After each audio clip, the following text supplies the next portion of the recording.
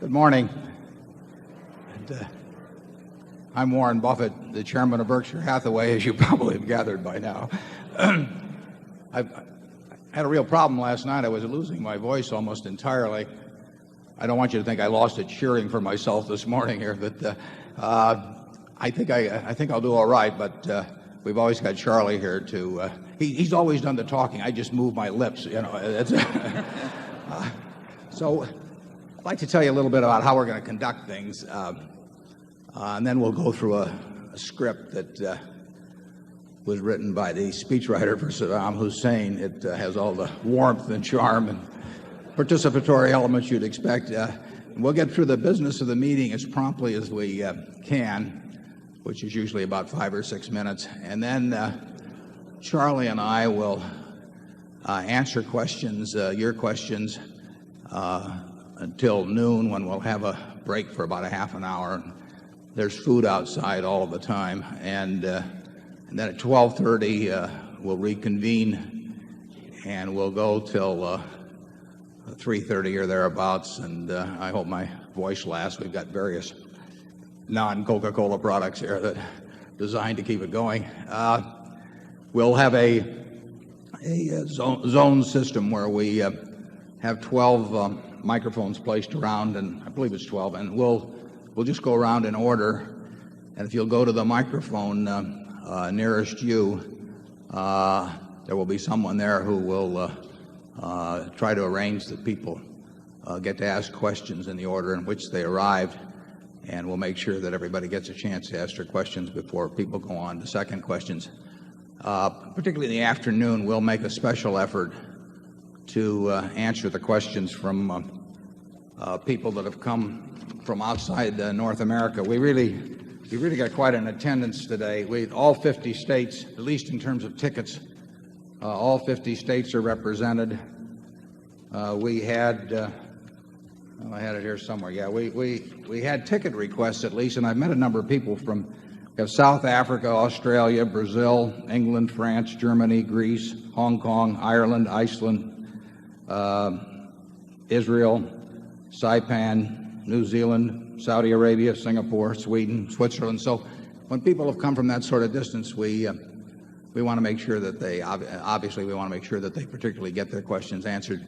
Interestingly enough, we have an increased percentage from last year who come from Nebraska this year. And you have to be a little careful in interpreting that, because some people this year, and you have to be a little careful in interpreting that, because some people, for status reasons, they, you know, like,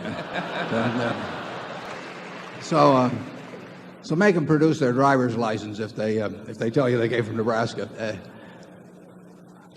I think that's most of the preliminaries, so I'm going to get into this. We'll get the meeting over with here promptly with your cooperation, and I will go through this little script that's been prepared for me, and it says, the meeting will now come to order. I'm Warren Buffett, chairman of the board of directors of the company. I welcome you to this 1997 annual meeting of shareholders. I will first introduce the Berkshire Hathaway directors that are present in addition to myself. I've introduced you to Charlie already. And the other directors, I believe, are in the front row here. If they'd stand when I mention their names, you can withhold any applause until finished, and then it's optional. Howard Buffett. Howie, you want to stand up? Susan Buffett, Walter Scott, and Malcolm Chase III, Kim Chase. And that is our extensive directorate.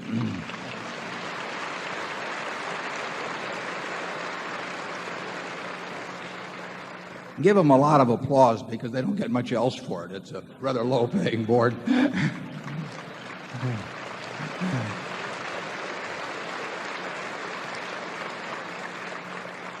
Also with us today are partners in the firm of Deloitte & Touche, our auditors. They are available to respond to appropriate questions you might have concerning their firm's audit of the accounts of Berkshire.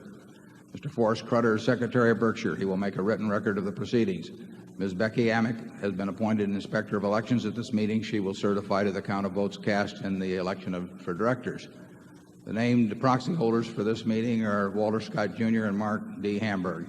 Proxy cards have been returned through last Friday, representing 1,012,050 Class A Berkshire shares and 645,940 Class B Berkshire shares to be voted by the proxy holders as indicated on the cards.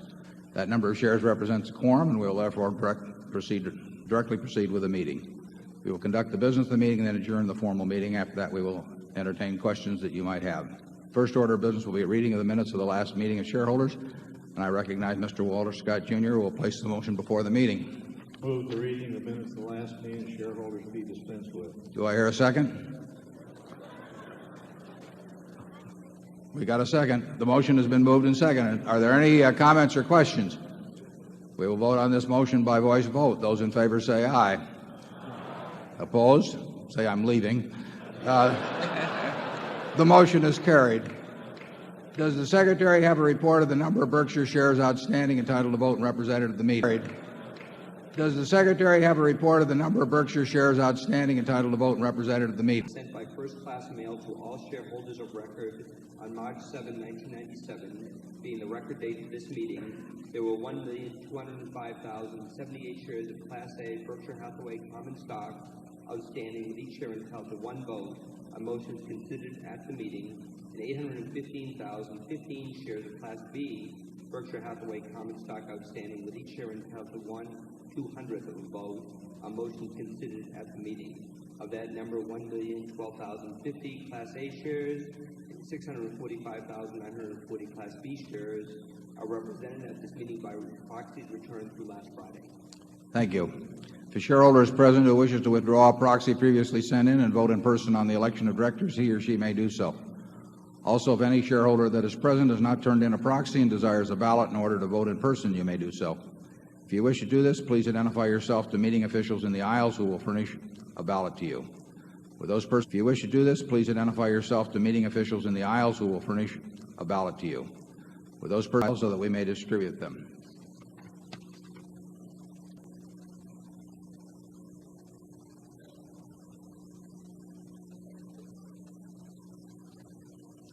Okay, the one item of business of this meeting is to elect directors. I now recognize Mr. Walter Scott, Jr. to place a motion before the meeting with respect to election of directors. I move that Warren E. Buffett, Susan T. Buffett, Howard G. Buffett, Malcolm G.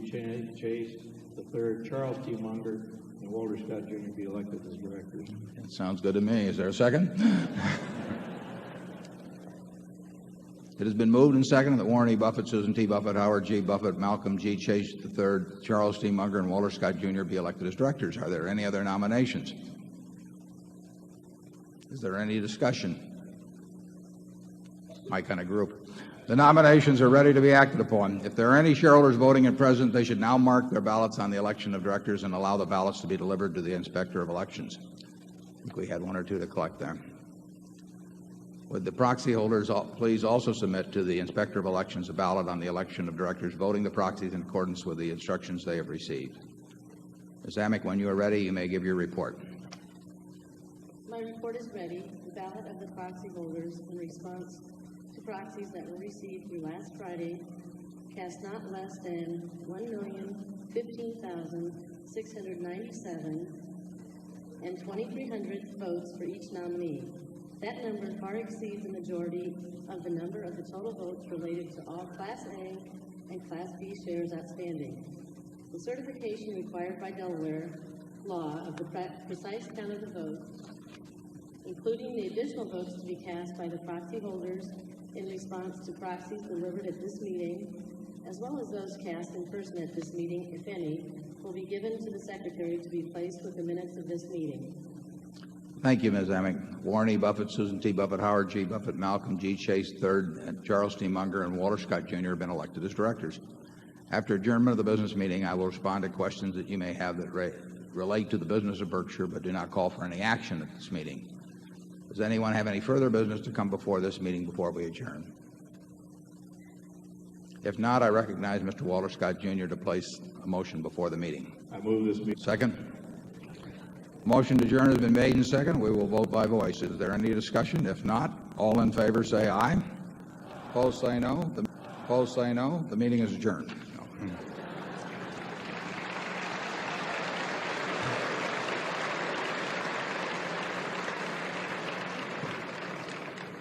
They're a very good group. You know, in that movie they said something about $350,000 an hour, and I see you're conserving your money here by moving this thing right along.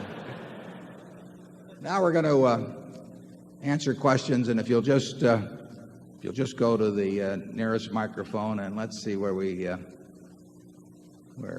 start here. I'm just orienting myself to a map here, and we have area 1 is right here. I might describe this ahead of time. We have 6 areas on the main floor, and we have 6 areas throughout the balcony, and they sort of work their way back 1 through 6, and then 7 starts over here, and then it works its way around to 12. And we look forward to having questions. Tougher the better.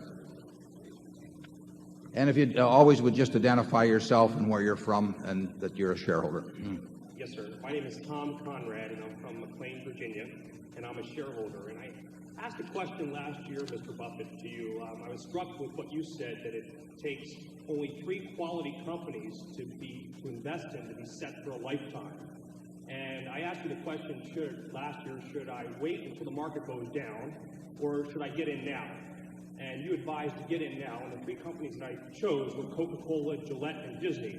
And because of that advice, I was able to afford the ticket to come back this year to ask you a second question.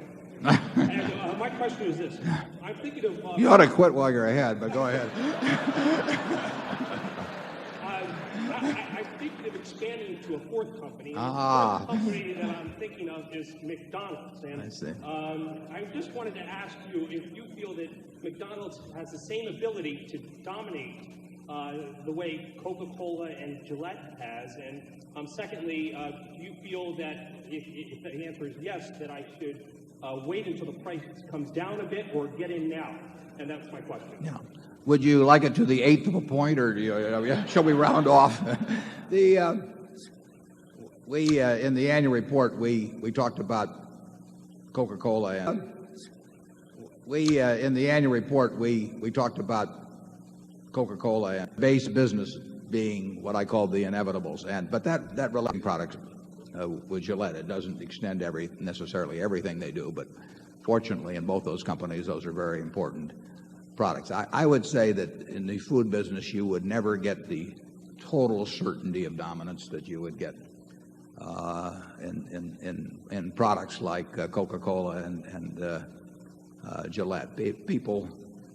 People move around in the food business from where they eat from. They may favor McDonald's, but they will go to different places at different times. And somebody starts shaving with a Gillette Sensor Plus is very unlikely to go elsewhere, in my view. And so they do not. You never would get in the food business, in my judgment, quite the inevitability that you would get in the soft drink business with a Coca-Cola. You'll never get it again in the soft drink business. I mean, it took 100 in the soft drink business. I mean, it took 100. I guess be 1886, so get to the point where they are, and the infrastructure is incredible, and so I wouldn't put it quite in the same class in terms of inevitability. That doesn't mean it can be a better stock investment depending on the price, but you're not going to get the price from me. And knowing Charlie, I doubt it. It can be a better stock investment depending on the price, but you're not going to get the price from me. And knowing Charlie, I doubt if you get the price from him, but we'll give him a chance.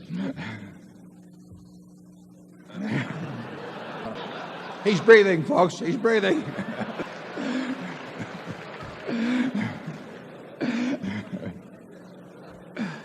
We've got this down to a routine. No, I have nothing to add, Warren. Okay. I didn't have anything to say either. I just took longer. How about area 2?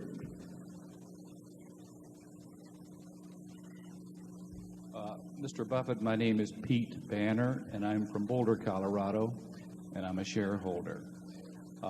Recently, Mr. Greenspan made his comments about exuberance, and it wasn't long thereafter that you came out in the annual report and made your comments that you felt the market was fully valued or something of that nature. Did you have or have you had any communication with Mr. Greenspan regarding the valuation of the stock market?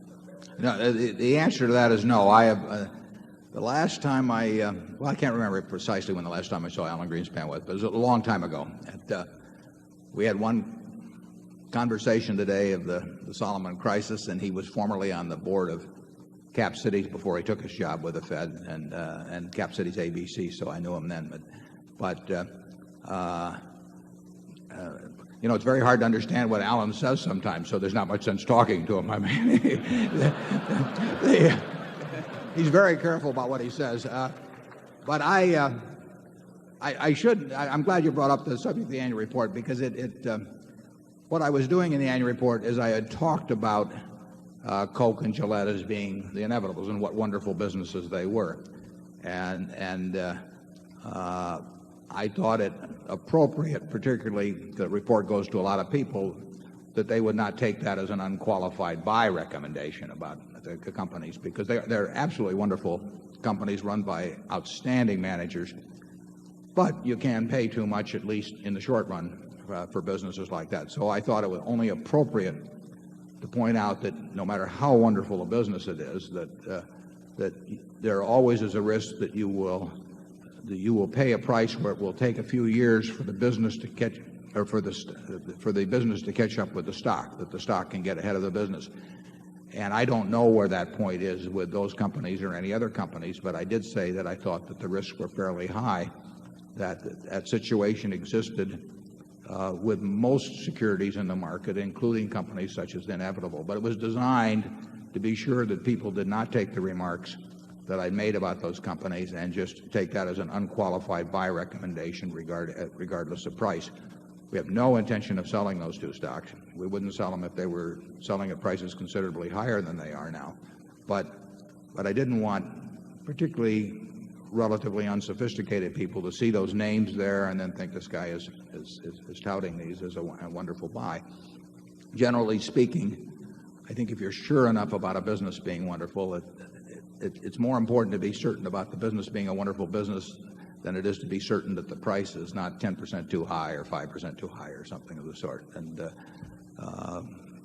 that's a philosophy that I came slowly to. I originally was incredibly price conscious. We used to have prayer meetings before we would raise our bid, and I originally was incredibly price conscious. We used to have prayer meetings before we would raise our bid in 8 or around 8. I mean, we've missed things because of that. And so what I said in the report was not a market prediction in any sense. We never try to predict the stock market. We do try to price securities. We try to price businesses is what we try to do. And we find it hard to find wonderful, good, average, substandard businesses that look to us like they're cheap now. But you don't always get a chance to buy things cheap. Charlie? Well, I certainly agree with that. The one thing we can confidently guarantee is that real inflation-adjusted returns from investing in a standard collection of stocks will be lower in the long-term future than they've been in the last 15 years or so.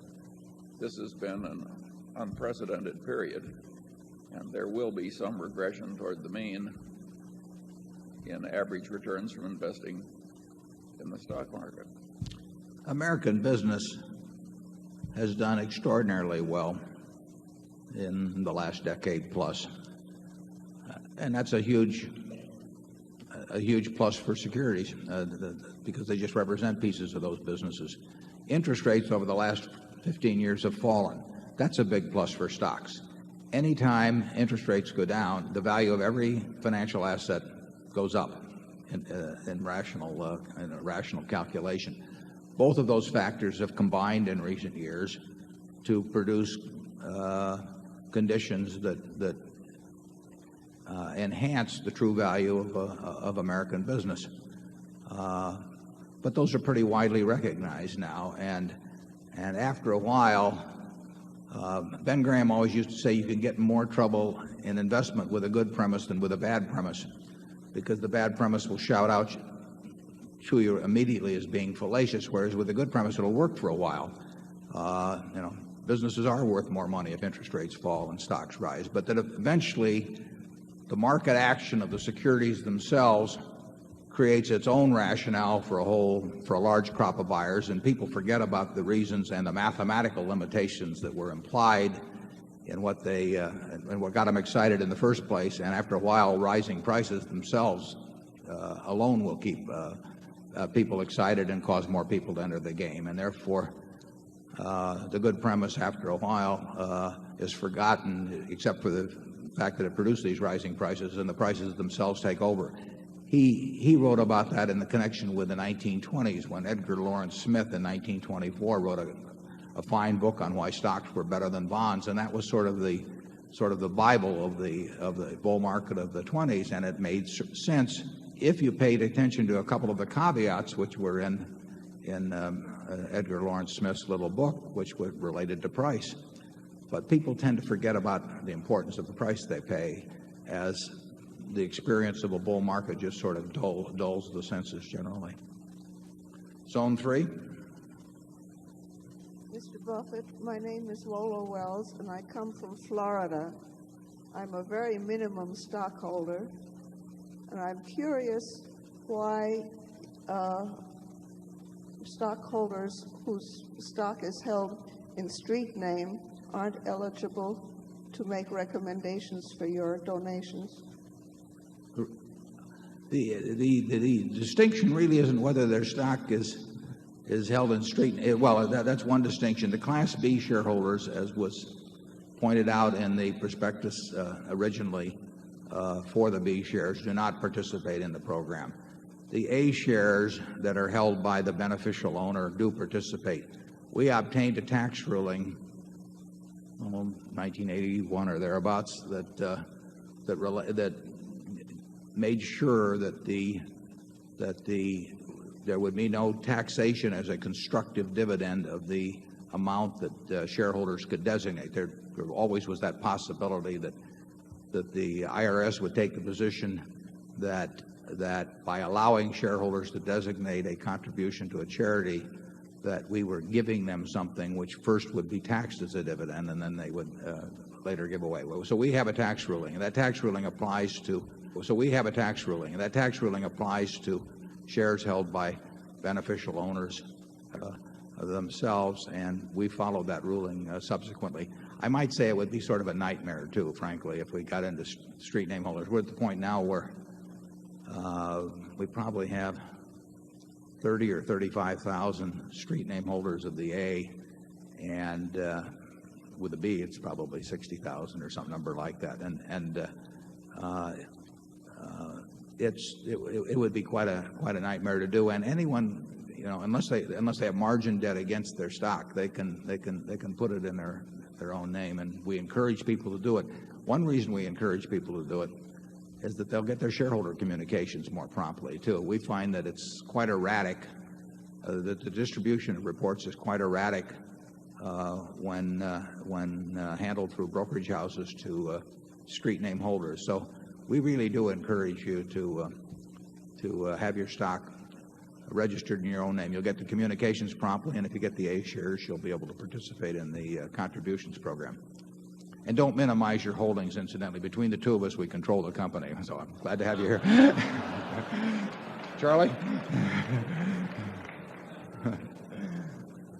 There's no ideological bias against the small shareholder. It's just not technically feasible to do it as a matter of administration.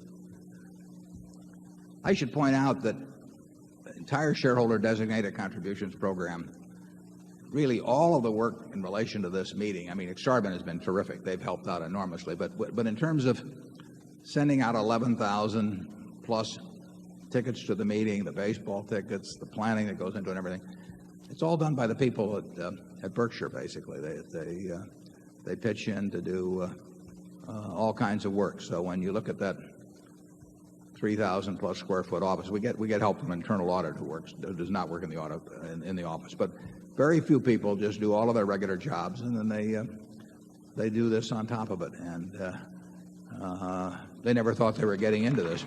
Thank you.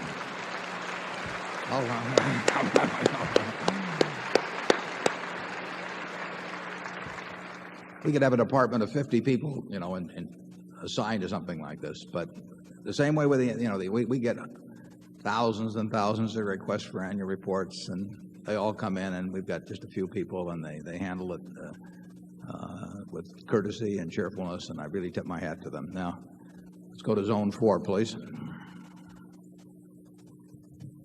Good morning. I'm Marshall Patton from Bandera, Texas. And first, I'd like to thank you very much for not only giving us a good investment vehicle, but giving us a good education along the way. And thanks a lot for the 2-volume set of the letters to stockholders over the years. It's required reading around our place. And if you can contain your hostility, I'd like to thank Charlie Munger for the copy of his speech to the University of Southern California business school students back in 1994. It's also required reading. And I wanted to ask you, when are you going to write your book? Well, first of all, I'd like to comment on Charlie's talk there. I think every investor in the world ought to read that talk before they invest. I think that's I think every investor in the world ought to read that talk before they invest. I think that's it out to the shareholders at that time. But anybody'd like a copy of that talk, I'd be glad to supply it. There doesn't seem to be any need for me to write a book. Everybody else is doing it. We've got Janet Lowe here, who just wrote the most recent one. And, you know, at one time or another, I've said everything I know and a good bit more. You know, at one time or another, I've said everything I know and a good bit more. I've never felt compelled to do. I really feel that the annual reports are sort of a book on the installment system, kind of unwarranted optimism, I guess, that the best is always yet to come and that there are a lot more interesting things are going to happen. And I would hate to preclude commenting on those. So I think it's going to be a few years, but I may get around to it at some point. But I think maybe it'd be a bad sign if it happened, because it might be that I really thought that what I was writing about was more important than what was going to happen next. Charlie, are you going to write a book? No, but your comment about why you are unable to write a book reminds me of the Middle Western fellow who left an unfinished manuscript. And he apologized for not finishing his book, which was entitled Famous Middle Western Sons of Bitches. And he said he was always meeting a new one, and therefore he could never finish the book.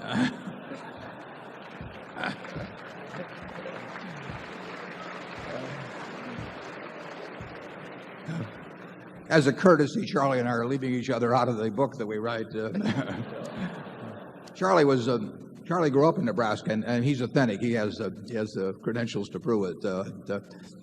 We worked in the same grocery store at different times many years ago. Area 5, please. Mr. Buffett, my name is JP from Singapore. I flew 24 hours to get here. Mr. Buffett, throughout your life, you have repeatedly under-promised and over-delivered. For many recent years, for example, you have targeted Berkshire Hathaway's long-term book value growth at 15%, yet you have come through at about 24%. That is a big gap of 9% between your modesty and the outcome. Perhaps the biggest dose of modesty in corporate history. May I ask, why is there such a big gap between your modesty and the outcome? I don't think it was modesty. I think it was, for one thing, we've had a terrific market that has reappraised all businesses in the last 10 or 15 years. So when we really started worrying about future performance, the key factor was having larger amounts of capital. And there's no question that the larger the amount of capital you work with, the more difficult the job is.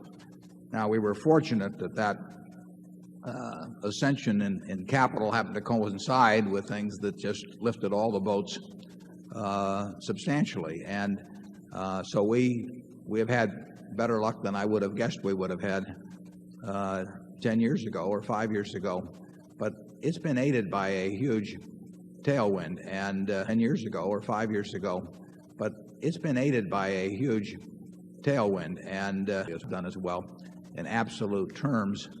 And we won't have that tailwind in the future. I can assure you of that. But we will have a larger amount of capital, which is the anchor that works on us. So Charlie and I could make a deal to increase the intrinsic value of Berkshire at 15% a year over the next 10 years, we would sign up now. And I don't want you to even tempt us with lower numbers, because those numbers get astounding. If we paid no dividend at all over a 10-year period, you can figure out where a 15% rate would take us. And we hope to get there, but we think that is absolutely the tops. And I think it's very likely for a period when the market starts underperforming businesses that the rate could be very substantially lower than that. Charlie, do you want to expand on that? Well, the questioner came from Singapore, which has perhaps the best economic record in the history of developing an economy, and therefore he referred to 15% per annum as modest. It's not modest, it's arrogant. And only somebody from Singapore would call it modest. Yeah. Be careful, Charlie, or they'll have a voice vote that we should move to Singapore. I mean, this is the group that wants performance. Large quantities of money are not going to compound at super rates, at super compound rates. Small sums probably aren't either, but large sums aren't. And if anybody that manages large sums of money that promises or implies that they can achieve really outstanding returns, I'd stay away from them.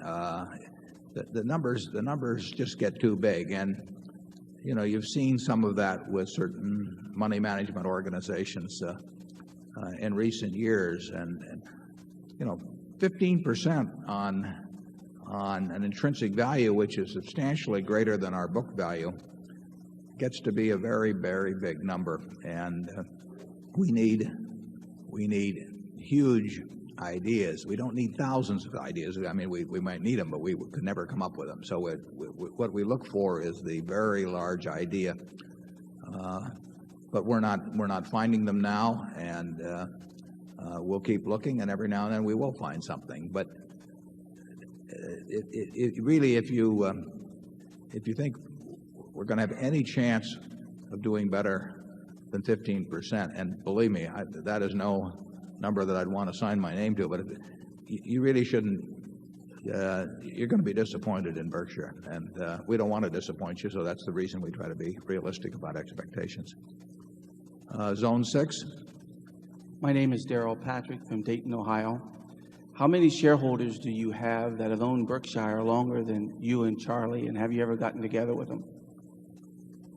How many shareholders have had it longer than we have? Well, we started buying in 1962, and it was I think the first ticket was at 7 5/8 or thereabouts, but it was 2,000 shares. I've got the trading card on the wall, and I paid a dime commission.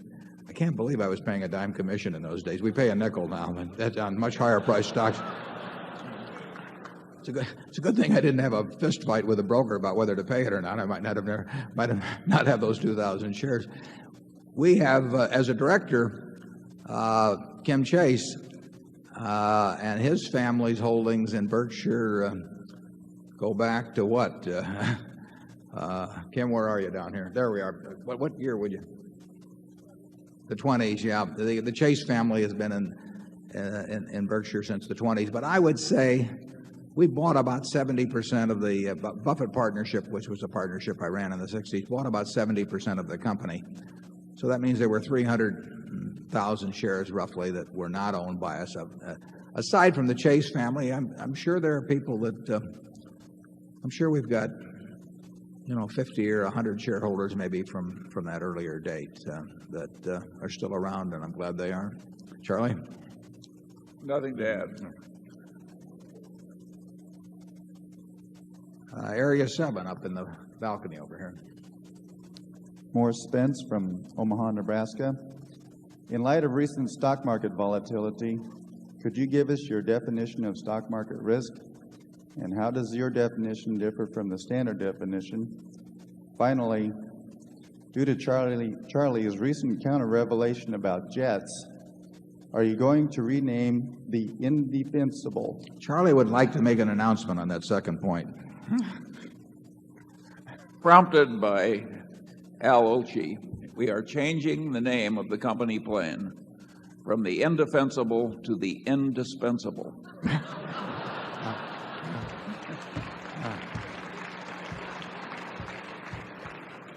Yeah, it was Chateaubriand, who incidentally was a writer and philosopher in addition to being the father of a piece of meat.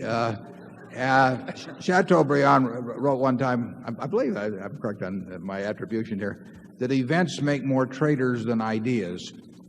And if you think about that in terms of Charlie's remark, that the purchase of flight safety caused Charlie to have this counter-revelation. And it's an experience that is duplicated many times in life, where people flip over very quickly to a new view based on their new circumstances. Now, what was that first question again? I might add that I have a friend who's a United Airlines pilot, and he has recently been promoted into the 747-400. Before he started carrying people like you around for hire, he had to train intensively for 5 weeks. 100% of his training was in a simulator. They're that good. So they better be that good. They cost us about $19 million. But they're fabulous. I mean, if you think about it, I think it's 85% of the problems that you can encounter in a plane if you attempted to teach people by actually being in a plane, they wouldn't be here anymore. So there's you want to develop the instincts and responses that can react to 85% of the problems. The only place to learn them is in a simulator, and probably the other 15% the best place. Now let's go back to your first question. Give it to me again. The first part was, would you give us your definition of stock market risk and how it differs from the standard definition? Yeah, we don't think in terms of, well, we think first in terms of business risk. You know, the key to Graham's approach to investing is not thinking of stocks as stocks or part of a stock market. Stocks are part of a business. People in this room own a piece of a business. If the business does well, they're going to do all right, as long as they don't pay way too much to join into that business. So we're thinking about business risk. Now, business risk can arise in various ways. It can arise from the capital structure when somebody sticks a ton of debt into some business, and so that if there's a hiccup in the business, that the lenders foreclose. It can come about just by the nature of the business. Certain businesses are just very risky. Back in when there were more commercial aircraft manufacturers, Charlie and I would think of making a commercial airplane, a big airliner, sort of as a bet your company risk, because you would shove hundreds and hundreds of millions of dollars out into the pot before you really had customers. And then if you had a problem with the plane, the company could go. There's certain businesses that inherently, because of long lead times, because of heavy capital investment, that basically have a lot of risk. And commodity businesses have risk unless you're the low-cost producer, because the low-cost producer can put you out of business. Our textile business was not the low-cost producer, and we had a fine management, and everybody worked hard. We had cooperative unions, all kinds of things, but we weren't the low-cost producer, so it was a risky business. The guy who could sell it cheaper than we could made it risky for us. So there's a lot of ways businesses can be risky. We tend to go into businesses that inherently are low risk and are capitalized in a way that low risk of the business is transformed into a low risk for the enterprise. The risk beyond that is that even though you identify such businesses, that you pay too much for them. That risk is usually a risk of time rather than loss of principal, unless you get into a really extravagant situation. But then the risk becomes the risk of you yourself. I mean, whether you can retain your belief in the real fundamentals of the business and not get too concerned about the stock market. The stock market is there to serve you and not to instruct you, and that's a key to owning a good business and getting rid of the risk that would otherwise exist in the market. You mentioned volatility.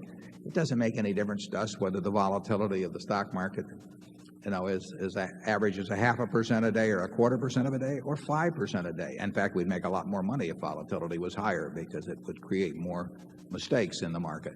So volatility is a huge plus to the real investor. Ben Graham used the example of Mr. Market, which is and we've used it. I've copied it in the report. I copy from all the good writers. And Ben said, just imagine that when you buy a stock that in effect, you've bought into a business where you have this obliging partner who comes around every day and offers you a price at which you'll either buy or sell, and the price is identical.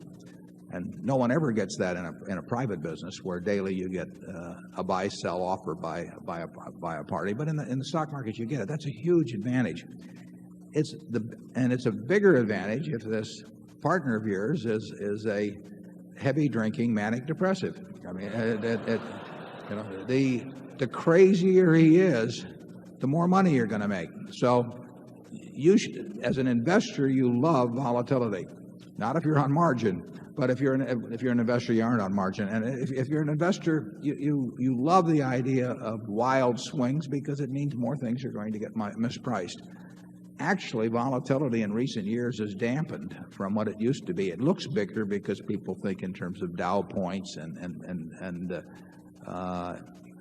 so they see these big numbers about plus 50 or minus 50 or something. But volatility was much higher many years ago than it is now. And you had the amplitude of the swings was really wild, and that gave you more opportunity. Charlie? Well, it got to be the occasion in corporate finance departments of universities where they developed a notion of risk-adjusted returns. And my best advice to all of you would be to totally ignore this development. Risk had a very good colloquial meaning a substantial chance that something would go horribly wrong. And the finance professors sort of got volatility mixed up with a lot of foolish mathematics. And to me, it's less rational than what we do. And I don't think we're going to change. Yeah, well, finance department teach that volatility equals risk. Now they want to measure risk, and they don't know any other way. They don't know how to do it, basically. And so they say that volatility measures risk. And I've often used the example that the Washington Post stock, when we first bought it, had gone in 1973, had gone down almost 50%. From a valuation of the whole company of close to, say, 180 or 175 million down to maybe 80 million or 90 million. And because it happened very fast, the beta of the stock had actually increased, and a professor would have told you that the company was more risky if you bought it for 80 million than if you bought it for 170 million, which is something that I've thought about ever since they told me that 25 years ago, and I still haven't figured it out. Incidentally, I should make an announcement on that because I think that I've made a certain amount of fun of finance departments over the years.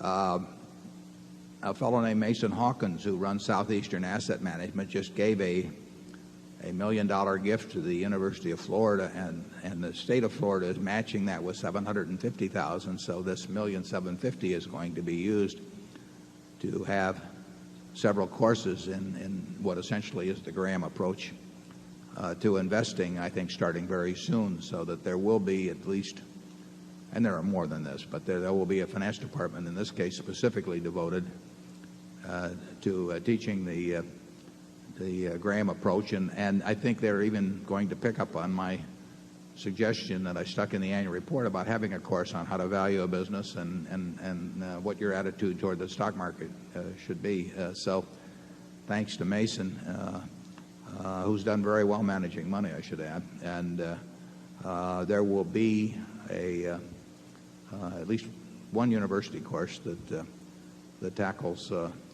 what I think are the important questions in investing. Zone 8, please.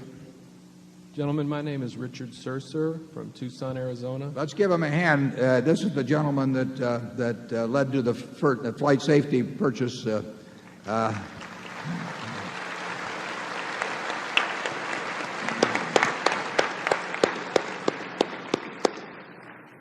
My question relates to owner earnings. What guidance can you give us as to the calculation of item C, which is maintenance capital spending and working capital requirements? Item C. Richard, I was going to ask you a question. How about another company? Richard and his wife Alma have attended maybe 8 or so meetings, and what he did is covered in the annual report. But if it had not been for Richard, we would not have merged with flight safety, and for that we owe him a lot of thanks. Now the item C, I don't remember item C. He's talking about maintenance expenditures and working capital and so forth. The compulsory reinvestment. Back on the that goes back some years on that description. Yeah, in the case of the businesses that we're in, both wholly owned and major investee companies, we regard the reported earnings, with the exception of some major purchase accounting adjustment, which will usually be an amortization of intangibles item. We regard the reported earnings, actually the reported earnings plus or minus, but usually plus, purchase accounting adjustments, to be a pretty good representation of the real earnings of the business. Now, you can make the argument that when Coca-Cola is spending a ton of money each year in marketing and advertising that they're expensing, that really a portion of that's creating an asset, just as if they were building a factory, because it is creating more value for the company in the future, in addition to doing something for them in the present. And I wouldn't argue with that. But of course, that was true in the past too. And if you'd capitalized those expenditures in those earlier years, you'd be amortizing the cost of them at the present time. I think with a relatively low inflation situation, with the kind of businesses we own, I think that reported earnings plus amortization of any, well, it's really amortization of intangibles. Other purchase accounting adjustments usually aren't that important. I would say that they give a good representation to us of owner earnings. Can you think of any exceptions in our businesses, particularly, Charlie? No, we have, after some unpleasant early experience, we have tried to avoid places where there was a lot of compulsory reinvestment just in order to stand still. And but there are businesses out there that are still like that. It's just that we don't have any.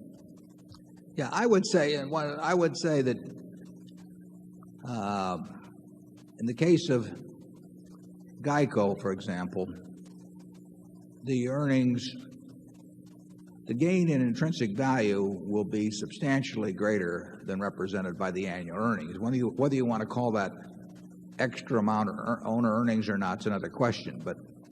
But as we build float from that business, as long as it's represented by the same kind of policyholders that we've had in the past, there is an added element to the gain in intrinsic value that goes well beyond the reported earnings for the year. But whether you want to really think of that as earnings or whether you just want to think of that as an increment to intrinsic value, I sort of leave to you. But I would say that there's no question that in our insurance business, where our float was $20 million or so when we went into it in 1967, and where it is now, that there have been earnings in effect through the buildup of the float that have been above and beyond the reported earnings that we've given to you. I think our look-through earnings they're very rough, and we don't believe in carrying things out to 4 decimal places where, you know, we really don't know what the first digit is very well.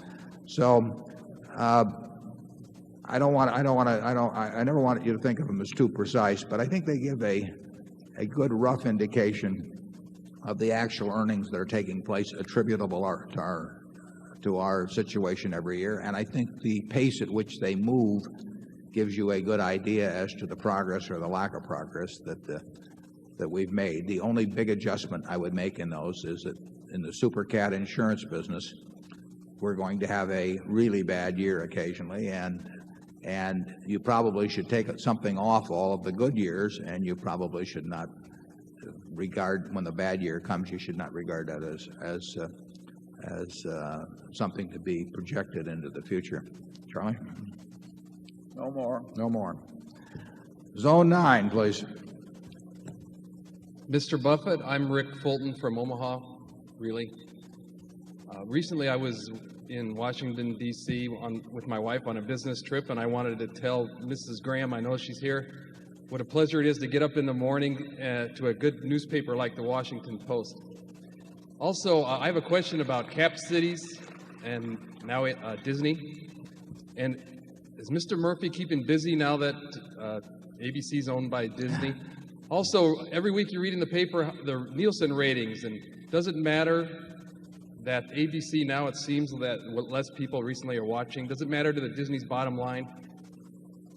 Thank you. Well, the first question about Mr. Murphy is that if we could hire Mr. Murphy, we would. I mean, there is no one in this world that is a better manager than Tom Murphy, or a better human being as far as that's concerned. So, I think he's keeping pretty busy. He has been responsible for NYU Hospital. He wouldn't say that, but he's been the chairman of it for some years, and that's an $800 million a year or thereabouts organization. Charlie runs a hospital, so he knows how busy it can keep you. And but I would say this, that I would love to find a business that I could entice Murph to come back and run, because they don't get any better than he is. Charlie, you want to add anything on Murph? Or? Well, I'd like to, because you're absolutely right. And what was the other part of the question?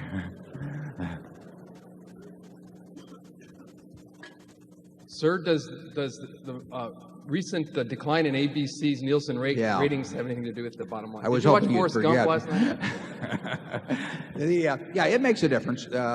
Sure, the ratings translate in many cases into ratings translate in many cases into but overall news, if they're good in early morning, if they're good in daytime, if they're good at late evening, whatever, I mean, ratings translate into money. They may not translate immediately, particularly if you have some big hit show. You may have sold it out too cheap, but over time the prices you receive for your product relate to ratings, and over time, but over a longer period of time, the price that you pay for the product also relates to the ratings. But there's a difference in the time cycle, so that it makes a difference to any network's bottom line what their ratings level is. And Disney is conscious of that, and they are very able operators, and I predict you'll see in a couple of years. But you can't do it immediately. The schedule fixes don't work on a week-to-week basis, because people have habits, and there's a time lag involved in any change. And you've seen over the last 20 years, you've seen various networks on top or on the bottom from time to time, so it moves around. It moves around a fair amount. Charlie? Yeah, I think the TV network business is intrinsically a pretty tough business. And the TV network business is intrinsically a pretty tough business. And ESPN than they might have forecast, and they probably did a little worse on the network. These things happen. That was incidentally the situation when Cap Cities bought ABC in 1985. We made the deal. I'm thinking I closed it. I think it closed the first day or two of '86. I may be wrong on that. But the network diminished, the ratings diminished significantly, and particularly in daytime. We'd always thought daytime was almost a certainty to produce big earnings, and it had. Even prime time is what people pay the most attention to, but daytime slipped significantly after we bought it. It has no relationship to those movies. I mean, that movie you saw earlier when I started appearing on it. Don't want anybody to make that connection, but it did happen to be at the same time. The kicker we got again was ESPN. ESPN was losing money when Cap Cities made the deal to buy ABC, and we never really regarded it as having that big a potential. And you know, it has been huge. It was enormously better for us than we ever anticipated. Leonard Goldenson, who ran ABC, told us it was going to be that good, but of course we were too smart to pay any attention to him. And I think Disney has been pleasantly surprised by how well ESPN has done too. It's a powerhouse. Zone 10, please.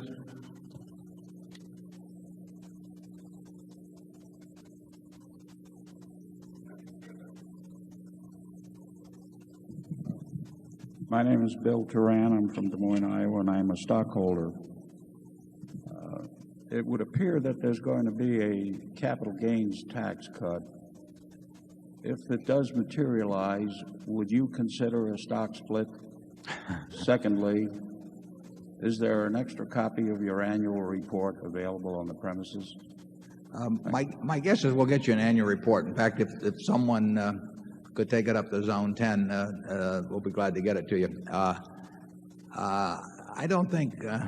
Well, I'll put it this way: if they cut the capital gains tax to zero, we'll maybe. I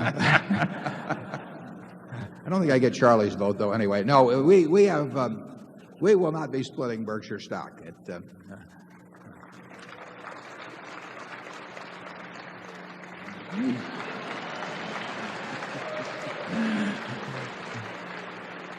Incidentally, we do not consider splitting the stock a pro-shareholder move. If we did, we'd do it. I mean, we think that net, if you take the entire experience, it's worked out well for shareholders, and we think we have a more investor-oriented or investment-oriented audience in this room today than we would have had if we'd split many times. It is a way of enticing certain types of investors and perhaps discouraging others. And so it's worked well. But I will say this too: we got pushed into, in effect, issuing the Class B shares last year. Wouldn't have been something we would have done except for the possible formation of the unit trust. And I would say that's worked out very well from our standpoint. So we're happy that it happened, and we're happy that the Class B shareholders have joined us, and we now have something that's denominated at a much lower level, and there have been no bad effects whatsoever from having the Class B out there. So anybody owns the A stock and wants to split, you can split 30 for 1 this afternoon. I mean, how many other companies give you that chance? Charlie? I think what he's trying to tell you is that you've had your stock split. Zone 11, please. Yes, Mr. Buffett, I would like to thank you again for issuing the Class B shares. Well, I'm glad we did, and I hope you own them. And I'm a Class B shareholder. I need your comment on some analysis that we did.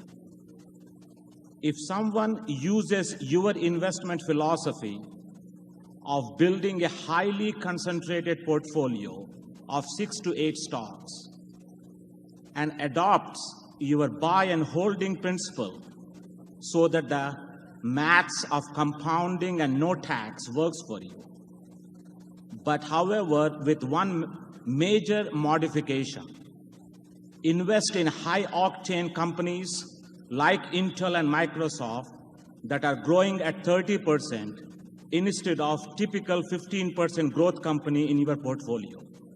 My question is, will this investment philosophy will translate into twice the shareholder return as you have historically provided to your shareholder? Yeah. Well, it will certainly work out to twice the return if Intel and Microsoft do twice as well as Coke and Gillette. I mean, it's a question of being able to identify businesses that you understand and feel very certain about. And if you understand those businesses, and many people do, but Charlie and I don't, you have to understand those businesses, and many people do, but Charlie and I don't.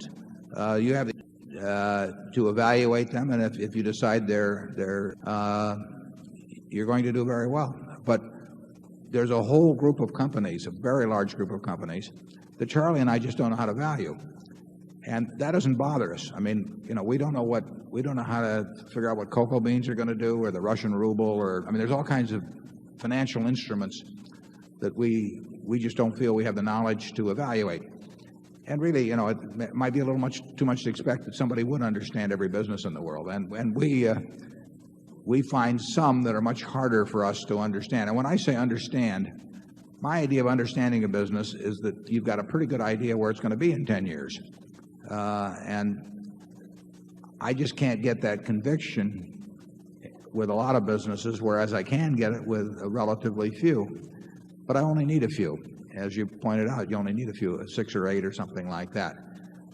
It would be better for you, it certainly would have been better for you, if we had the insights about what we regard as the somewhat more complicated businesses you described, because there was and may still be a chance to make a whole lot more money if those growth rates that you describe are maintained. But I don't think you'll find better managers than Andy Grove at Intel and Bill Gates at Microsoft, and they certainly seem to have fantastic positions in the businesses they're in.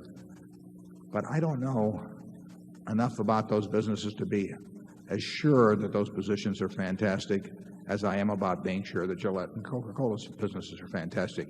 You may understand those businesses better than you understand Coke and Gillette because of your background or just the way your mind is wired. But I don't, and therefore I have to stick with what I really think I can understand. And if there's more money to be made elsewhere, I think the people that make it are entitled to it. Charlie? Well, if you take a business like Intel, there are limitations under the laws of physics, which eventually stop your putting more transistors on a single chip. And at 30% per annum or something like that, I don't think those limitations are still a good distance away, but they're not any infinite distance away.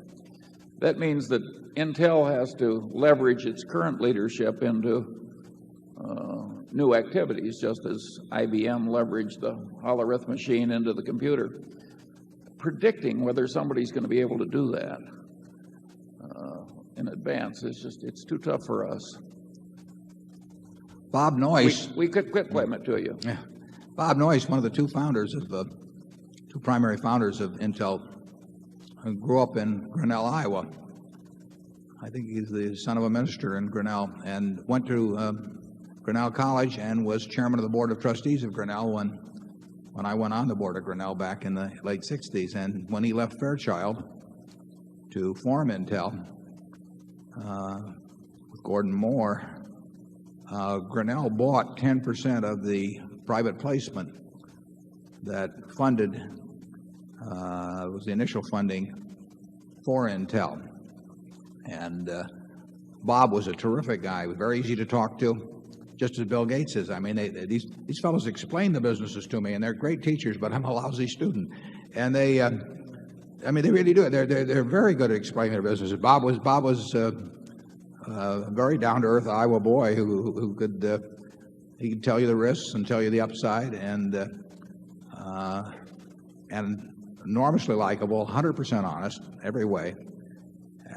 So we did buy 10% original issue.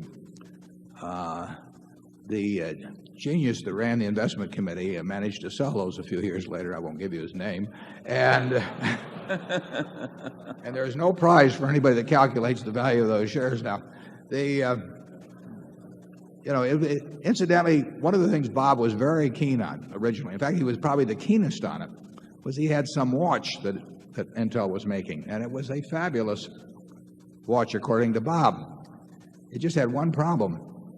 We sent a guy out from Grinnell who was going out the West Coast to where Intel was, and Bob gave him one of these watches. And when he got back to Grinnell, he wrote up a report about this little investment we had, and he said, these watches are marvelous. He said, without touching anything, they managed to adapt to the time zones as they changed as we went along. In other words, they were running very, very fast, as it turned out. And they worked with that watch for about 5 or 6 years, and they fell on their face. And as you know, they had a total transformation in the mid-'80s when the product on which they relied also ran out of gas. So it's not easy. And Andy Grove has written a terrific book, incidentally, Only the Paranoid Survive, which describes strategic inflection points. I recommend that every one of you read that book because it is a terrific book. But they had an Andy Grove there who made that transformation along with some other people. But that doesn't happen every time. Companies get left behind. We don't want to be in businesses where we feel companies can be left behind. That means that, an Intel could have and almost did go off the tracks. IBM owned a big piece of Intel, as you know, and they sold it in the mid-'80s. So, here are a bunch of people that should know a lot about that business, but they couldn't see the future either. I think it's very tough to make money that way, but I think some people can make a lot of money understanding those kind of business. I mean, there are people with the insights. Walter Scott, one of our directors, has done terrifically with a business that started, just a gleam in the eye maybe 10 or 12 years ago here in Omaha, and it turned into a huge business. And Walter explained that to me on the way down to the football games, but bad student again. So Walter connected, and I'd cheer from the stands. But that really doesn't bother me at all. I mean, what would bother me is if I think I understand a business and I don't. That would bother me. Charlie? Well, having flunked when we were young and strong at understanding some complex businesses, we're not looking to master what we earlier failed at in our latter years.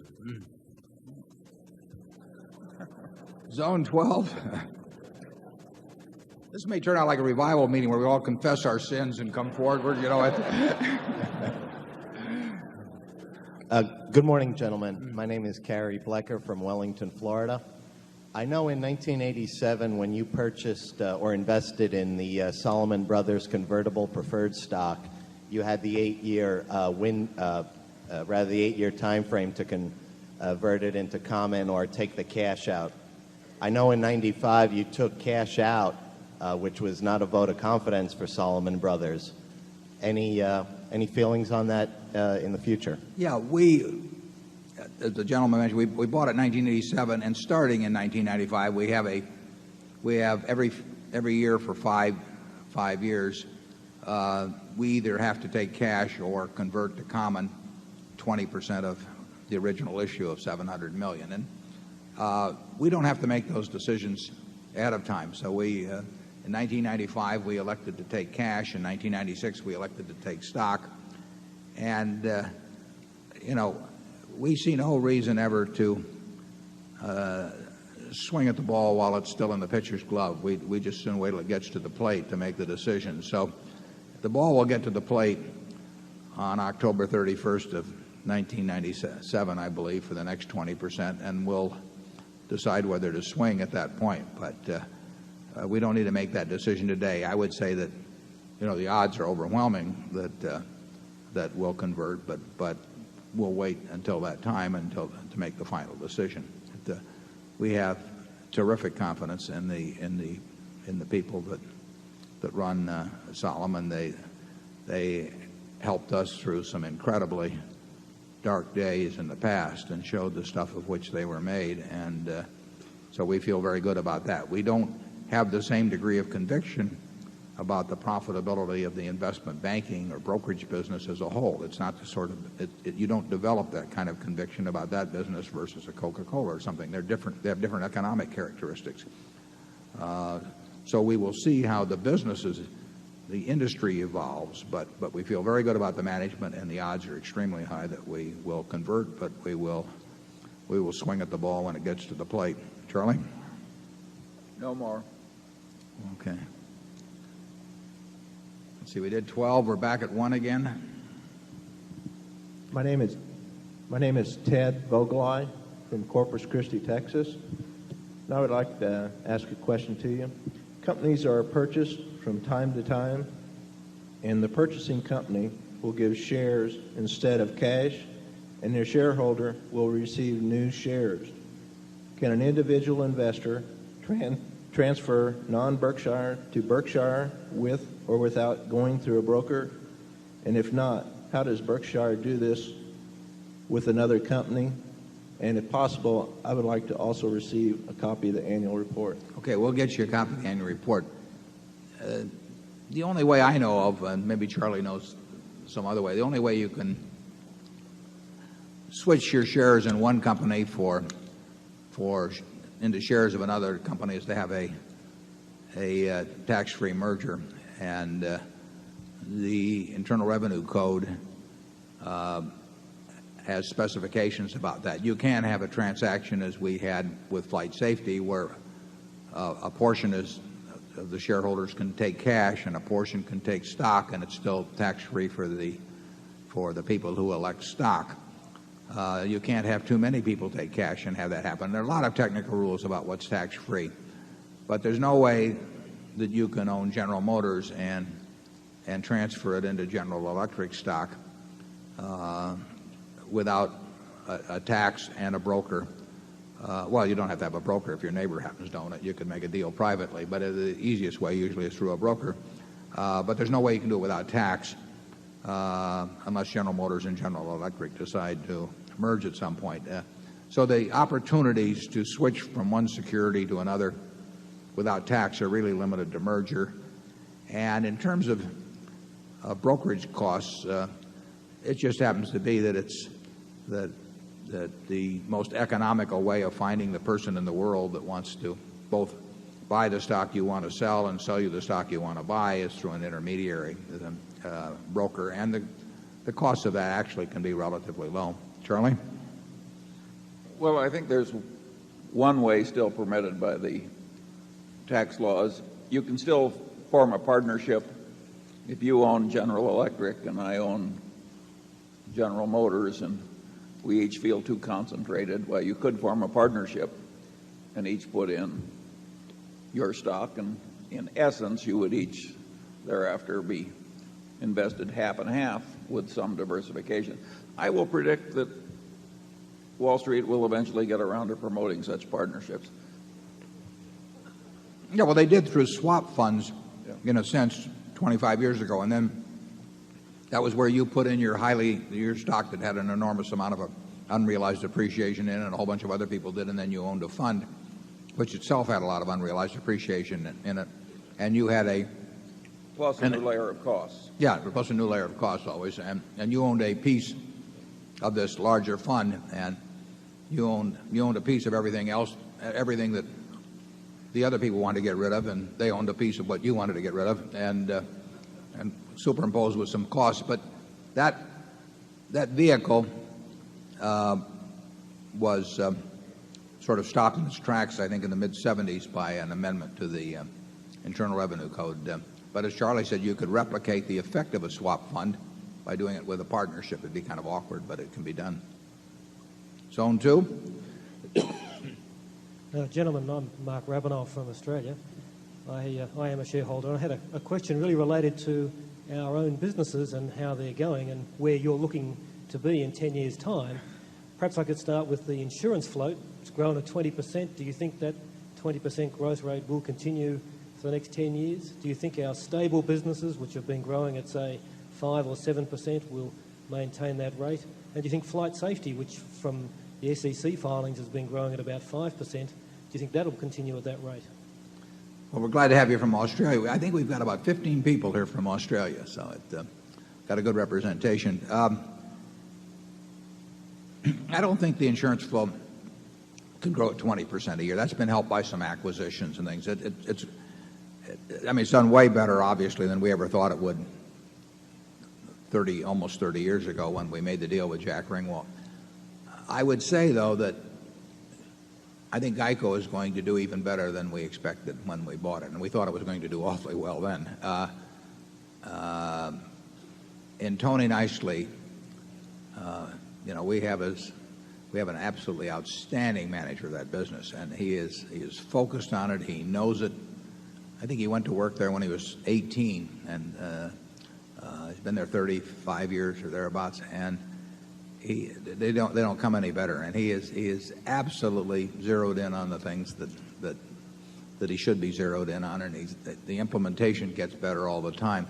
I mentioned in the annual report that the unit growth of GEICO's voluntary auto business, and we talk about voluntary because you get assigned risk type things that lose you money, but what the real business is, the voluntary auto business, grew at 10% last year, which was the best growth rate in over 2 decades. First 4 months of this year, it's growing at about 16%, and 16% unit growth translates into about 20% a year premium growth. So GEICO at present would give you some encouragement for at least that segment of the insurance float growing at a rate that's sort of comparable to the past. Insurance is going to be a very big business for us, and the float will grow, in my view, at a good rate, but I wouldn't want to predict that good a rate. Most of our other businesses, very good businesses, they don't have 20% a year growth possibilities in them. They throw off lots of cash, which we can use to buy other things, which may turn out to be a better strategy than even having a single high-growth business. Flight safety, about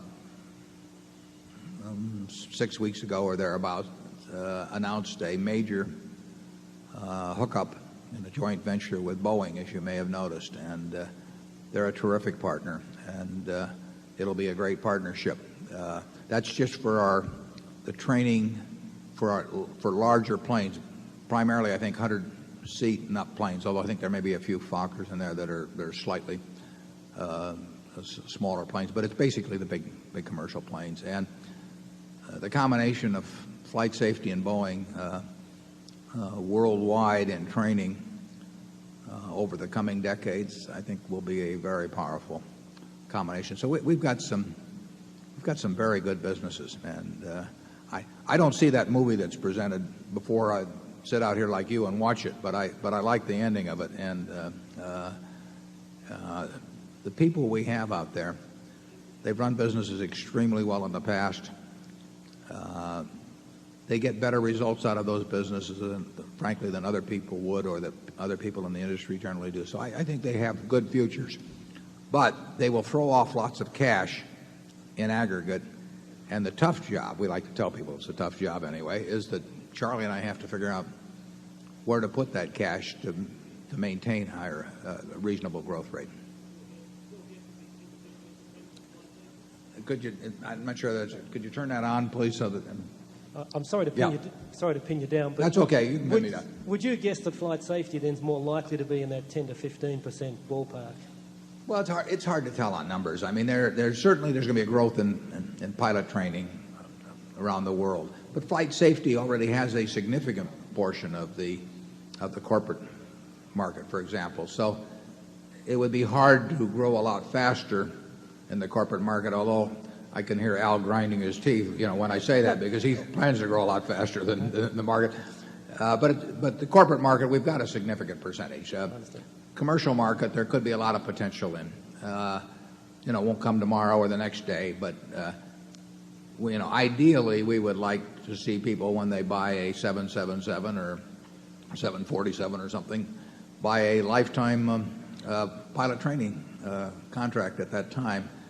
So I wouldn't want to stick a number on it, but I've got high hopes. And Flight Safety also announced recently a very major contract with the government through Raytheon. So it's a company that's got its sights set a lot higher than where it is now. And insurance, 15%? Yeah, You'll do that? Will you want tenths of a percent, or will you? We just don't know. I mean, we didn't know 30 years ago, we didn't know we would be in the insurance business. I mean, Berkshire, we have no master plan. And if Charlie and I did not sit down in 1960, early 65, and say we're going to do this and that and all that, we're going to try and do sensible things as we go along. The more money we have, the harder it is to find sensible things. But that's the criteria. Insurance is certainly a major area of opportunity for us. It's been a major opportunity. We have, in certain fields, we have a terrific advantage for the three reasons I laid out in the annual report. But I mean, we have capital strength and a willingness to take on risk and a speed of action and a certainty of payment that in aggregate no one matches. Now, how much demand there is for that depends on circumstances and in the business, and how much supply there is at lower prices that we think don't make sense is another question. But I think we'll do okay in insurance over time. Zone 3. Mr. Buffett, Mr. Munger, I'm Tim Medley from Jackson, Mississippi. We're glad to have you back, Tim. Tim, how many years have you come? This is my 11th. Good. They've been 11 great years. Thank you very much. At this meeting 4 or 5 years ago, you commented that money managers in the aggregate have not done better than various market indices, and you attributed this in part to the frictional cost inherent in an actively managed portfolio. I wonder if today you would update your thoughts on this, and do you think that this underperformance compared to index funds will continue? And then a related question, if the two of you were giving advice to a classroom of equity mutual fund managers, are there 2 or 3 things in particular that you would want to suggest to them? Yeah, well, I would say this. Money managers in the last few years since I've made that statement have not disappointed me. In aggregate, they have underperformed index funds, and it's the nature of the game. They simply cannot overperform in aggregate. There are too many of them managing too big a portion of the pool. And for the same reason that the crowd could not come out here to Exarban in the past years and make money in aggregate because there was a bite being taken out of every dollar that was invested in the pari-mutuel machines, that people that invest their dollars elsewhere through money managers in aggregate cannot do as well as they could do by themselves, creating their own index fund, or it'd be easier to have just to buy into an index fund. It's they say in this world you can't get something for nothing, but the truth is money managers in aggregate have gotten something for nothing. I mean, they've gotten a lot for nothing, and investors have paid, and the corollary is investors have paid something for nothing, and that doesn't mean that people are evil. It doesn't mean that they're charlatans or anything. It's the nature. If you've got a $6 or $7 trillion or whatever it may be equity market, and you have a very significant percentage of it managed by professionals, and they charge you significant fees to invest with them, and they have costs when they change around, they cannot do as well as unmanaged money in aggregate. And it's the only field in the world that I can think of. Charlie will think of some others, but where the amateur, as long as he recognizes he's an amateur, will do better than the professional does for the people whose money he's handling. And therefore, if I were in a teaching this class or speaking to that class, I would probably tell them that for their own psychological well-being, they should probably leave the room. Charlie? Well, I pretty well said what I had to say on this subject in that talk I gave at USC. And anybody that wants to read that, I can read it. I will say that one of the things I like about the annual meeting is I get to interface with a whole lot of people that have even lower annual investment management expenses than Berkshire Hathaway, the company, does. I mean, if you stop to think about it, we've got our costs almost to zero, and many of you have gotten it to zero. Yeah, Charlie and I would be glad to take any money management organization in the world that manages just been handed a note. It says, unfortunately, we don't have extra annual reports on site. Those shareholders desiring one should call us or write. So, and we're also on the internet. You can run it off there too. So I apologize for not having them on the here, but they're easy to get. Just dial 346-1400, and there's an annual report line, and you'll have one sent to you.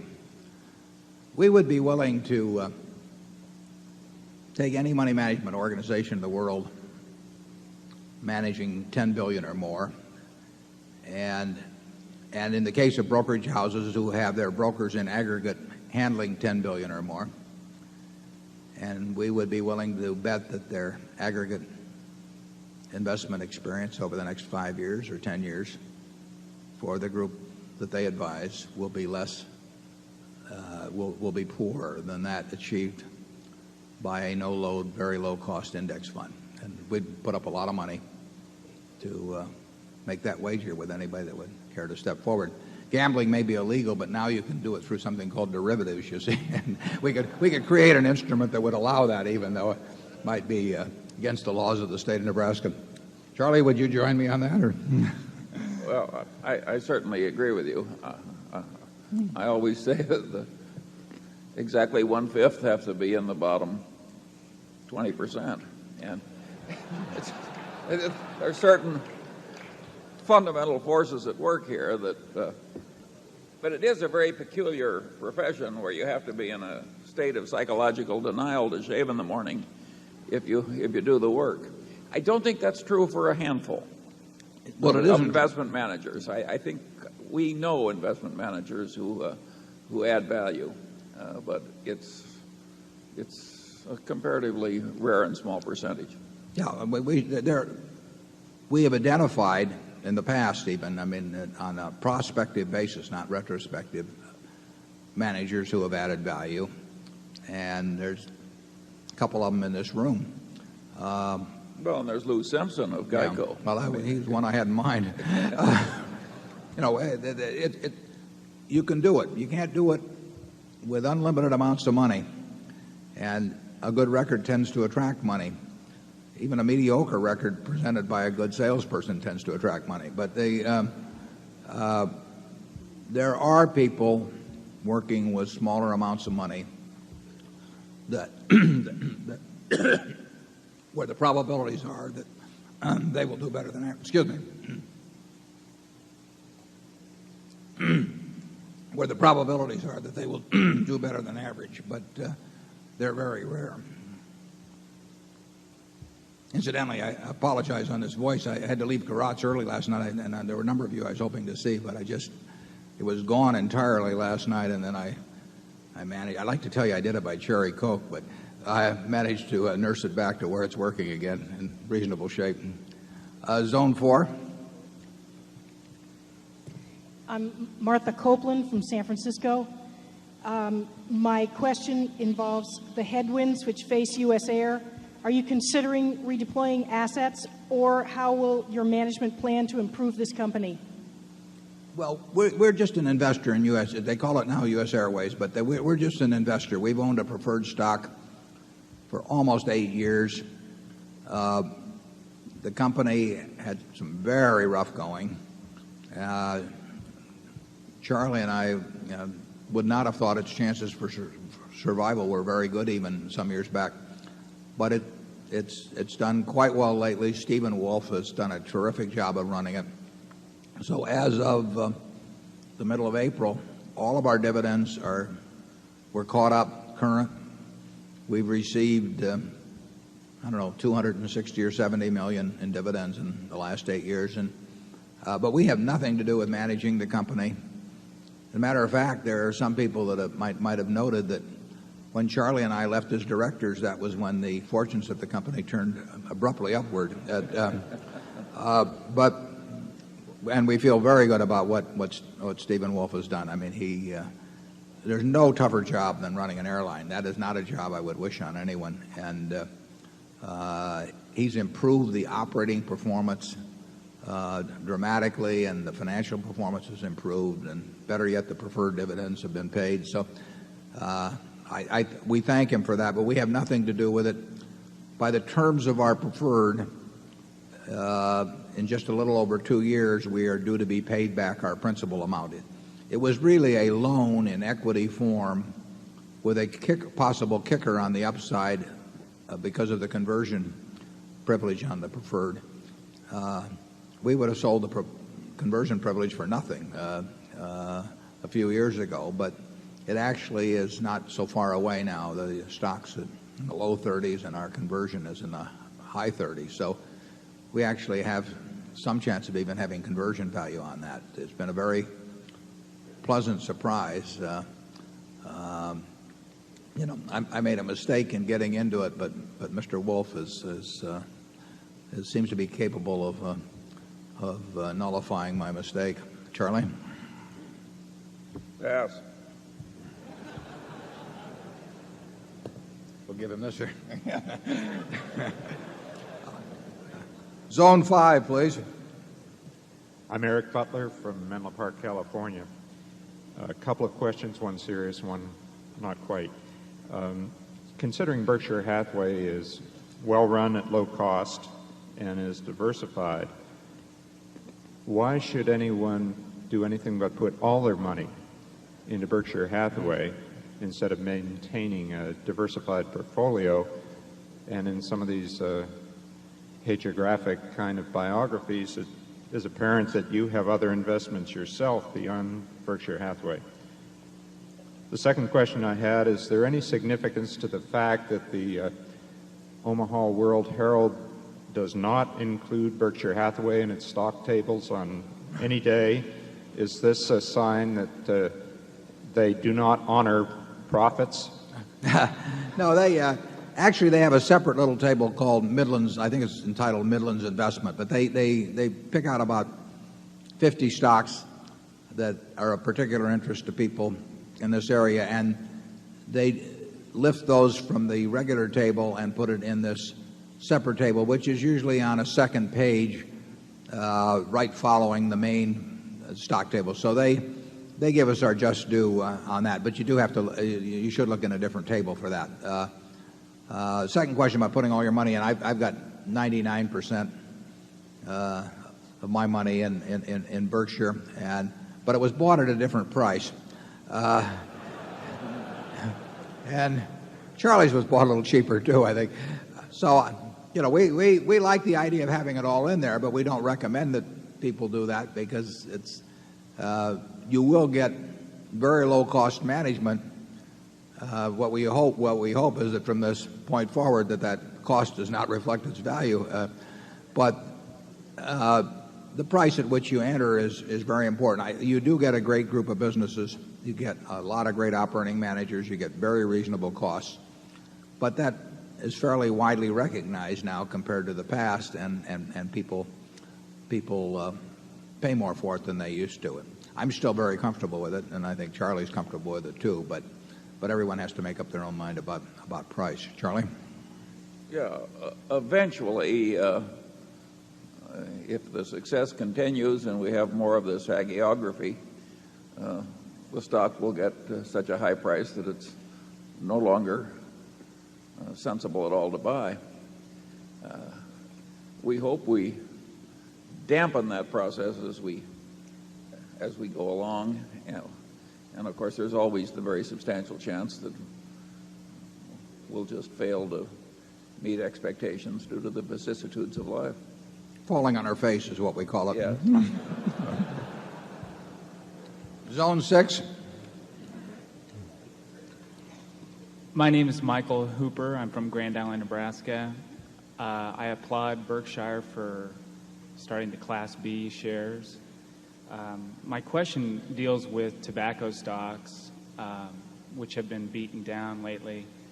Does Berkshire own any tobacco stocks, and are some of these stocks attractive now that prices are down on some of them, and in particular a company called UST? Thank you. Yeah, we have owned, we won't comment on what we own now, but we have owned tobacco stocks in the past. We've never owned a lot of them, although we may have made a mistake by not owning a lot of them. But we've owned tobacco stocks in the past, and I've had people write me about whether we should do it or not. We own a newspaper in Buffalo. It carries tobacco advertising. We don't. Well, actually, Charlie's the director of a sensational warehouse chain called Costco, which used to be called Price Costco. You know, they sell cigarettes. So we are part of the distribution chain with a 100% owned subsidiary. We are part of the distribution chain with a 100% owned subsidiary. And so we have felt that we would invest in tobacco stocks. We made a decision some years ago that we didn't want to be in the manufacture of chewing tobacco. We were offered the chance to buy a company that has done sensationally well subsequently, and we sat in a hotel in Memphis and in the lobby and talked about it and finally decided we didn't want to do it. Can I give you some... That wasn't because we thought it wouldn't do well. We knew it was going to do well. We knew it was going to do well, but now why would we take the ads for those companies, or why would we own a supermarket, for example, that sells them, or a 7-Eleven, or a convenience store that sells them, or something of the sort, and not want to manufacture them? I really can't give you the answer to that precisely, but I just know that the one bothers me and the other doesn't bother me, and I'm sure other people would draw the line in a different way. So the fact that we've not been significant holders of tobacco stocks has not been because they've been on a boycotted list with us. That it just means that overall we were uncomfortable enough about their prospects over time that we did not feel like making a big commitment in them. Charlie? Yeah. I think each company, each individual has to draw its own ethical and moral lines, and personally I like the messy complexity of having to do that. It makes life interesting. I hadn't heard that before. We'll make him in charge of this decision. No, but I don't think we can justify our call particularly. We have to draw the line somewhere between what we're willing to do and what we're not, and we draw it by our own lights. We owned a lot of bonds at one time of RJR Nabisco, for example, some years back. And should we own the bonds and not own the stock? Should we own should be willing to own the stock but not be willing to own the business? Those are tough calls. Probably the biggest distributor the biggest seller of cigarettes in the United States is probably Walmart. Just because they're the biggest seller of everything. They're the biggest seller of Gillette products, and they're huge. And do I find that morally reprehensible? I don't. If we owned all of Walmart, we'd be selling cigarettes at Walmart. But other people might call it differently, and I wouldn't disagree with them. Zone 7. Gentlemen, I'm John Tarsney, a shareholder from Omaha, Nebraska. People have already asked any sophisticated question that I might have, so I'm reduced to my simple ones. I first became a shareholder through flight safety, and at that time I wasn't sure that I wanted to be bought out. However, I decided that any man who could agree with me on flight safety might be a good man to go along with. Well, that's one way of doing it.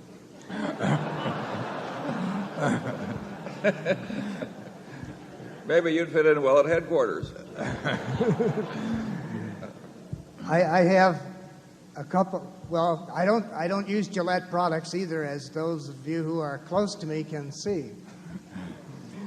My questions, my simple ones then, are a couple of years ago, or within the recent times, you have said you would not necessarily buy Berkshire Hathaway, and I'd like to know whether you still feel the same way. Secondly, since I came to you through flight safety, I'm wondering if there's any other positions I should be looking at in that same light. And thirdly, there was a very distressing sign that I saw when I drove in, and I don't know what the meaning of it is, or if you do, and it said something about abortion, and I just don't have a clue. If you do, now you can use yes or no answers to these to save your voice, or suit yourself and elaborate. Yeah, we'll work backwards. I think the signs probably relate to the contributions to Planned Parenthood.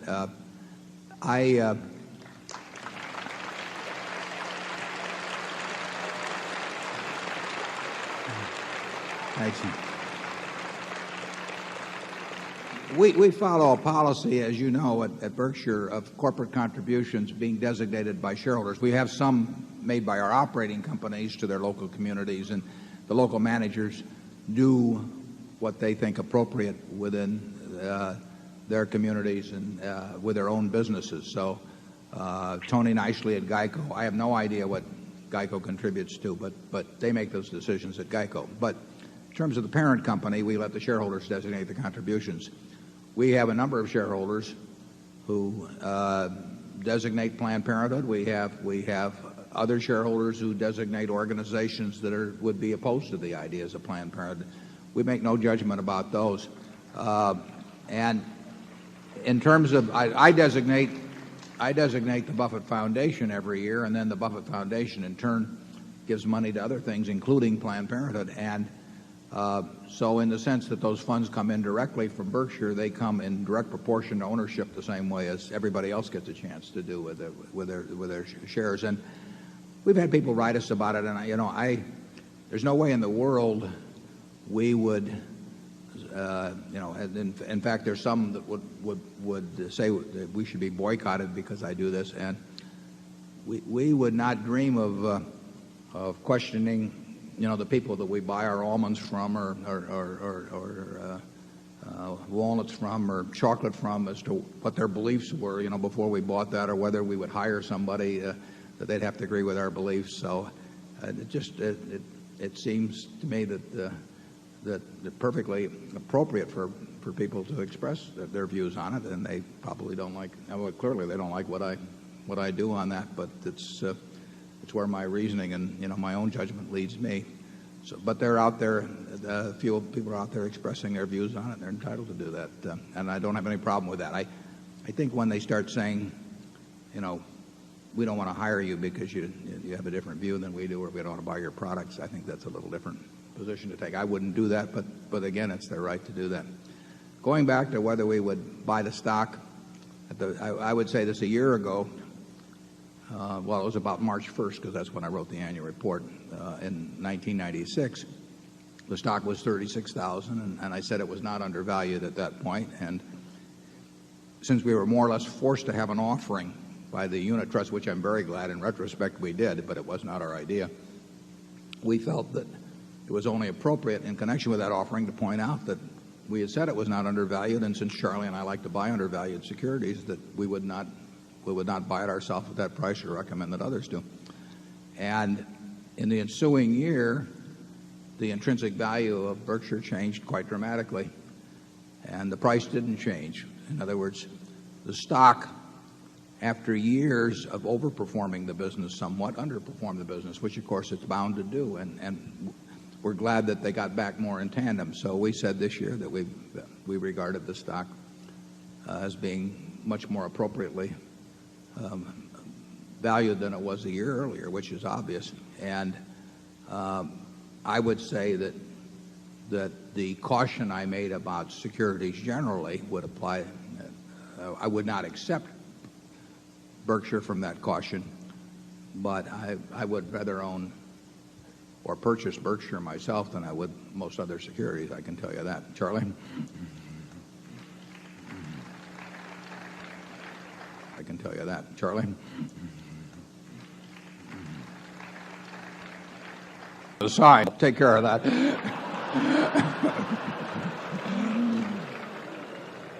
I am perfectly willing to have that limelight pass, as well as the opportunity to say more on the subject. Did I miss one question up there? I think there were three of them, and I addressed two of them. About any other area I should be looking at. That's the reason I skipped it. Yeah, we don't direct people to any specific investments. Zone 8, please. Good morning, Mr. Buffett and Mr. Munger. This is Nancy Jacobs from Omaha, a shareholder for about 4 years now. Before I leave today, I'm planning to purchase the World Book on CD-ROM for my 10-year-old daughter. And I'd like a few words from either one of you or both of you about why I'm making the right choice. And second, does purchasing World Book over a competitor give her a somewhat improved chance of becoming a brilliant billionaire investor? Practically guarantees it, but go ahead. Okay. I'm buying then. Charlie, you love to talk about World Book. Well, I think World Book is clearly the class of the field. They have every word in the English language graded for reading comprehensibility, and the articles are cleverly written, so the difficulty of comprehension rises slightly as you go through it. And it's very user-friendly to young people. And since it's something you want to encourage, making it user-friendly is wonderful. I also find that with whatever intellect I have, it's more user-friendly is wonderful. I also find that with whatever intellect I have, it's more user-friendly for the young and the old. And for a quick reference system, I don't think there is anything better. Personally, I like the reading version, being an old-fashioned fellow. And I can hardly imagine a world where the wise people don't do a lot of reading. Now, maybe we're going to have wise people in the future who spend all their time in front of screens in the course of getting that wisdom, but I doubt it. So I think you may have bought a wonderful product, but I would have the other one too. The product you see there was the joint development and was launched in January of this year in conjunction with IBM. IBM has been our partner in that product. I believe it's being bundled into all the IBM PCs now being sold. So they've worked very well with us. Frankly, there's a book even that deals with this. Bill Gates did a very good job of developing a product that was bundled with millions and millions and millions of PCs. It's called Encarta.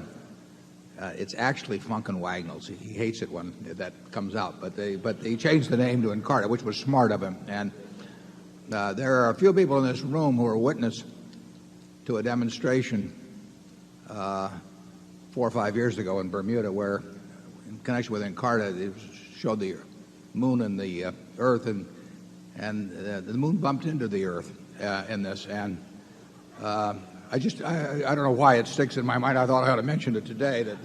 But his is doing very well. So apparently there are a number of people that don't care about the fact the moon and the Earth collide. But in the World Book, the moon and the Earth never bump into each other.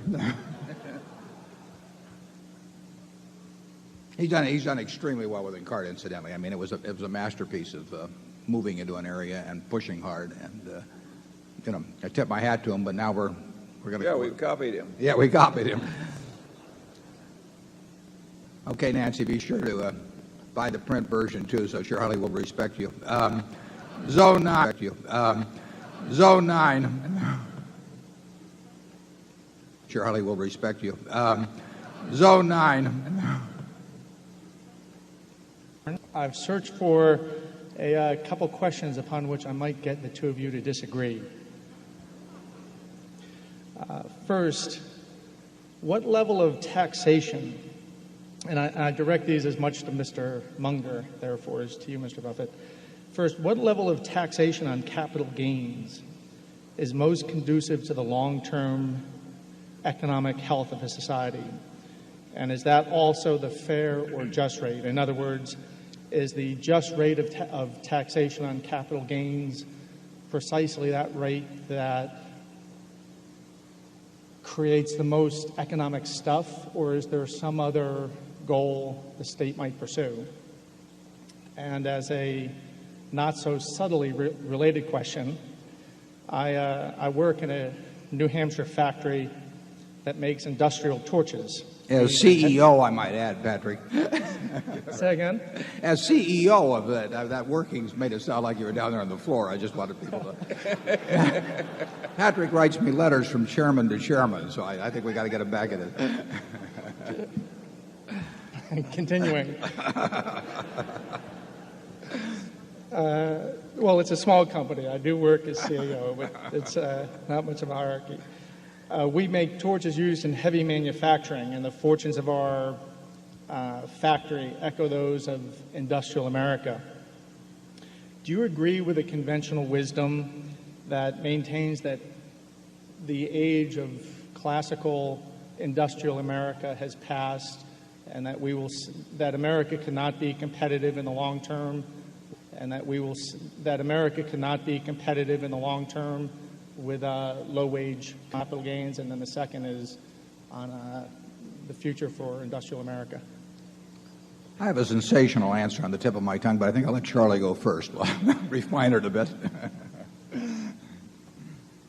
Well, I think there's an easy answer to your capital gain issue. And one is what makes an economy work best in some abstract mathematical sense. And the other is the consideration that you allude to, which gets into issues of fairness. And it's as Aristotle felt that systems worked better when they were generally perceived as fair. The civilization worked better if people saw the differences in rewards as having been fairly reasonably fair anyway. And I think that if you had a civilization where if you worked 90 hours a week driving a taxi cab with no money, no medical insurance and so forth, and somebody else does nothing but own Berkshire Hathaway shares and sit on the country club porch and peel off a few every year to pay the bills, that would be regarded as so unfair that even if it had some theoretical economic efficiency, it would be counterproductive for our particular civilization to have that kind of a tax code. So I'm all for having some taxation of capital gains. Once you reach that conclusion, you get into the question of what is the fair rate. I think the fair rate might well be a little lower than it is now, but not much lower. Sounds to me like he's a seller of Berkshire. Patrick is a former heavyweight boxer and just got his PhD fairly recently from Stanford with a 700-page dissertation, which has in it some commentary that actually bears on this. And I thank Patrick actually for introducing me to a kind of a system of mental construct to attack questions like this. Patrick gave me the example one time, and I think this may go back to John Rawls at Harvard, but he said, just imagine that you were going to be born 24 hours from now, and you had been granted this extraordinary power to determine the rules the economic rules of the society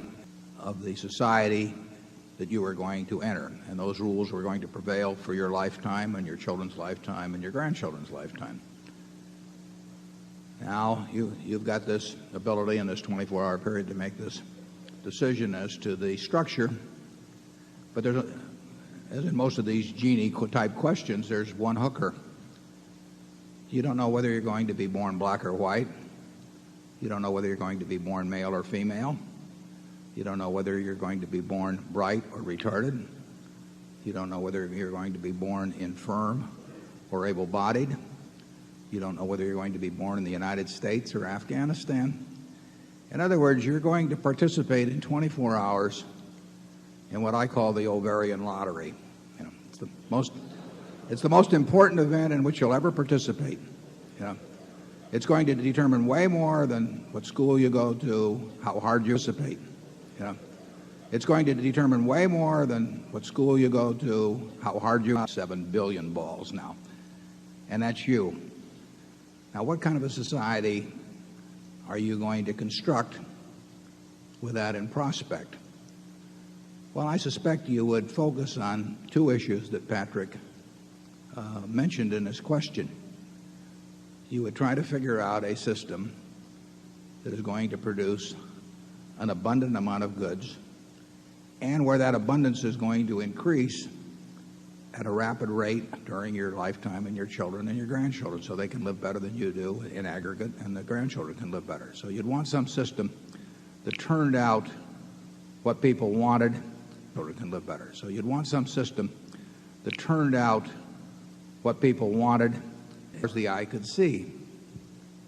But you would also want a system that while it did that, treated the people that did not win the ovarian lottery in a way that you would want to be treated if you were in their position, because a lot of people don't win the lottery. I mean, Charlie, when we were born, the odds were over 30 to 1 against being born in the United States. You know, just winning that portion of the lottery, enormous plus. We wouldn't be worth a damn in Afghanistan. You know, we'd be giving talks and nobody'd be listening. Terrible. That's the worst of all worlds. So we want it that way. We want it partially in the era in which we were born by being born male. You know, when I was growing up, you know, women they could be teachers or secretaries or nurses, and that was about it. And 50% of the talent in the country was excluded from, in a very large part, from virtually all occupations. We won it by being white. You know, no tribute to us. It just happened that way. And we won it in another way by being wired in a certain way, which we had nothing to do with, that happens to enable us to be good at valuing businesses. And, you know, is that the greatest talent in the world? No, it just happens to be something that pays off like crazy in this system.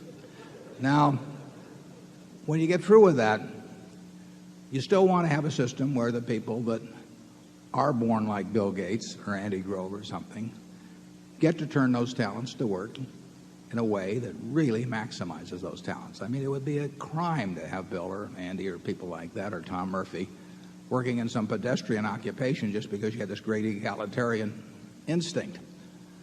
But the trick, it seems to me, is to have some balance that causes the people who have the talents that can produce goods that people want in a market society to turn them out in great quantity and to keep wanting to do it all their lives, and at the same time takes the people that lost the lottery and makes sure that just because they, you know, on that one moment in time they got the wrong ticket, don't live a life that's dramatically worse than the people that were luckier. And when I get all through with that long speech, I probably come out with the idea that the capital gains tax as it exists today is probably about right. So that's I see very few people, and I've been around a lot of people with money and talent over time. They don't always go together, but I've been around both classes.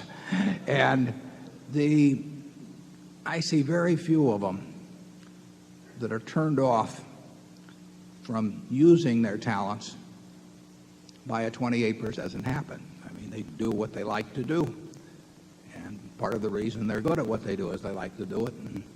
And I've just never seen it happen. And I've seen a lot of people that pay taxes that are higher than 28% that are contributing more to society by some judgment other than a pure market system. The other question about the low-cost industrial, how does the industrial society evolve? The world evolves in a way in a market society, so people do what they're best at. And this country's done very well in recent years, something like software, where a Microsoft has been leading, or an Intel or something. I mean, we have done very well. 10 years ago, the American public was sort of down on itself, or 15 years ago, in terms of what the economy could do. But here we are with our unemployment rate in Nebraska. It's under 3%. And, you look at the countries of Europe that were supposedly going to beat us into the ground, or you look at Japan, and I think the American economy encourages adaptation. I mean, Singapore may be better, but in terms of major, large economies, I think the American economy does awfully well in encouraging adaptation to what people want, delivering it to them, and in ever-increasing amounts. And I view that as all to the good. So I don't regard any industry as sacred. I regard innovation and industry as sacred. I regard innovation and of production of goods in a market economy to spend 12 hours a day all the time. I don't see Andy or Bill letting up at all in terms of where Intel and Microsoft are now. I don't see Roberto Goizueta at Coca-Cola or Michael Eisner at Disney or any of those people. They don't work 40-hour weeks. They work 70 or 80-hour weeks, and I think that system works. Weeks they work 70 or 80-hour weeks, and I think that system works. I would not like the conclusion that both fairness are properly to be considered in the tax laws to cause anyone here to believe that I have a great respect for Harvard University's philosopher John Rawls. He is perhaps the world's best-known living philosopher, and personally, I think he's had a pernicious influence on human thought. He doesn't know enough science, he doesn't know enough economics, he doesn't know enough about how systems work to be really good at figuring out what's fair in systems. And he studied too much philosophy and too little of everything else. So if anybody thinks we love John Rawls, well, you can count me out. Yeah. No, I wasn't endorsing his conclusions. I was endorsing his thought, his original construct. Charlie, how about the industries part of the question that Patrick asked? Well, if Patrick isn't the smartest person in the room, there can't be many in his class. You are getting questions from a very able man, and he's deliberately made them very difficult. And that whole issue is too complex for me to usefully discuss here. There are also certain limitations on ability that enter the equation. So we'll go to Zone 10.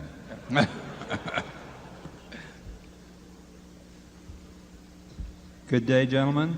My name is Bill Rodenberg from Dayton, Ohio. I'm a shareholder, and my daughter, Sarah, who is 13, is also a shareholder. She chose not to join me in the limelight. I think the hot dogs had a higher appeal to her. And I would like to say that it's very reassuring to know that Uncle Warren and Uncle Charlie are taking care of her college fund, and it's easy to sleep at night. I have two questions, one related to a question my wife asked me, which I was unable to fake a good answer to, and the second one related to my daughter's one share of Berkshire.A. My wife asked me, in the annual report, you stated that if anyone out there has a good company like Flight Safety, please let you know, and you'd be glad to look it over and give an answer within 5 minutes or less. And her question is, how can he do that? Where does he get the information to make that decision? And how does he know that that information is valid? My second question has to do with my daughter. She's 13. In 5 years, she'll be off to college, perhaps UNL, perhaps not. In any case, she's going to face a significant capital gains when she sells that one share of stock. I hope so. You mentioned earlier, and I believe this is correct, you said that you could trade one share of A for 30 shares of B this afternoon. And I thought, wait a minute, I thought there was a limited window on that. We happened to be out of the country at the time that exchange took effect, and we missed it. No, the exchange exists forever. You can always exchange a share of A for 30 shares of B. You cannot do it in reverse. You cannot shift 30 shares of B into one share of A. But there was no window or timetable on that. The A stock is forever exchangeable for 30 shares of B. I don't recommend that she does it because it's always an option, and in the meantime she gets the shareholder designated contribution, and there's always a chance that the A will sell at a price slightly above 30 shares of B. It doesn't do it very often, and it won't be very much if it does, so there's no, we didn't want to create an incentive for people to exchange A for B, but they will always have the right to do so. The 5-minute test is, Charlie and I we're familiar with virtually every company of a size that would interest us in the country. I mean, if you've been around for 40 or more years looking at businesses, it's just like if you were looking at, studying baseball players every day, you get to know all the players after a while. And that's the way it works. Then we have a bunch of filters we've developed in our minds over time.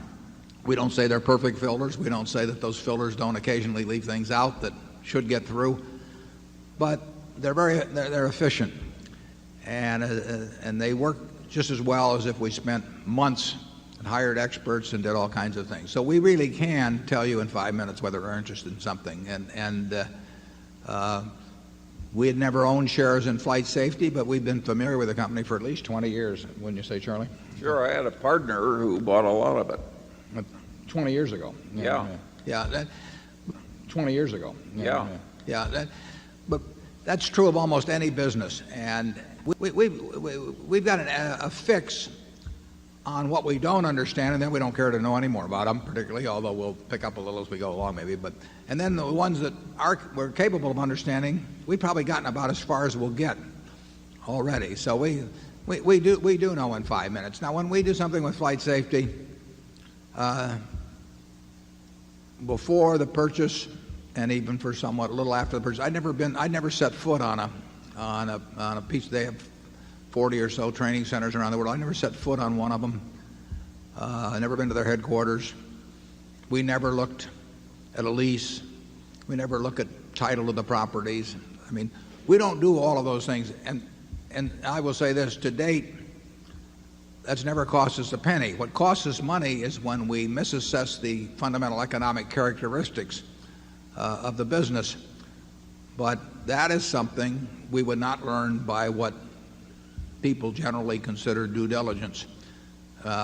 We could have lawyers look over all kinds of things, but that isn't what makes a deal a good deal or a bad deal. And we don't kid ourselves by having lots of studies made and lots of reports made. And they're going to support whatever they think the guy that pays them, wants anyway. So it doesn't mean they don't mean anything. They're nonsense. But we do care about being right about the economic characteristics of the business, and that's one thing we think we've got certain filters that tell us in certain cases that we know enough to assess, and then we make some mistakes. Charlie? I've got nothing to add to that except that people underrate the importance of a few simple, big ideas. And I think that to the extent Berkshire Hathaway is a didactic enterprise, teaching the right systems of thought. I think that the chief lessons are that a few big ideas really work. I think these filters of ours have worked pretty well. And because they're so simple. Yeah, I think most of the people in this room, if they just focused on what made a good business or didn't make a good business and thought about it a little while, they could develop a set of filters that would let them in 5 minutes figure out pretty well what made sense or didn't make sense. I mean, there may be some reason after 5 minutes we don't get together on a deal of some sort. But another thing you can usually tell, at least you can tell it in the extreme cases, you can tell whether you've got the kind of manager very quickly that you want to have. I mean, if you've got somebody that's been batting .400 all their life, and fortunately age doesn't change that picture in terms of business performance, and they love what they do, it's going to work. If the seller cares a lot about the money, you're probably not going to make a very good deal. I mean, if their real interest is is what they're going to do with the money, they may fall out of love or have less interest in their business subsequently. We love working with people who are just plain nuts about their businesses, and it works very well. And you can usually spot that. Now, having said that, we'll have a few people figuring out how to fake that attitude, when they try and sell us some piece of junk here. But Charlie says we can get conned by some guy with a green eye shade, and a low rent office and all that, but we won't get taken in by the guy with the suede shoes. Zone 11. Mr. Buffett and Mr. Munger, thank you for having me here today. My name is Dorsey Brown from Baltimore, Maryland. I have two quick questions for you. Could you please comment on any observations that either of you may have concerning executive compensation and option issuance, a topic that seems to be getting a lot more media attention, and are we going to getting a little bit of excesses in that area?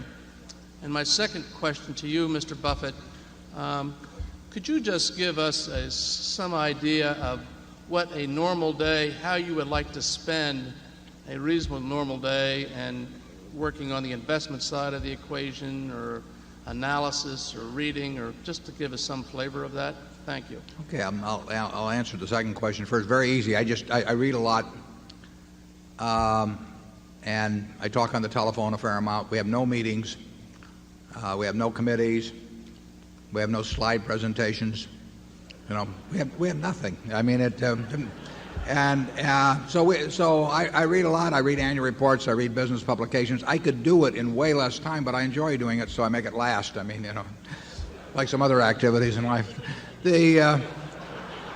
So there's really, it's the most boring job to anybody watching it, but I'm in love with it, and so I like doing that, and I don't like talking about it a lot. I just like to kind of keep up with what's going on. Like I say, by this point in life, I could filter out so much of that. I just don't need to do that much of it. But I kind of enjoy just seeing what's going on vicariously through doing a lot of reading. And I spend some time on the phone, and I'm on the computer a lot playing bridge, and I get to do what I like all the time. We'll let Charlie describe what he does, which is even more bizarre. And then we'll talk about compensation and options. Well, there's a little more foolishness in my life than Warren's, and including being chairman of a large hospital. I'm not suggesting that hospitals are foolish. I'm just suggesting that it takes a certain quirk of mind to be willing to be the chairman of a hospital. And so my life is even more, it's less rational than Warren's.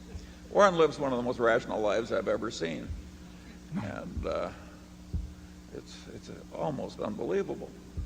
And he's got me wondering why I'm here today. Well, we'll talk about comp then. Yeah, a little. Comp, yeah. The comps, there are 3 or 4 aspects to that. On the subject of options, I would say that most options are constructed poorly from the standpoint of the owner, but they're constructed very well from the standpoint of the person who receives them, which is not entirely unexplainable, because it's a very strange form of negotiation when the beneficiary is the one that also really does all the design and hires the experts to come in and tell them what is good for the company, when the expert knows that the guy who signs the check would be quite interested also in hearing what's good for him. There's nothing wrong with options per se at all. Frankly, in terms of Berkshire, it would have been perfectly appropriate if a properly designed option had been given to me or to Charlie. I mean, we have responsibility for the whole enterprise, and we believe that any kind of incentive for performance should be related to the area in which you have responsibility. We feel that if you want a typist to type 100 words a minute, that you ought to pay for typing 100 words a minute, not what the earnings per share were last year. We feel if a salesman gets paid for how many of the product is sold, he should get paid for that and not for some production quotas met.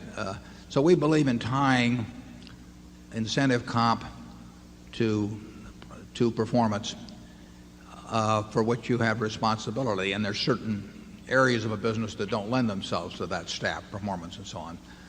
But that would lead to the corollary that the people that are responsible for the entire results of the business, it's perfectly appropriate to compensate them by options that in some way reflect the performance of that entire business. Now, the trouble is that stock prices reflect other things than the performance of the business. For one thing, over a period of time, they reflect simply the reinvestment of earnings. You know, I have pointed out in the past that if you gave me an option on your savings account to manage your savings account and you reinvested all the interest, I would take away a significant payment at the end of 10 years simply because you left the interest. And with a company that pays no dividend like Berkshire, if you're going to leave all your capital in every year, for me to get a fixed price option for 10 years would mean that I was getting a royalty on the money that you left with me, and I made the choice to have you leave it with me. So that does not strike me as equitable. So I think any option should have a step up in price that reflects the fact that money is reinvested by the shareholders annually. That if somebody wants to pay out 100% of the earnings every year, then I say that you can have a fixed priced option. If you give me the money every year and you do more with the money that's left with you in the original sum, that's fine. But if money is left with someone for 10 years, there's going to be some increase in value even if they spend every day golfing, and to give a piece of that away simply to have a royalty on the passage of time for them is a mistake. I think options ought to be granted basically at the fair value of the business at the time they're granted. Sometimes that's the market price, sometimes it isn't the market price, but certainly the management of a company would not give an option on their business to some third party at a market price they felt was way too low. So I find it a little disingenuous when management say that when they get a takeover bid, they say that the company's really worth twice that much, but they're perfectly willing to issue options to themselves at this price, which they say is totally inadequate when the owners get the option elsewhere. But options properly structured for people with responsibility for the business, I think, can make sense. And I think that if something happened to me and to Charlie, that in terms of the manager of the business subsequently, if it was structured properly, I would not see anything wrong with an option arrangement. We carry this philosophy down to our subsidiaries, where they generally have incentive arrangements that relate to the operation of their business, but they don't have incentive arrangements that relate to Berkshire overall, because if Chuck Huggins does a wonderful job at See's Candy, as he has done, and I fall on my face in terms of allocating capital, Berkshire stock will go no place despite what Chuck does. And to penalize him or to tie his rewards to something over which he has no control, I think is kind of silly. So we tie it instead to the operations of the candy business. In terms of overall level of compensation, the real sin is having a mediocre manager. I mean, that is what costs owners very significant amounts of money over time. And if a mediocre manager is paid a relatively small sum, it's still a great mistake. And if they're paid huge sums, it's a travesty, and that happens sometimes. It's almost impossible to pay the outstanding manager a sum that's disproportionate to the value of that outstanding manager when you get a large enterprise. Coca-Cola had a market value of $4 billion when Roberto Goizueta took over. It had stagnated during the previous decade under an earlier management, despite having the same product and those great Mean Joe Green commercials you saw. That was Mean Joe Green was in the 70s. The Teach the World to Sing commercial was in the 70s. All these great commercials, but the company didn't do much. Roberto, if we'd bought the entire Coca-Cola company, I wish we had, in 1981 or 2, whenever he came in for $4 billion, and we now had a business worth $150 billion, Roberto would have earned more money with us than he's earned under the present arrangement. I mean, having the right person in place is just enormously important. How much they should take is another question. That's more a philosophical question. Tom Murphy, best manager, in the world, he just didn't feel like taking a lot of money out of it, and I tip my hat to him, but I don't think that necessarily makes it wrong for somebody else to take more money for doing the job. But I think it ought to be related to doing the job.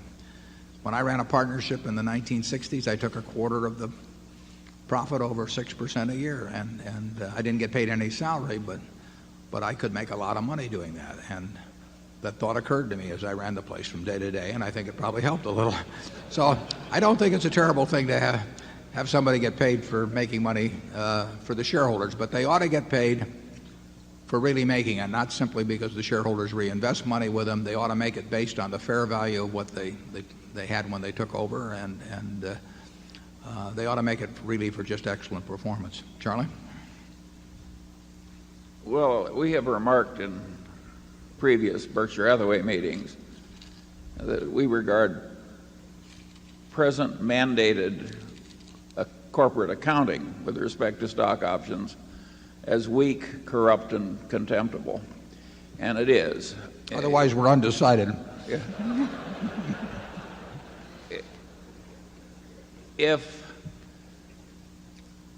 something is so wonderful as a standard technique of compensation, why does it have to be masked under weak, corrupt, and contemptible accounting? I think it is no credit to our civilization that we've drifted into this particular modality. And you can get, if you overuse stock options, where the whole thing is sort of a chain letter. I mean, in Silicon Valley, there's one company that practically paid everybody in options. And as long as the chain letter galloped, it worked as far as the income account because nothing went through expense.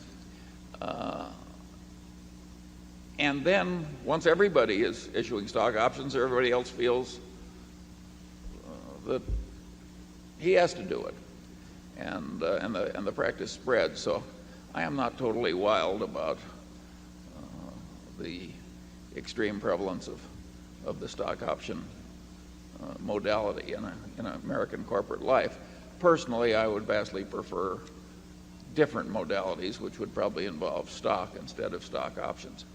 I'm all for sharing with the kind of people who are doing the important work pretty well down in the organization at a place like Costco or Coca-Cola or any other such company, but I don't much like the present scheme that civilization has drifted into.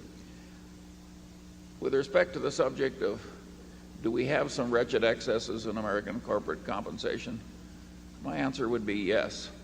I don't think the excess is necessarily the guy who got the most money. In many cases, I agree with Warren that the money has been deserved.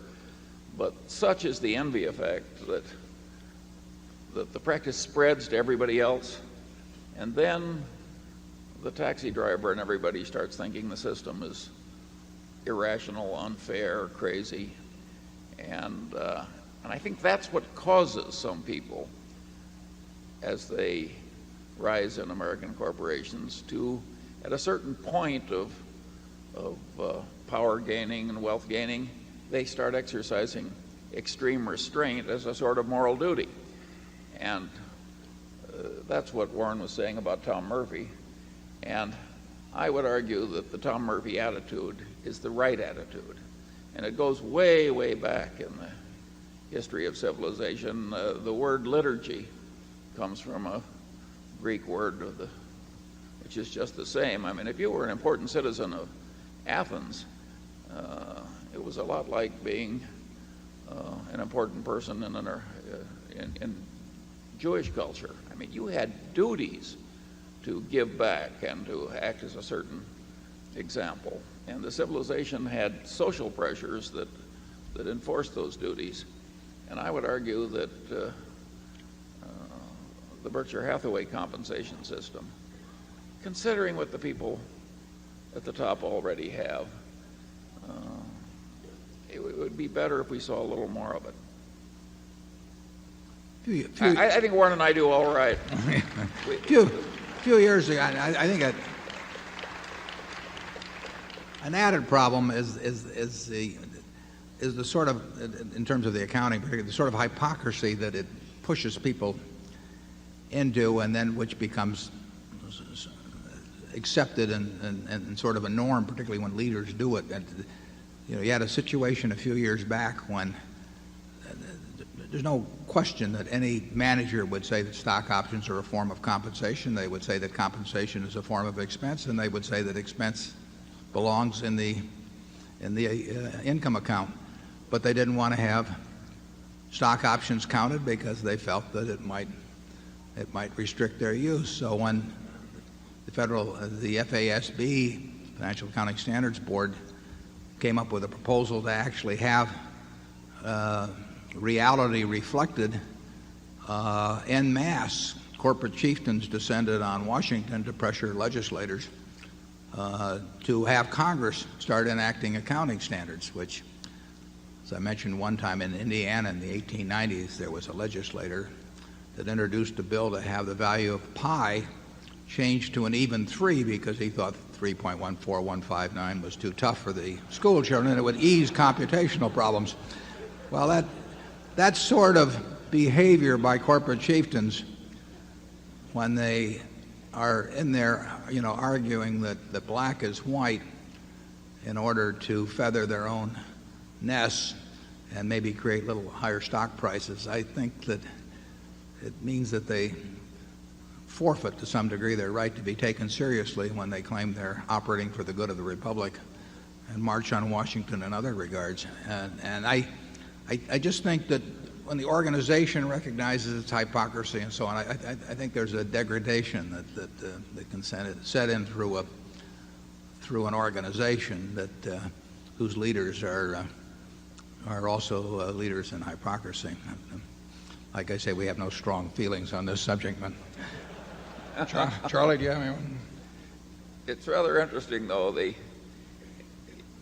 There's an earlier example. Commodore Vanderbilt took no salary from his railroads. After all, he controlled the railroads. They paid all the dividends that he needed, and he got the fun of running the whole railroad, and he thought it was beneath Commodore Vanderbilt to take a salary. We've never quite reached the Vanderbilt standard, but we don't have any dividends, Charlie. Well, maybe that's the reason. Yeah. Well, with that, we'll take a break. We've got food out in the other room, including See's candy. For those who haven't tried it, we've almost finished this box up here, and we'll reconvene at 12:30. Thanks.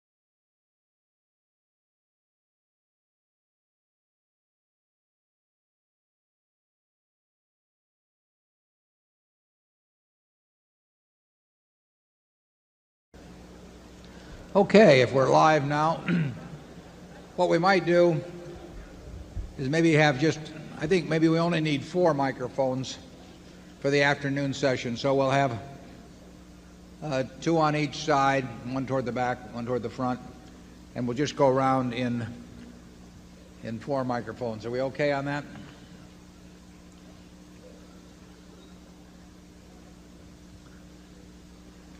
And we'll start just 1 second. Everybody has a chance to get to their seats. Charlie has promised to stop tapping the Coke can during this session. I only did that when somebody else was talking. Number 2? Okay, start. I used to have a friend that was a stock salesman many years ago, and when you'd have lunch with him, he would just keep going like this. And finally, it would get to you and you'd say, "What's that?" And he'd say, "That's opportunity." He was pretty good. Okay, let's.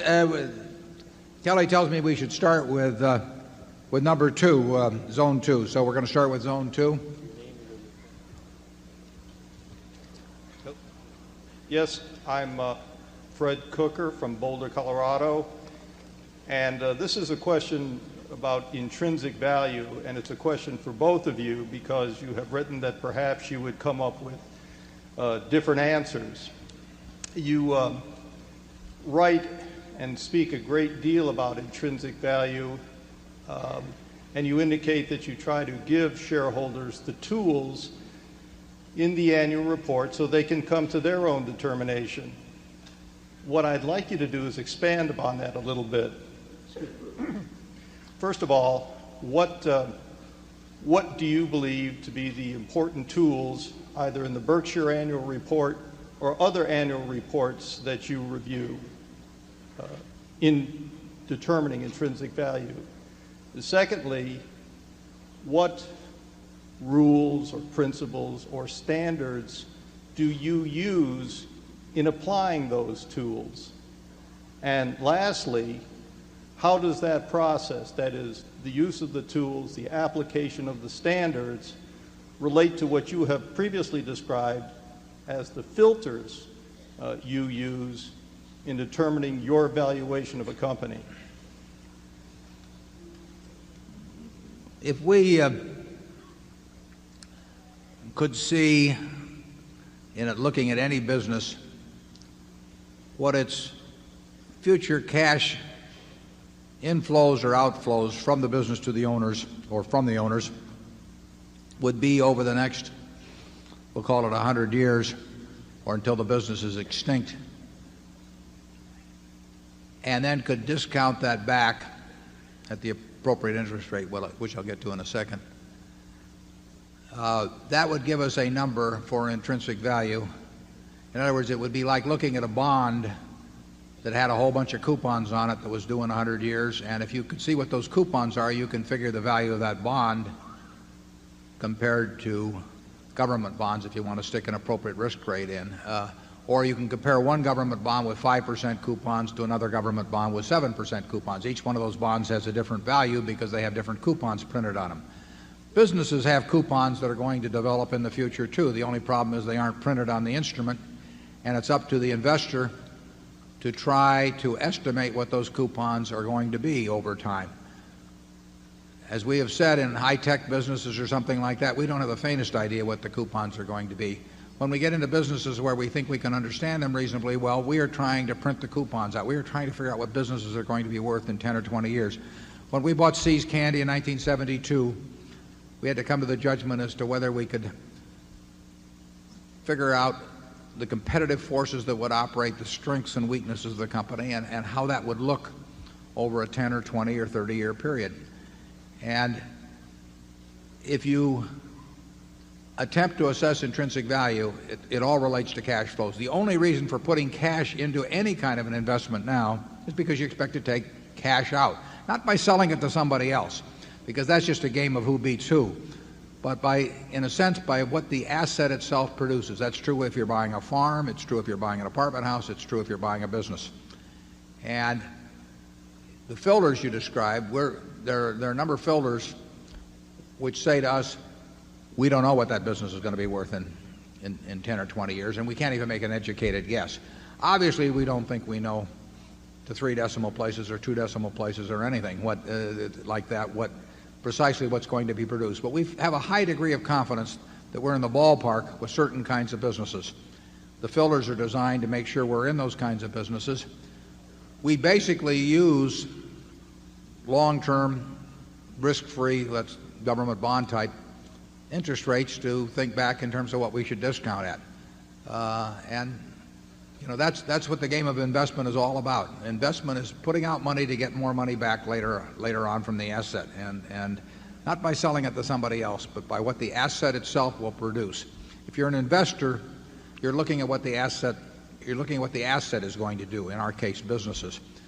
If you're a speculator, you're primarily focusing on what the price of the object is going to do, independent of the business, and that's not our game. So we figure if we're right about the business, we're going to make a lot of money, and if we're wrong about the business, we don't have any hopes. We don't expect to make money. And in looking at Berkshire, we try to tell you as much as possible as we can about our business, of the key factors. Those are the things that Charlie and the things we put in our report about those businesses are the things that we look at ourselves. So if Charlie had nothing to do with Berkshire, but he looked at our report, he would probably, in my view, he would come to pretty much the same idea of intrinsic value that he would come to from being around it, for X number of years. The information should be there. We give you the information that if the positions were reversed, we would want to get from you. And in companies like Coca-Cola or Gillette or Disney or those kind of businesses, you will see the information in the reports. You have to have some understanding of what they're doing, but you have that in your everyday activities. You'll get that kind of knowledge. You won't get it, in terms of some high-tech company, but you'll get it with those kind of companies. And then you sit down and you try to print out the future. Charlie? I would argue that one filter that's useful in investing is the simple idea of opportunity cost. If you have one opportunity that you already have available in large quantity, and you like it better than 98% of the other things you see, well, you can just screen out the other 98% because you already know something better. So that people who have a lot of opportunities tend to make better investments than people that don't have a lot of opportunities, and people who have very good opportunities, and using a concept of opportunity cost, they can make better decisions about what to buy. With this attitude, you get a concentrated portfolio, which we don't mind. That practice of ours, which is so simple, is not widely copied. I do not know why. Now, it's copied among the Berkshire shareholders. I mean, all you people have learned it. But it's not the standard in investment management, even at great universities and other intellectual institutions. Very interesting question. If we're right, why are so many eminent places so wrong? There are several possible answers to that question. Yes. The attitude, though, I mean, if somebody shows us a business, the first thing goes through our head is, would we rather own this business than more Coca-Cola? Would we rather own it than more Gillette? It's crazy not to compare it to things that you're very certain of. There's very few businesses that we'll find that we're certain of the future about as companies such as that.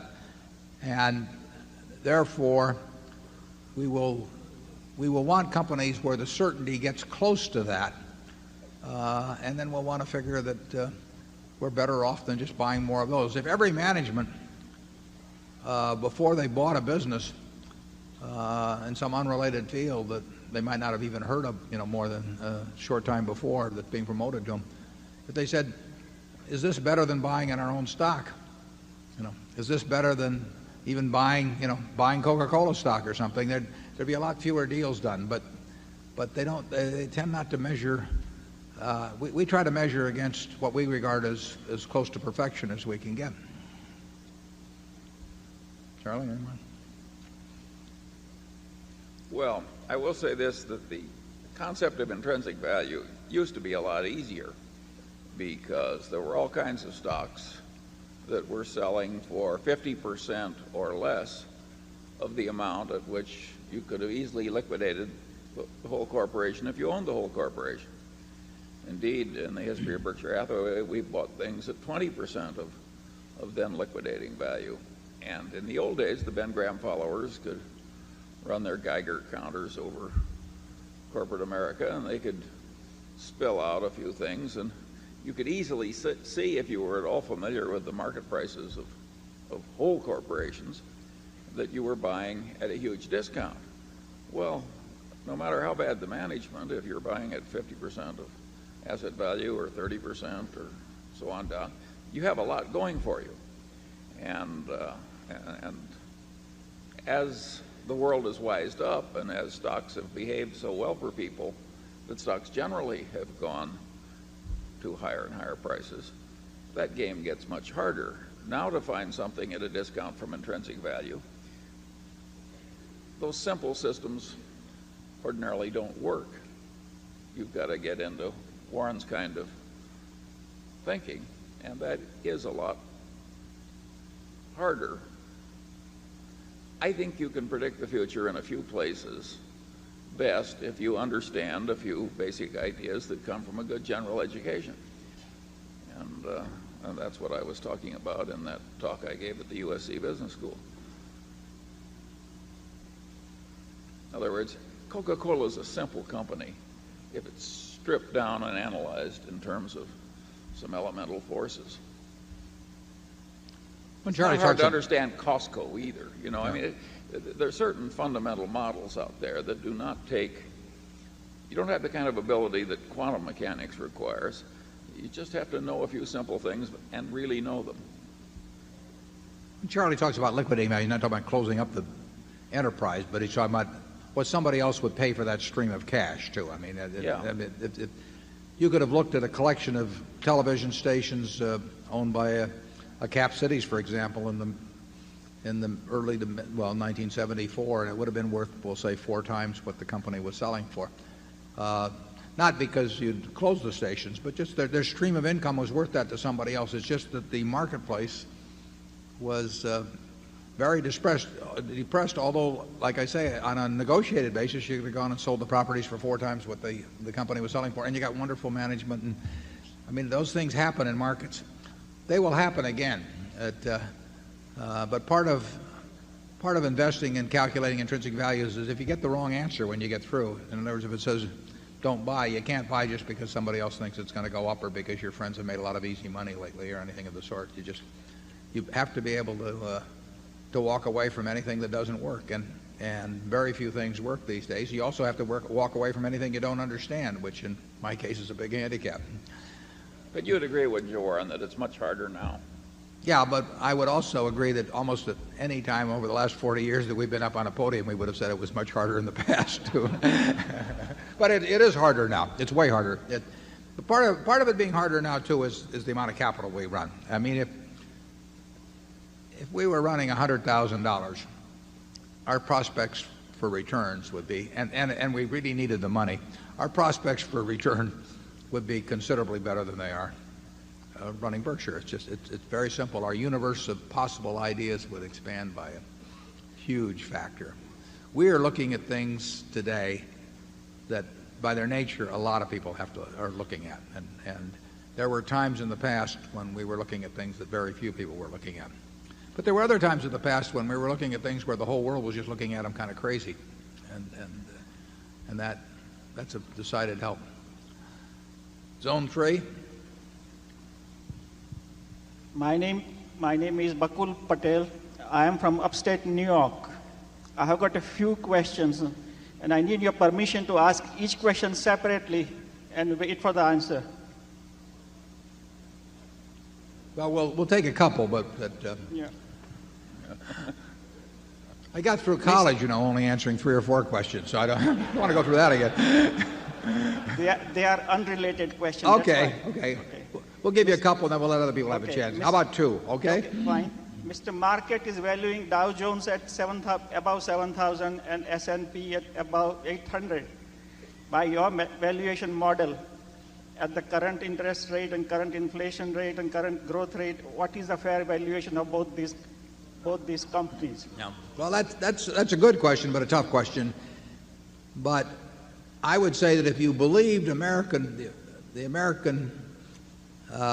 business in aggregate could earn the kind of returns on equity that they have been earning in the last, or it has in the last couple of years, and then you postulate no change in interest rates, you can justify 7,000 on the Dow and 800 on the S&P. Now, there's a couple ifs I threw in there, and if interest rates go higher, the valuation goes down automatically.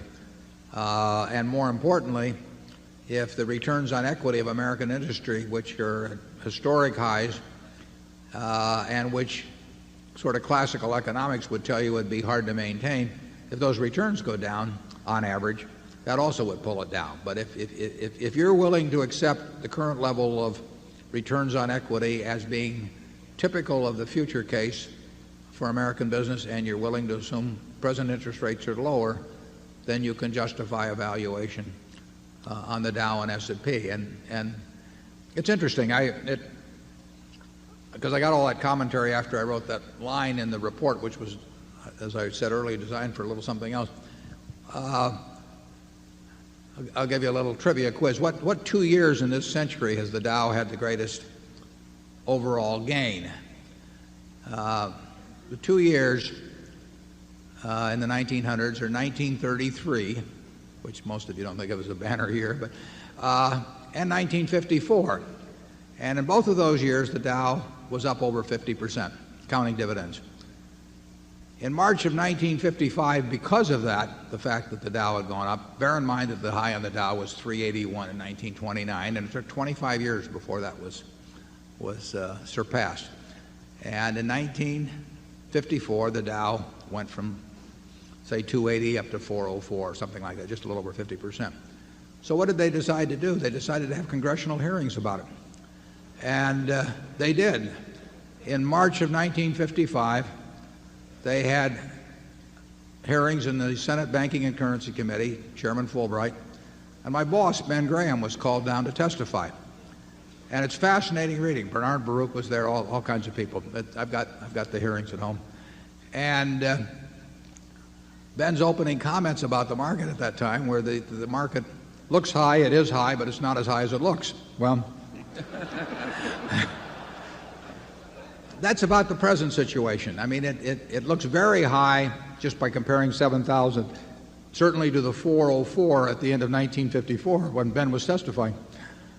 But there have been huge changes in earnings and return on equity on American business in general, and then you've had this big move in interest rates. Now, those are underlying fundamentals that have powered a huge bull market.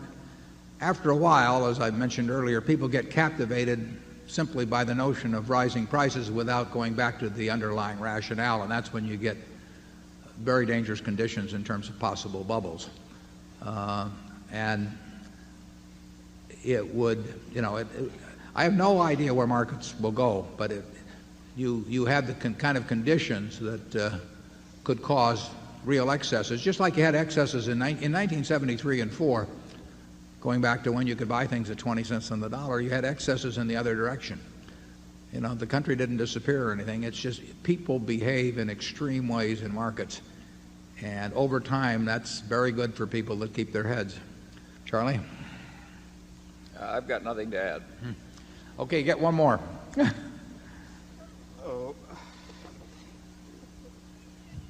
If Mr. Market goes in a depressed phase, that Berkshire Hathaway has got an investment portion of its book value about $28,000 per Class A share. That would put the Berkshire Hathaway share much lower than what it is now. Would Berkshire Hathaway consider buying back its own share, or has it done it so in past, or is it out of the question? If the market went in the tank, Berkshire stock would go in the tank too. And so there shouldn't be anybody in this room that owns a stock that would not find it palatable, if not become positively enthusiastic about the stock going down 50%. It would not bother Charlie, it wouldn't bother me, because we would have very intelligent things then to do with whatever capital we came into, and we would be generating capital as we went along. We wouldn't have sold our Coke, we wouldn't have sold our Gillette, we wouldn't have sold our businesses. So most of our capital would have ridden that down, but at least we would have intelligent things to do with the money. One of the intelligent things possibly could be to buy in our own stock, but that would imply that our own stock was cheaper relative to value than anything else we could find among possible opportunities. And the chances are we could find things that were more attractive. Back in 1973 or 4, when we were buying Washington Post at a fraction of what it was worth, Berkshire stock may have been cheap then, but it wasn't as cheap as the Washington Post. In 1987 or, well, it was in 1988 and 89, you know, Berkshire stock may or may not have been cheap, but it wasn't as cheap as Coca-Cola. And it's unlikely that among the thousands of possible investments that Berkshire will be the most attractive at any time. But if it were, you know, obviously we would buy in our own stock. But I think if the Dow went down 50%, we would have plenty of interesting things to do, and we would not be unhappy. Charlie? Yeah, we don't have any rule against it. If opportunity cost is the game around here. Zone 4.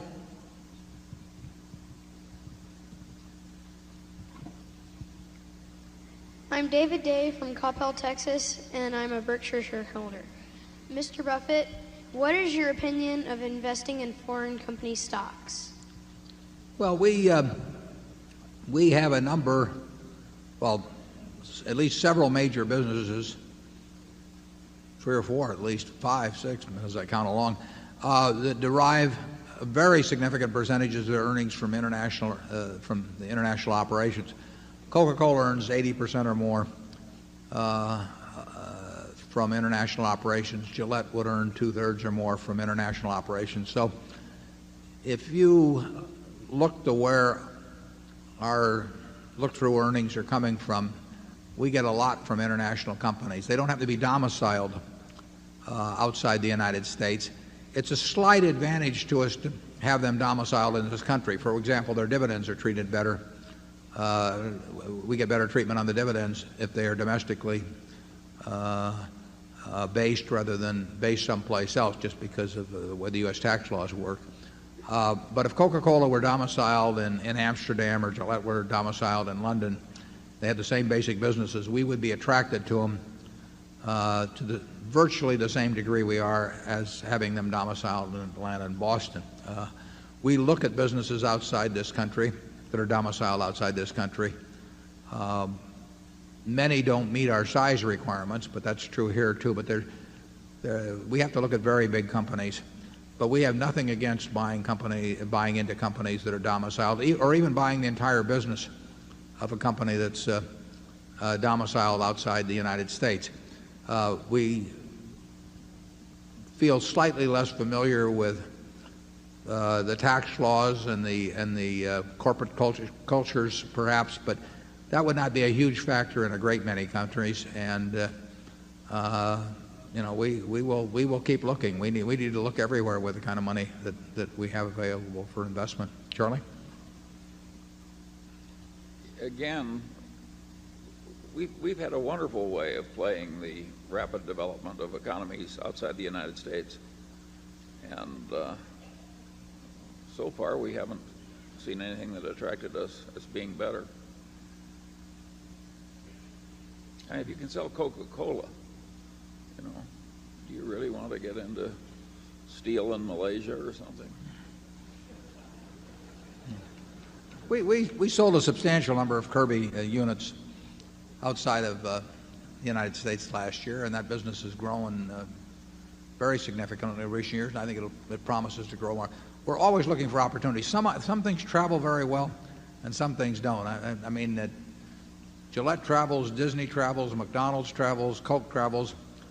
You know, See's Candy doesn't travel as well. It might if you spent 50 years working on it, but it's not an easy thing to travel. Actually, candy bars themselves don't travel very well. If you look at the top-selling candy bars in France or in England, in Japan, you don't find the similarity that you find in terms of the best-selling soft drinks or movies or fast food hamburgers or razor blades. And except Snickers. For some reason, Snickers. Well, travels very well. Yeah. Don't ask me why. Yeah. Well, Charlie's had a lot of experience as he goes around the world. You don't want to eat where we eat. You may want to invest where we invest, but okay. Section 1. I'm Richard Tompkins from Gallatin, Tennessee, and I have just 2 quick questions. Could both of y'all discuss the Kansas Bankers business and its competitors, how big of a moat Kansas Bankers has in the industry, and if they're going to expand, outside of the 22 or 20 states that they're currently in? That's A. And then secondly, just clue us in a little bit more on the 5-year discount notes that you did that were tied to the Solomon stock, and was that a way to unload it, or just kind of give us a little more than what we saw in the annual? Sometimes in the insurance business, you have a choice between being a good business or a big business. And fortunately, Don Toll, who runs Kansas Bankers Surety, is chosen for a good business. It's a specialized operation that sells, as its name implies, to bankers, and primarily policies that have fidelity coverage. And that is just not a big volume business in the whole United States. They do it exceptionally well. Don knows he knows every account, he knows every claim. He runs a fabulous operation, but it's not an operation that can double or triple in size, doing what it does and doing well. There's not the opportunity there. On the other hand, I think it's tough to compete against Don, because he brings an element of knowledge and personal attention to the account and factors of that sort that a really large company would have trouble duplicating. Charlie, you want to add anything on Kansas Bankers? Yeah, there's a huge class of businesses in America which are very strong and will throw out large amounts of cash in relation to their size, but which can't rationally be expanded very much. And if you try and expand certain kinds of businesses, you're throwing money down the rat hole. The beauty of the Berkshire Hathaway system is that such businesses are very welcome here, because the cash comes into headquarters and is allocated there.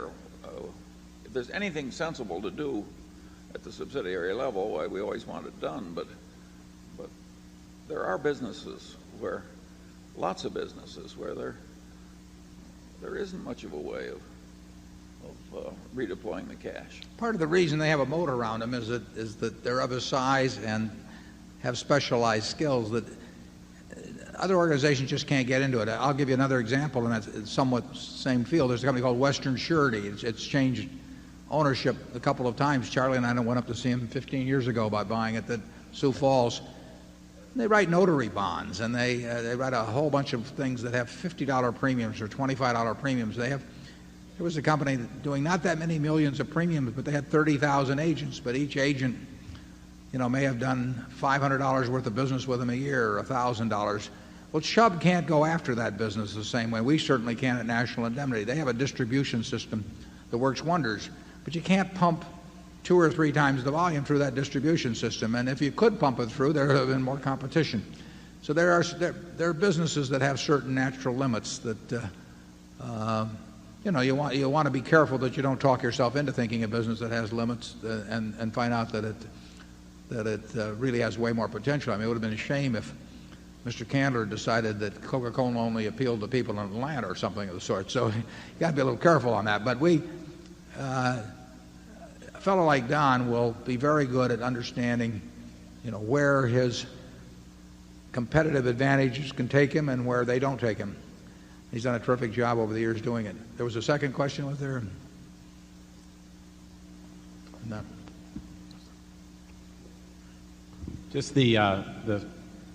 $500 million, I think, that y'all did of the discount. The Solomon notes, yeah. Well, that is simply an issue of Berkshire, by Berkshire, of $500 million, as you mentioned, of a very low coupon note, low interest rate note too, that is convertible or exchangeable into Solomon stock anytime during the next 5 years. And it's a way of taking the capital out of that block of stock at a low interest cost to use elsewhere while retaining a limited portion of the upside in the Solomon stock. And we made that decision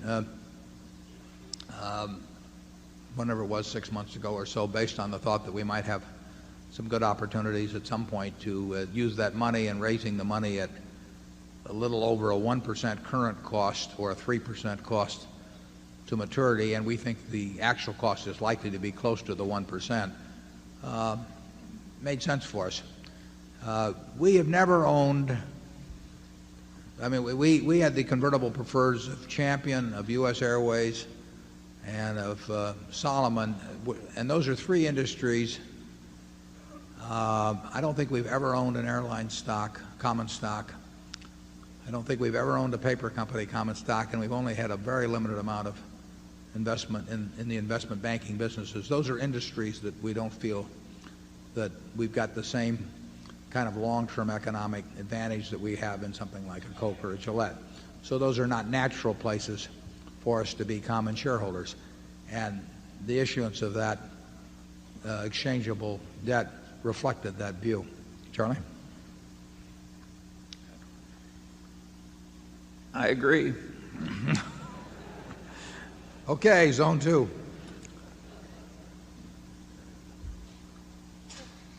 My name is Kristen Schramm. I am from Springfield, Illinois.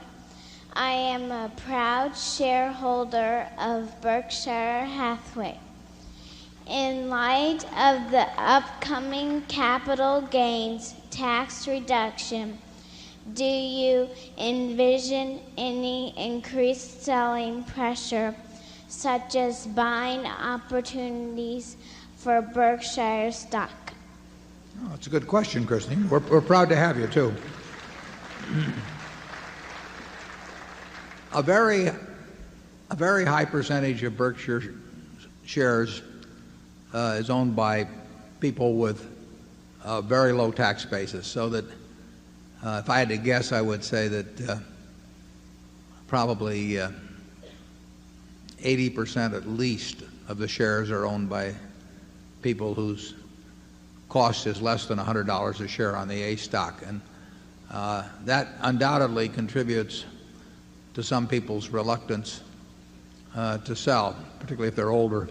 But I think it might make less difference than you think. I think most people, if there were a lower capital gains rate, I don't think there'd be a huge change in the propensity to sell the stock. I would hope, even if there was a zero capital gains tax, that there really wouldn't be any rush for the exits. It wouldn't affect my attitude particularly, but I think it's perfectly reasonable to assume that as the tax rate goes down, there will be some greater tendency to sell by people with a low tax basis on their shares. Charlie? Well, I think the laws of microeconomics and the laws of psychology are such that if you said the tax rate will, for 1 month, go down to zero, you would have some very dramatic effects in the markets. It's not going to happen, of course. No, but if you said the tax rate was going to zero for 1 month and then going to 100% subsequently, I think you'd get a certain amount of activity. Well, then you'd really... So you could tinker with the tax laws in a way that would cause dramatic market effects. I don't anticipate any such things happening. We had something similar back when they, what was it, 86? Where and the tax rate was 20% on long-term capital gains, and it was the last year you could liquidate a corporation and not pay gains taxes on appreciated assets that were disposed of in the liquidation. And we got a great flood of liquidations in that year. So it's possible to do things to the tax laws that have big market effects. I think it's very unlikely that any such thing is going to happen this year. Yeah, I agree with that. Zone 2?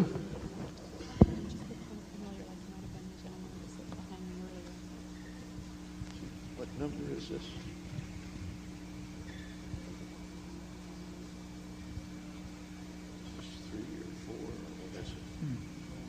Is there a zone 2? Is this it? The microphone working?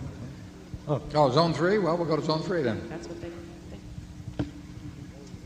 I am Charles Parcells from Grosse Pointe, Michigan.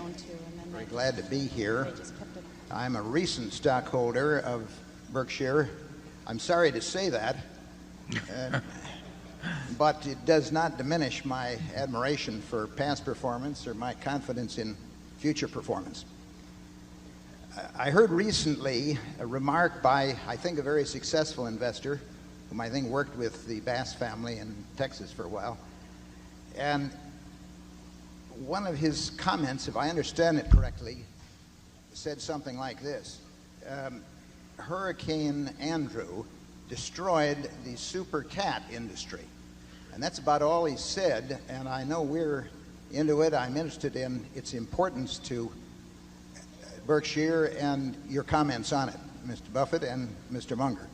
Yeah, I guess I would say I don't fully understand why he would, or even partially understand why he would say that. I mean, we are in business, in the super cat business, and I should explain, super cat business is very much like it sounds. I mean, we write insurance for other insurance companies, other reinsurance companies, to protect them, to pay them at a time when something really big comes along, a super catastrophe. And Hurricane Andrew was certainly a super catastrophe. But that's the reason people do business with us. So we pay off infrequently, but we pay off big. And we paid off about $120 million at Hurricane Andrew. But if Hurricane Andrew happened today, well, at least when one of the policies in SEPs we have, we would certainly be paying off at least, $600-700 million, something like that. And if it happens 5 years from now, we'll pay off a lot more than that because we will undoubtedly be writing more business at that time. So it's just part of the game. And there will be super cats of various kinds. There will be, huge quakes. There will be more hurricanes than huge quakes. And when that time comes, we will write a big check. But that doesn't, prices may be firmer after such an event. They may not be. They didn't firm as much as you might expect after Andrew happened. Andrew was a huge surprise to people.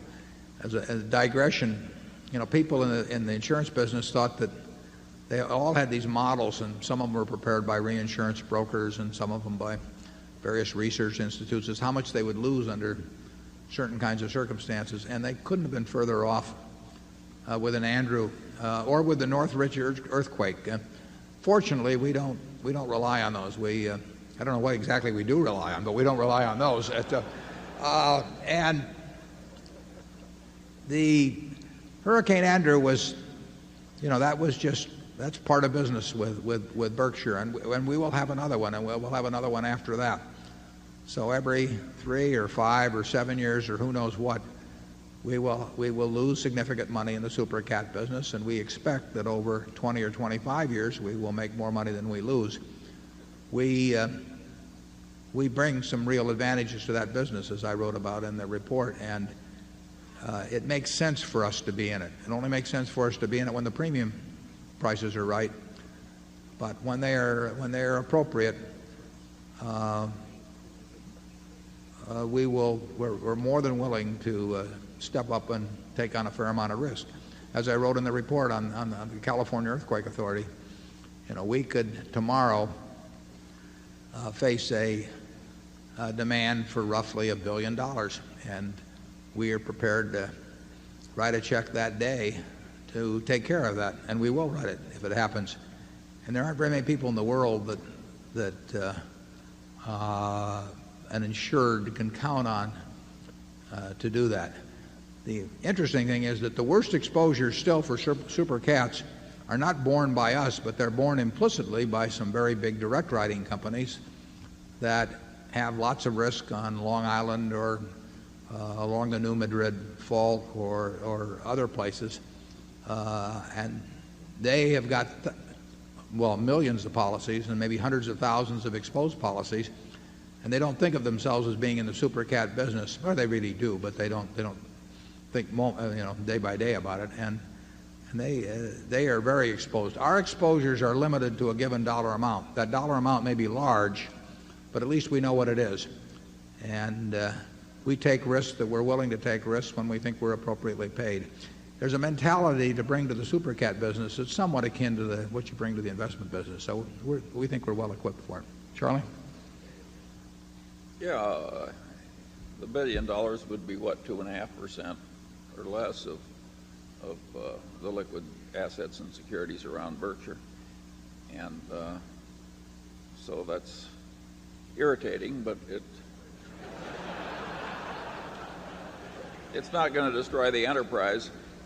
Whereas if you have an unwitting super cat exposure that you don't even recognize you have, it could destroy your company. 20th Century, a very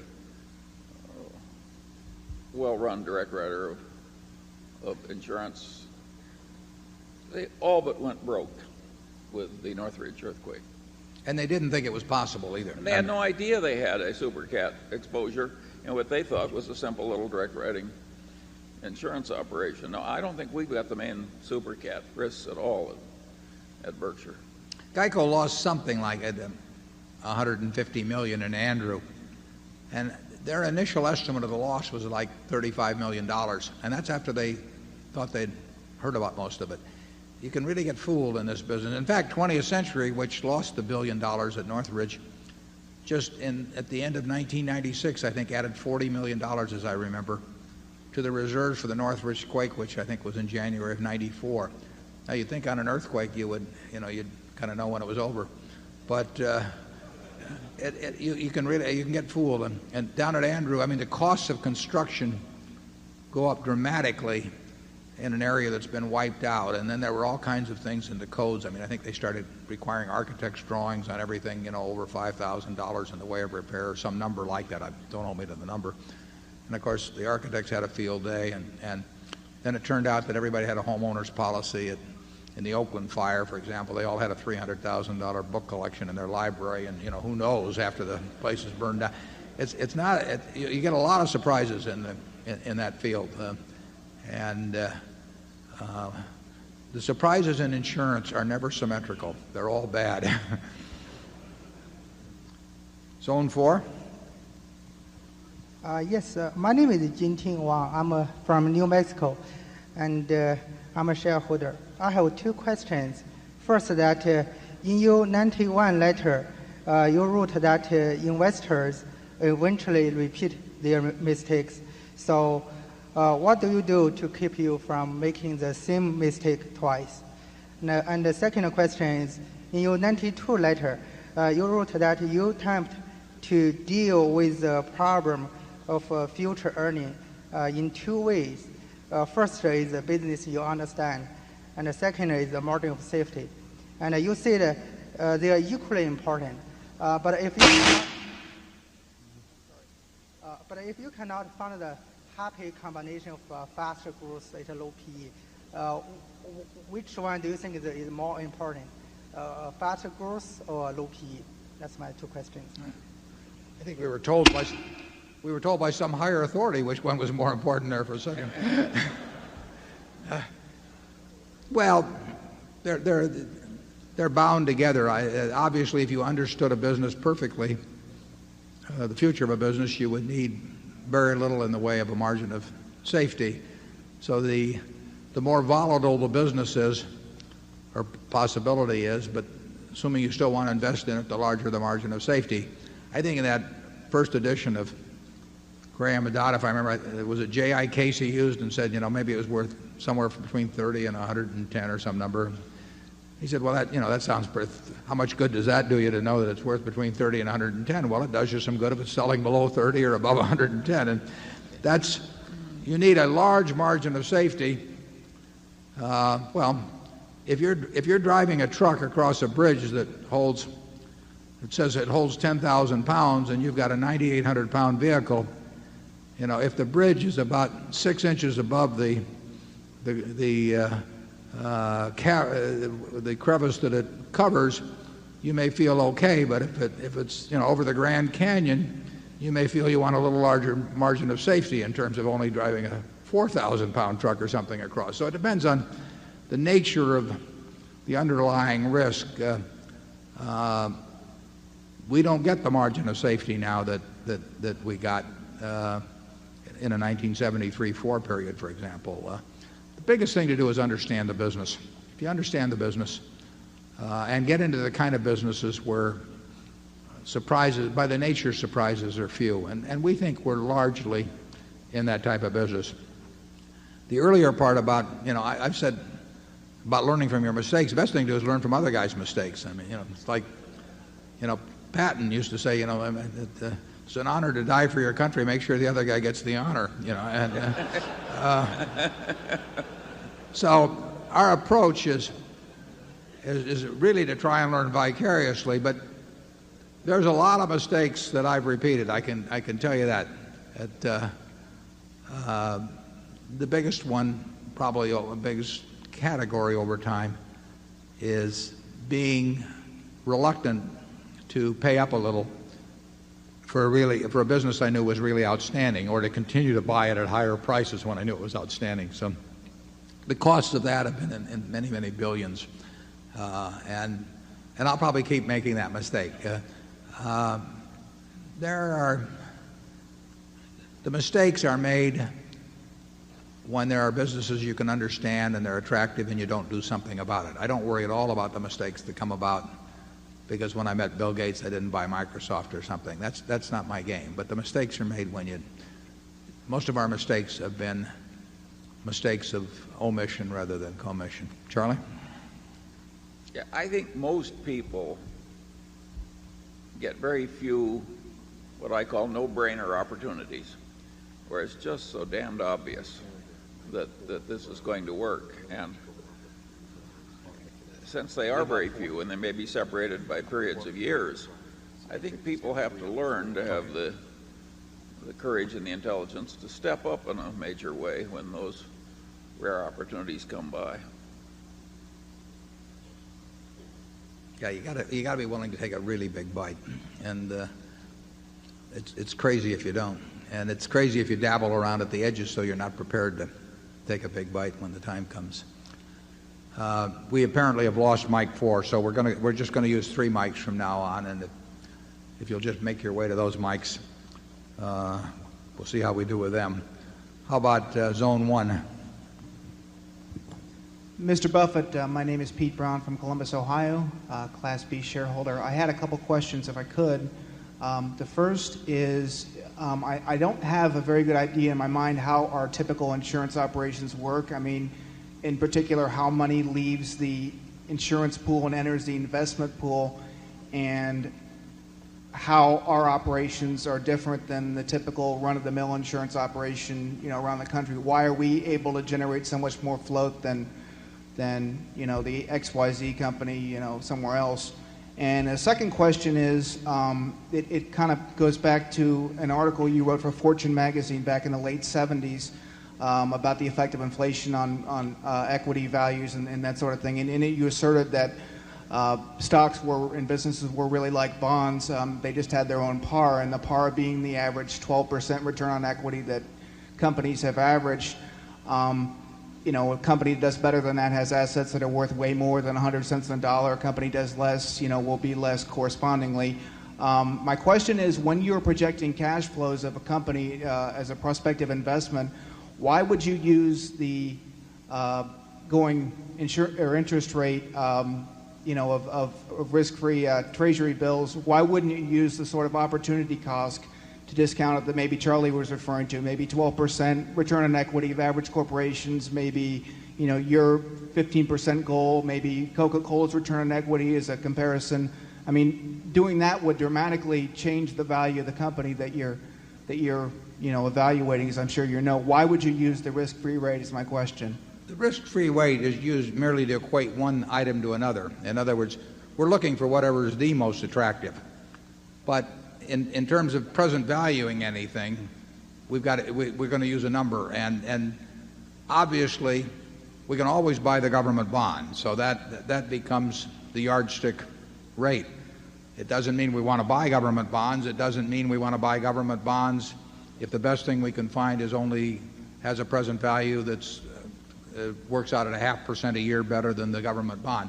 But it's the appropriate yardstick in our view to simply use to compare across all kinds of investment opportunities, oil wells, farms, whatever it may be. Now it gets into degree of certainty too, but it's the yardstick rate. It's not because we want to buy government bonds, but it does serve to make that a constant throughout the valuation process. In our insurance business, we really have a group of insurance businesses, and they have different characteristics. The consistent characteristic actually is that they're all very, very good businesses. Some of them are a lot larger and have opportunities to get larger, and some of them are not so large and have limited opportunities in terms of growth. But every insurance operation we have is a distinct asset to Berkshire. We've got smaller workers' comp operation. We've got a credit operation, credit card operation. We've got a home state operation. We have all these different businesses, Kansas Bankers, Sureties, whatever. They're all good businesses. Some of them don't develop a lot of float relative to premium volume. The nature of Kansas Bankers, Sureties is that it won't develop a lot of float. It just happens to be the kind of business they write. The nature of comp is that it develops more float because comp claims pay more slowly. You really should think of each one of those having different characteristics. GEICO is entirely different than the super cat business. They're both good businesses. In terms of how we invest the money when it comes in, we invest it when it comes in. I mean, we'll get a large super cat premium today, it's invested. Now, if we have a claim tomorrow, then we disinvest, and in a substantial way. If you take something like GEICO, the cash flow is always going to be positive probably on that. We won't have another Hurricane Andrew because we've backed out of the homeowners business to quite an extent. So month by month, the money comes in at a GEICO, and the faster it grows, the more the money that comes in. We have so much capital that we can basically put that money into whatever makes the most sense for Berkshire. So we have none of either the mental or psychological constraints or regulatory constraints that many insurance companies operate under. Many of them think they sort of should have this portion and this and this portion and that and so on. Investments usually play second fiddle to the insurance business at most companies that are in the insurance business. We look at them as being of equal importance, and we run them as two distinct businesses. We do whatever makes most sense on the investment side, whatever makes the most sense on the insurance side. We never do anything on the investment side that will impinge on our business on the insurance side. But you really should look at each one of our businesses separately. GEICO has entirely different characteristics than the super cat business. They both call themselves insurance. They both develop float. But in economic terms and in terms of competitive strengths and that sort of thing, they're two very different businesses. And our smaller businesses are different businesses. Some of those may grow reasonably well. We'll keep working on it. Charlie?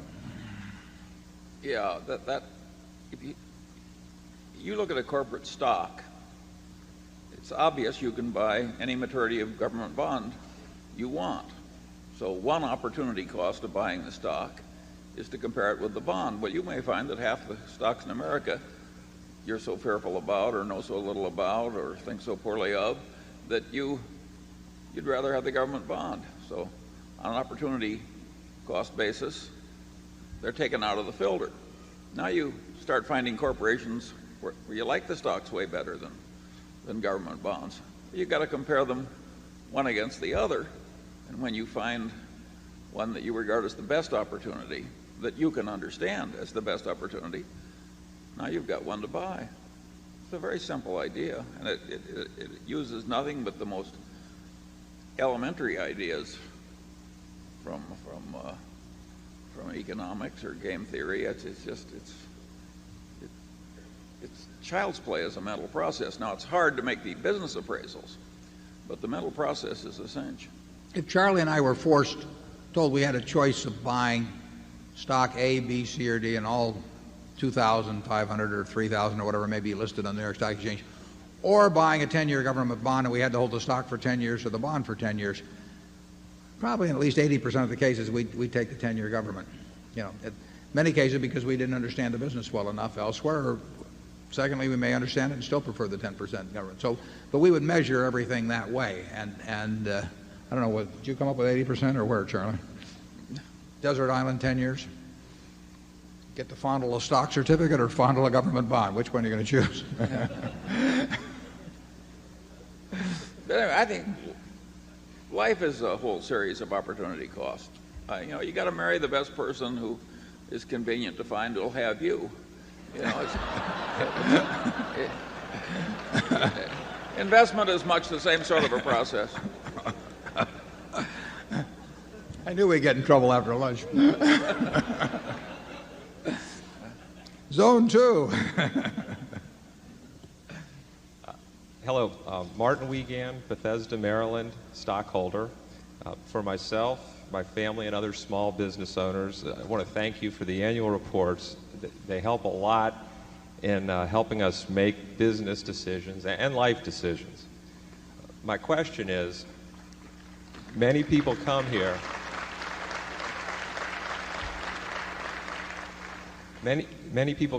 to listen to you and to copy and understand your investment philosophy. But why don't more people, in your opinion, try to copy your investment vehicle, a corporation that pays no dividends?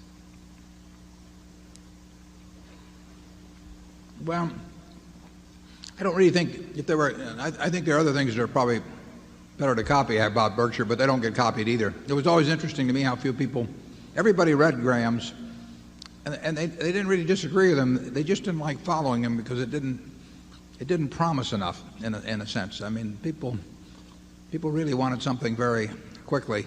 In terms of not paying dividends, we don't pay dividends because we think we can turn every dollar we retain into more than a dollar of market value. I mean, the only reason for us to keep your money is if it becomes worth more by us keeping it than it would be worth if we gave it to you. And if we can create more than a dollar of market value for every dollar we keep, you're better off whether you want to take that dollar out by selling a little piece of your stock or whether you continue to leave it in. That's the test. If we come to the conclusion that we can't do that, and we could come to the conclusion sometime, then we should distribute it to you. The interesting thing is, we're in certain businesses, for example, See's Candy being one. We don't have a way to intelligently use all of the money that See's generates within the See's Candy Company. So if See's were a standalone company, it would pay very large dividends. Not because it just had some dividend paying policy. It would be simply because we wouldn't have a way of using, in this case, $30 million a year intelligently in expanding that business. The Buffalo News is the same way. We don't have a way of using money within that specific business intelligently to use the money that it generates. We hope that in the overall Berkshire Hathaway scheme of things, that we can intelligently use the money that the companies in aggregate generate for us. And we think so far we have, and we think the prospects are reasonably good that we can continue to do that. But dividend policy should really be determined by that criteria, also bearing in mind the possibilities of repurchase of stock too, but they should be determined by whether a dollar left in the business is worth more than to the shareholder than a dollar paid out.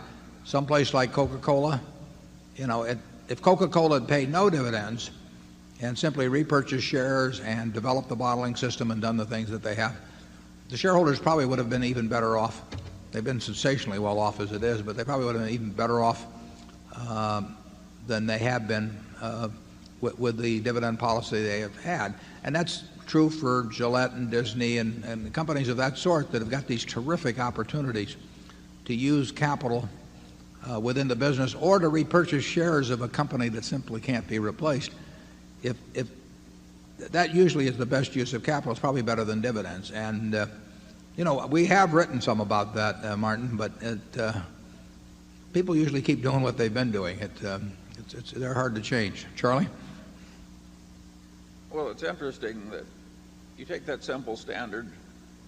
You should retain money if you can make it worth more than it is by retaining it. That is not the standard thing that's taught in the corporate finance departments of our major universities. Why do we have this simple idea and they have another one? Time after time we find that so. I've tried to understand why they think the way they do, and I have great difficulty with it. I've just concluded that they're wrong, but that isn't enough. There has to be a reason why so many smart people are that wrong, and that's a story for another day. But there are things gravely wrong with American education that I hope that Berkshire Hathaway is slowly helping to fix. Can you imagine if pick any one of you here, and let's say the two of us were in a business together, it was earning $100,000 a year. How would we decide whether to leave the $100,000 each year? And it'd be exactly what we've talked about here. If we thought the $100,000 would translate into a present value of more than $100,000 by some action, we'd leave it in, and if it didn't, we'd take it out. And it doesn't seem to register generally. And incidentally, in our own case, we'll probably go too long before we come to the conclusion that we're not really using it that effectively, because there'll be a certain denial we'll go through, and we'll say, well, that was just temporary last year. But that is our approach, and we'll do our best to apply it. Zone 3. Mr. Buffett, Mr. Munger, my name is John Shane. I'm from Nashville, Tennessee. You touched on the subject of return on equity in response to a different question. I wonder whether you might be willing to elaborate along the following line. Right now, the Standard & Poor's 500 in aggregate have a return on equity of about 22%. The average over the decades for corporate America has been more like 12 or 13%. How did we get to this point of extraordinary profitability, and how likely do you think we are over the next 10 or 15 years to revert back to the mean of the low teens? Well, I would say this. I never thought it would happen. So I start out with the fact that if you'd listened to me, you'd have been dead wrong if in terms of what the return on equity in 1996 or 1995, 1997 would be. It does not seem to me that 22% returns on equity are sustainable in a world where the long-term interest rate is 7%, and where the capability of saving large amounts in the economy are quite dramatic. You would just think that there would be some sort of leveling effect between 7 and the 22 you name, that as savings got directed within the economy and as the competitive forces operate that we've been taught will operate over time, would come into play. But I've been wrong on that subject, and that's why I say these levels are not unjustified if those kinds of returns can be made. Because let's just say that you had a 22% perpetual bond, and you had the ability, and let's say that a third of that coupon would be paid out. So you got a bond with a 22% coupon, and say 7% is paid out, being the dividend payout on the S&P, we'll say, and the other 15% is reinvested in more 22% bonds with similar characteristics. Now, what's that instrument worth on a present value basis in a 7% world? It's worth a lot of money. In fact, it's worth so much money that it becomes a mathematical fallacy at some point because when the compound rate becomes higher than the discount rate, you get into infinite numbers, which or you get into infinity, and that's a number. That's the concept we like to think about around Berkshire. We haven't figured out how to attain it. There's a book called The Petersburg Paradox. Or there's an article called The Petersburg Paradox and the Growth Stock Fallacy. I think that's the name of it by a fellow named, I think, David Duran, written about 25 years ago. And it gets into this bit where the growth rate is higher than the discount rate. And it shouldn't work for an extended period of time, but it's sure fun while it's going on. Charlie? Yeah, I think a couple of things contributed to this phenomenon that we so carefully mispredicted. Number one, it became very fashionable for corporations to buy in shares, and I think that we helped in a very small way bring on that enlightenment, and I think that was a plus in terms of rational corporate decision making. The other thing that happened is that the antitrust administration got way more lenient in allowing people to buy competitors, and I think those two factors helped raise returns on capital in the United States, and but that can't. You wouldn't think that could go on forever, and what 15% per annum compounded will do is grow way faster than the economy can grow, way faster than aggregate profits can grow over a long pull. So sooner or later something has to happen. I don't think we've reached a new order of things where the laws of mathematics are somehow repealed. If real output in this country grows at, say, 3% a year, call it real GDP grows at 3% a year, and the capitalized value of industry in the country grows at 10% a year, at some point you get into mathematical absurdities. I mean, at the low inflation rates, you can't have if we have an economy that's 7 or 8 trillion now in GDP and 7 or 8 trillion in equity valuation, that may or may not make sense. But if you have one that's 15 billion in GDP and 75 billion in equity valuation, 75 trillion in equity valuation, you get to things that can't make any sense. So if you get these differential rates of growth among items that have some relationship, however tenuous or at least non-specific in the short run, it doesn't work after a while. And nobody wants to think about that. They don't want to think about their own death. But I mean, it doesn't go away just because you don't want to think about it. And we haven't gotten any point like that. But you can project out numbers, and they just won't make any sense after a while. Yeah, corporate profits can't be 200% of GNP. Yeah. Indeed, they can't be 50% of GNP. So these high rates of compounding just go automatically into absurdity. Yeah, they really can't be 20% of GDP or some number like that. So if you start saying you can't have a multiple of more, you get differential rates, and they just simply you leave the tracks after a while. And all you people should be aware of this, because all the people who are professional sellers of investment advice and brokerage service, et cetera, have an immense vested interest in believing that things that can't be true are true. Yeah, and not only that, they've been selected in a Darwinian process to have formidable sales skills and large energy. And this is dangerous to the rest of us. Yeah. Well, you've been selected to be the recipients of their advice. Right. Furthermore, they figure out who we are and come in about 6 o'clock in the evening. Zone 1 again. Mike Assail from New York City.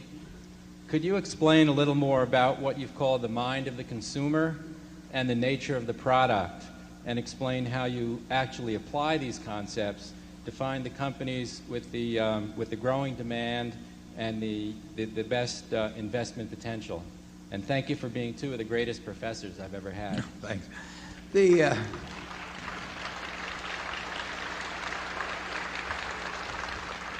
What you really, when you get into consumer products, you're really interested in finding out or thinking about what is in the mind of how many people throughout the world about a product now and what it's likely to be in their mind 5 or 10 or 20 years from now. Now, virtually every person in the globe, maybe, well, let's get it down to 75% of the people in the globe, have some notion in their mind about Coca-Cola. They have, the word Coca-Cola means something to them. RC Cola doesn't mean anything to virtually anyone in the world. But, it does with the guy who owns RC, but, and the bottler, but everybody has something in their mind about Coca-Cola. And overwhelmingly, it's favorable. It's associated with pleasant experiences. Now, part of that is by design. I mean, it is where you are happy. It is at Disneyland, at Disney World, and it's at ballparks, and it's every place that you're likely to have a smile on your face, including the Berkshire Hathaway meeting, I might add. And that position in the mind is pretty firmly established. And it's established in close to 200 countries around the world with people. A year from now, it will be established in more minds, and it will have a slightly different overall position. And 10 years from now, the position can move just a little bit more. It's share of mind. It's not share of market. It's share of mind that counts. Disney, same way. Disney means something to billions of people. And if you're a parent with a couple of young children and you got 50 videos in front of you that you can buy, you're not going to sit down and preview an hour and a half of each video before deciding what one to stick in front of your kids. You have got something in your mind about Disney, and you don't have it about the ABC video company, or you don't even have it about you don't have it about 20th Century, or you don't have it about Paramount. So that name to billions of people, including lots of people outside this country, it has a meaning. And that meaning overwhelmingly is favorable. It's reinforced by the other activities of the company. And just think of what somebody would pay if they could actually buy that share of mind, of billions of people around the world. You can't do it. You can't do it by $1 billion advertising budget or a $3 billion advertising budget or hiring 20,000 super salesmen.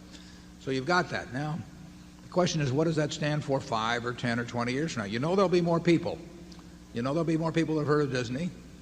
And that there will always be parents that are interested in having something for their kids to do, and that kids will love the same sort of things. And that whoops. He emphasizes the key points when we get to those. But that is what you're trying to think about with the consumption product. That's what Charlie and I were thinking about when we bought See's Candy. I mean, here we were in 1972. We think we know a fair amount about candy. I know more than when I sat down this morning. I mean, I had about 20 pieces already. But, does their face light up on Valentine's Day, when you hand them a box of candy and say, it's some nondescript thing and say, here, honey, I took the low bid, or something of the sort. And no, I mean, you want something, you've got tens of millions of people, or at least many millions of people that remember that the first time they handed that box of candy, it wasn't that much thereafter that they got kissed for the first time or something. So it's the memories are good, the association's good. Total process isn't just the candy. It's the person who takes care of you at Christmas time when they've been on their feet for 8 hours and people have been yelling at them because they've been in line with 50 people in line and that person still smiles at them. The delivery process, it's the shop in which they get all kinds of things. The treat we give them, it's all part of the marketing personality. But that position in the mind is what counts with a consumer product. And that means you have a good product, very good product. It means you may need tons of infrastructure because you got to have that. I had a case of cherry coke awaiting me at the top of the Great Wall when I got there in China. Now that you've got to have something there so that the product is there when people want it. And that happened in World War II. General Eisenhower, said to Mr. Woodruff that he wanted a Coca-Cola within arm's length of every American serviceman in the world, and they build a lot of bottling plants to take care of that. That sort of positioning can be incredible. It seems to work especially well for American products. I mean, people want certain types of American products worldwide. Our music, our movies, our soft drinks, our fast food. You can't imagine, at least I can't, a French firm or a German firm or a Japanese firm having that selling 47 or 48% of the world's soft drinks. I mean, it just doesn't.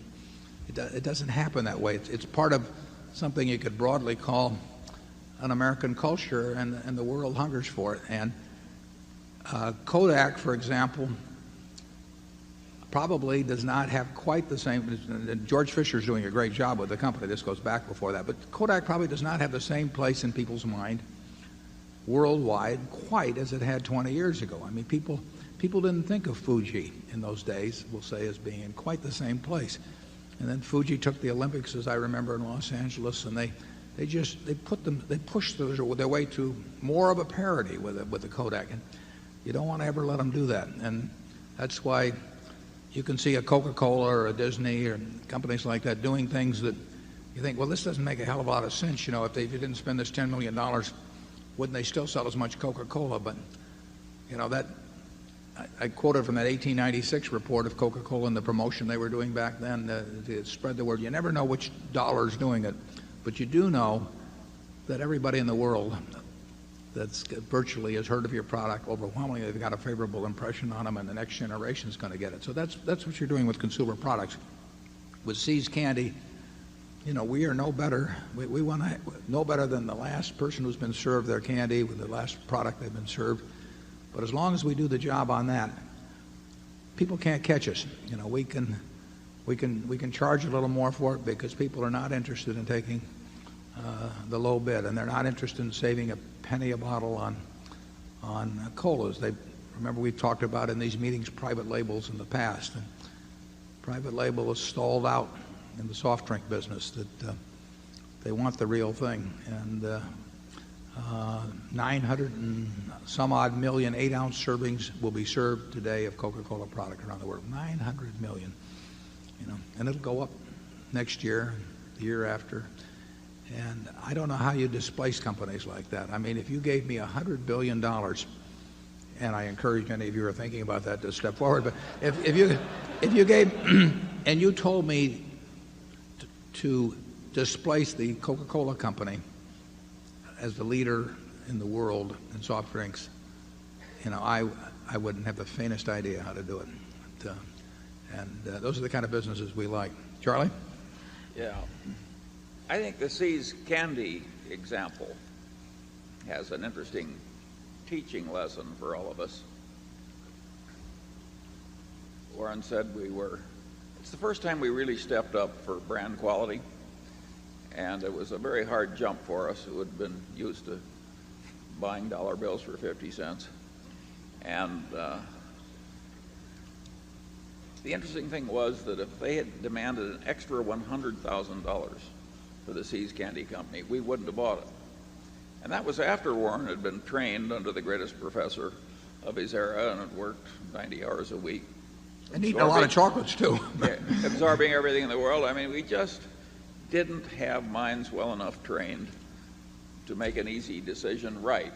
And by accident, they didn't ask the extra $100,000 for it, and we did buy it, and as it succeeded, we kept learning.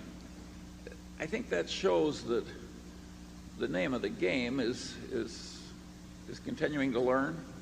And even if you're very well trained and have some natural aptitude, you still need to keep learning. And that brings along the delicate problem. People sometimes talk about two aging executives.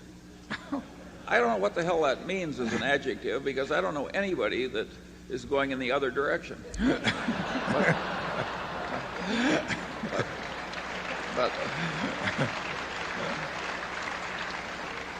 But you people who hold shares are betting for a while at least until younger successors come along. You're betting to some extent on what we'll now tactfully continue to call aging executives continuing to learn. If we hadn't have bought See's, with some subsequent developments after that, because that made us aware of other things, we wouldn't have bought Coca-Cola in 1988. I mean, you can give Seas a significant part of the credit for the, I guess, $11 billion plus profit we've got in Coca-Cola at the present time. Now you say, well, how could you be so dumb as not to be able to recognize a Coca-Cola? Well, I don't know, but you're only drinking about 20 cans yeah, a day. Right. It wasn't I hadn't been exposed to it, and it's amazing, but it just made us start thinking more. I mean, we saw how decisions we made in relation to Seas played out in a marketplace and that sort of thing, and we saw what worked and didn't work, and it made us appreciate a lot what did work and shy away from things that didn't work. But it definitely led to a Coca-Cola, and we've had the good luck to buy some businesses themselves in their entirety that taught us a lot. You know, we bought, and this worked in the other direction. I mean, we were in the windmill business one time. I was, Charlie stayed out of the windmill business, but I was in the windmill business and pumps and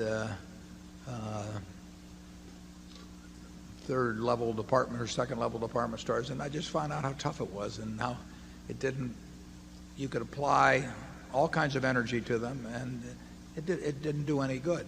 It made a great deal of sense to figure out what pond to jump in, and what pond you jumped in was probably more important than how well you could swim. Charlie? I don't think it's necessary that people be as ignorant as we were, as long as we were. I think American education could be better, but not in the hands of many of the people who are now teaching it. Is there any group we've forgotten to offend? I mean, okay, zone 2. Yes, good afternoon, Mr. Chairman and Mr. Vice Chairman. My name is Hudson Zhu, and originally from China, and I'm living in Kansas. And it's my honor to speak to you both. My question is, if someone like to form a company doing what you did 30 or 40 years ago, what is your suggestion to them? And would you share some of your wisdom with us? Thank you. First thing we'd suggest they send us a royalty, but Charlie, you take over on that. You've thought more about starting over again than I have. I want to frankly say that that's a question I ordinarily duck. I always believe in getting the fundamental mental tools in place. And I always believe in running reality as it comes in, preferably vicariously through the newspaper, etc., instead of through personal painful experience, through the filter of these sound ideas. And I not only think that works in life to create success, I think it makes life more fun. So I argue for sound thinking, but the exact specific techniques of turning yourself into another Warren Buffett, I leave to you. Well, the one thing I would advise is I think there's a ton of opportunity out there, and I would do something I enjoyed. I wouldn't do something because I thought it was going to get me to a life I was going to enjoy later on, or because if I made a lot of money I was going to be a lot happier or anything like that. I've never done that, and I think that you will do well in what you enjoy, and I think it's crazy in life to endure a whole lot that I don't mean. Charlie and I worked in a grocery store. We didn't really jump up and down over it all the time, but in terms of making a commitment to really be in a business that you're only in it for the money, I think that's crazy. If we were in this only for the money, we'd have quit a long time ago, obviously. And it just you ought to have fun while you're doing it. It should not be jammed tomorrow and not jammed today. It just doesn't make any sense to me. I think you'll get better results that way, too. Zone 2? Or did we just do Zone 2? I think we did. Yeah. Maybe Zone 3. Dave Uberg from Sac City, Iowa. And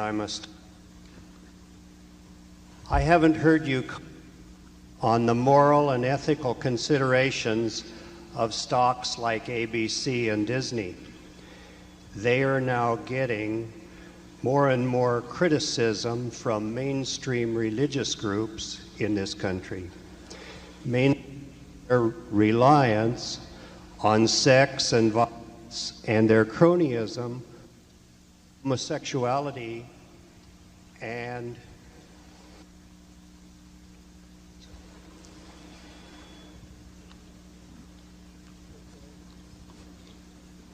did they hear it? I didn't. We didn't cut anybody off there. Yeah, right. What? But I would say that, you know, I'm delighted to have my grandchildren exposed to the full range of Disney product. I'd love to take them to Disneyland or Disney World or take them to Disney movies or Disney videos. So, you know, I think that the Disney company is being run in an absolutely first-rate way, and I have no problem whatsoever with gays being employed or receiving benefits or anything of the sort.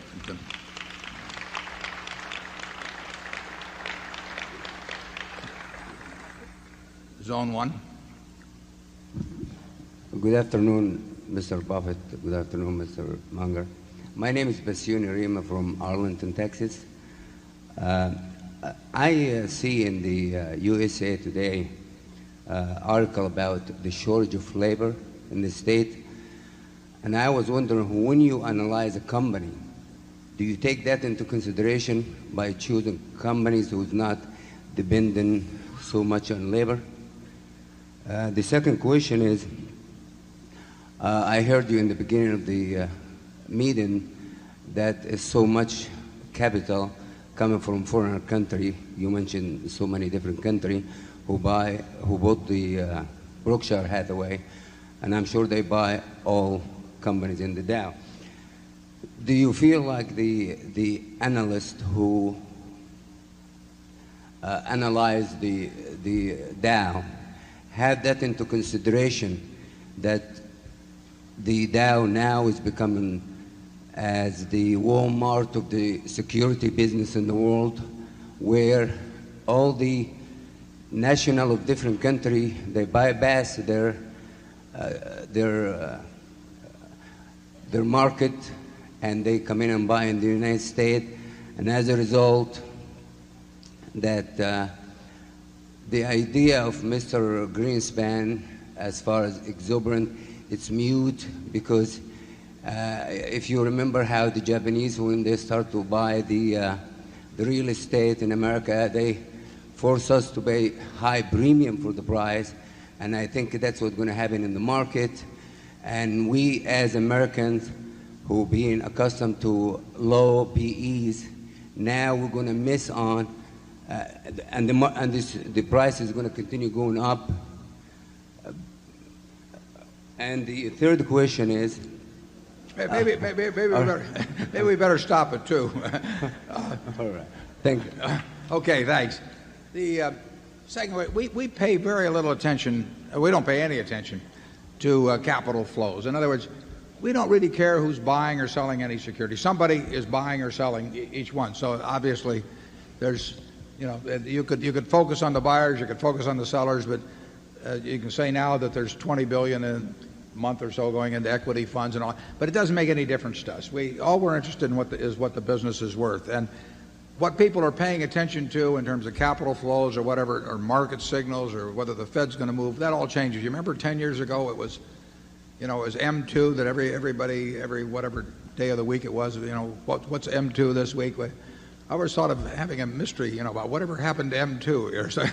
But there's always something that people are talking about. There's so much time to fill with chatter, you know, that and pages to fill, that they write about all these things that to us don't make much difference because we don't care if the market closes for the next 5 years. We care how much Coca-Cola is sold 5 years from now and what percentage of the world market they have and what they're charging for it and how many shares are outstanding and that sort of thing. But we don't care who's buying or selling it in the least, except we like it when the company's buying it. The same way with Gillette, we care about whether people are trading up in the shaving experience. So capital flows and all of those macro factors that people like to write about a lot just have nothing to do with what we do. We're buying businesses. And I really think it is not a bad mindset whenever you buy a stock to say, would I be happy buying this stock if the market closed for 5 years? Because then you're buying a business if you say yes to that. If you don't say yes to that, you may not be focusing on the proper thing. By its nature, the U.S. is running a substantial trade deficit, merchandise trade deficit.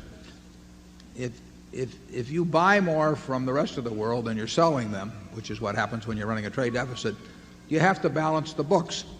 I mean, they get something in exchange, and what happens is they get some sort of capital asset in exchange. They may get a government bond, they may get a piece of the U.S. business or something, but the key thing in economics, whenever somebody makes some assertion to you about economics, you always want to say, and then what? In fact, it's not a bad idea to say it about everything in life, but you always have to say, and then what?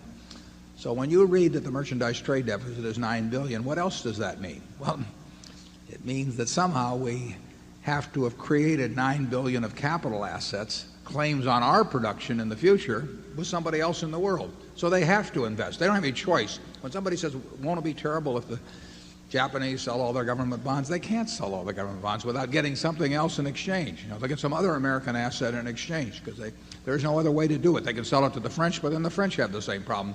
So trace through where the transactions go anytime someone starts talking about one specific action in economics. Question about labor. Generally speaking, obviously, we like a business with low labor costs, but we like a business with low costs of every kind because the rest is profit. So it would be true that on balance we would not be high on labor-intensive companies, but there's some very good businesses that are labor-intensive. But if you say, would I rather have a labor-intensive business or a non-labor-intensive business, and everything else is equal, the answer is the less labor-intensive business. Charlie, you want to comment on either one?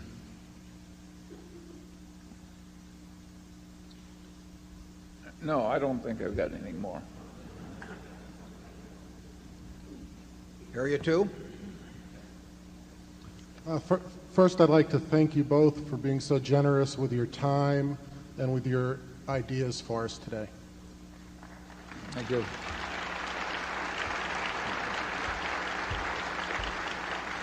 We get paid by the hour, so Well, I'll try and talk quickly then. No. My name is Bob Costa from Evansville, Indiana. I've been a shareholder for 4 years.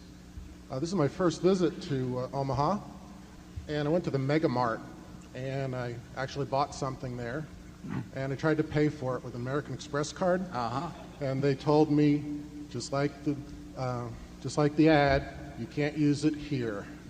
I hope you both comment on that, or at least one of you. But my real question is that I just stumbled across the idea of intellectual capital and how that might be useful in valuing a business, and I was hoping that one or both of you could clarify that for me and whether that's useful to us as investors or just another academic theory that we'd be better off ignoring. Yeah. Harvey Golub, who runs American Express and has done a terrific job of running it, has written me about the Furniture Mart as well as about See's. And we basically let our managers run their own businesses. So the people at each entity, Borsheim's takes American Express, others of our businesses do too. We let every manager make his decisions. As soon as I start telling the managers that they ought to say take American Express or not take Visa or whatever it may be, at that point they've lost some of the responsibility for their operations and perhaps to an extent even some of the pride that comes from running them. Most of our managers do not need to work for a living. They run their businesses for the same reason Charlie and I run Berkshire. They love doing it. They jump out of bed in the morning because it's exciting to do. And one thing that would keep the two of us or drive the two of us away from Berkshire is if we were getting second guessed all the time or somebody else was telling us when to swing or not to swing. We would have no interest in running the business. We'd do something else then. And maybe our other managers aren't as extreme as we are in that respect, but we feel they've built successful businesses. They know how to do it. We do allocate the excess capital they generate, but aside from that, we really let them make their own decisions. So we have no company-wide policy on virtually anything that I can think of except send money to Omaha. We're delighted to have American Express give the Furniture Mart the reasons why the Furniture Mart will be better off using American Express. And my guess is they have some very good reasons. But they're going to have to sell them on that. And just like any vendor of anything has to sell each operation. We wouldn't tell the people at Seas who to buy the nuts from, or who to buy the container from, or anything of the sort, how to design the stores or whatever it may be. And that's just the Berkshire philosophy on that. Charlie, you want to come in? Yeah. Let me shift to intellectual capital. Berkshire has a lot of intellectual capital in these very able executives in the various businesses, and we hope we've got some intellectual capital in the few hundred square feet at headquarters. But we are not in the business of designing oil refineries with armies of engineers or developing software with armies doing complicated accounting work all over the world. We just haven't drifted into that kind of a business. And intellectual capital has gotten to be a new buzzword because we've now developed huge businesses like Microsoft, which really didn't exist on that scale not so very long ago. And so people have suddenly realized, my God, there's really a lot of money in aggregation effects and momentum effects when you get a bunch of really bright people working in the same direction. And that's what's made the concept so fashionable. By and large, we've avoided the field. Again, it's hard for us to understand. Yeah, we've looked for brains and energy and integrity in people that we work with. And if you get that combination and you're in a decent business, you're going to own the world. And whether you call it intellectual capital or anything, you can stick the names on it. And that's who we try to associate with. I mean, it's a lot easier than doing it yourself. And when we get in our own businesses, you saw that group there at the end of the movie. I mean, that's a huge asset to Berkshire. They talk about getting into accounting for it. That's nonsense in my view. I mean, you don't need to do that. But you should pay for it, and you should pay for it as shareholders. You should pay for it as managers.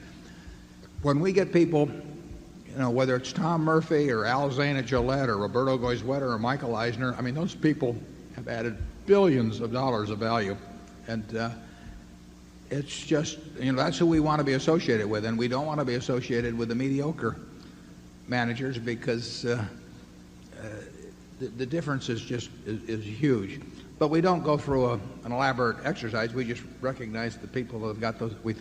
We try to recognize the people that have got those qualities, and then if they're in a good business and they've got those qualities, we want to take a big bite.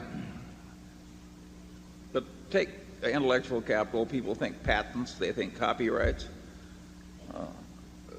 Patents and copyrights have gotten to be way more valuable as a percentage of the investment assets of the world. And so people are very much more interested in intellectual capital. Think of the great drug companies and how small they were 20 years ago and how everything they have is basically intellectual capital. It's the few products that really work that have the patents. But by and large, we're not in drug companies. No, but there are different forms. As Charlie said, there's businesses you sort of think of that way as their whole being intellectual capital. But I would argue that when Roberto Goizueta 15 years ago saw how to make the future of Coke, same product, dramatic and basically the same system, although it required some changes, but saw how to make that dramatically more valuable by doing a lot of little things over a long period of time and doing them consistently and not getting his eye off the ball. Michael Eisner did the same thing. Disney hadn't gone anyplace, in the 15 years or so after Walt died. Now, we all knew who Mickey Mouse was and everything, but Michael really saw what the future should be, and he still does. And how you say it's easy when it's all over, but how many people were doing something about it at the time? The place was languishing basically 15 years ago. They had the assets, and to me that's it's different than what Bill Gates does or Andy Grove does, but it's our form of intellectual capital, and it's one we can understand better. Zone, what do we have? 3.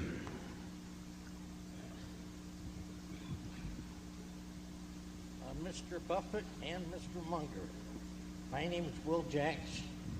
I'm from Chicago, and I'm a happy shareholder. I first want to thank both of you for the unusual privilege you give us, your time and your expertise. This is very unusual, and I think is to be commended.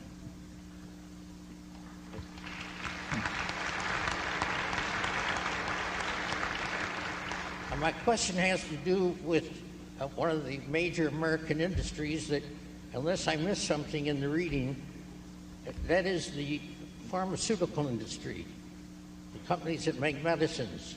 And I wonder under what circumstances you might consider those industries for investment by Berkshire Hathaway. Well, those industries, the pharmaceutical industry has obviously been a terrific industry to invest in. We have trouble, or at least I have trouble, distinguishing among the companies in terms of seeing which ones 10 years from now might be the best ones to be in. I mean, it's easier for me to figure out that Coca-Cola is the soft drink company to be in, or Gillette is the shaving company to be in, or Disney is the entertainment company to be in, than it is for me to figure out which one in the pharmaceutical. But that, I'm not saying you can't do it. I'm just saying that that's difficult for me. We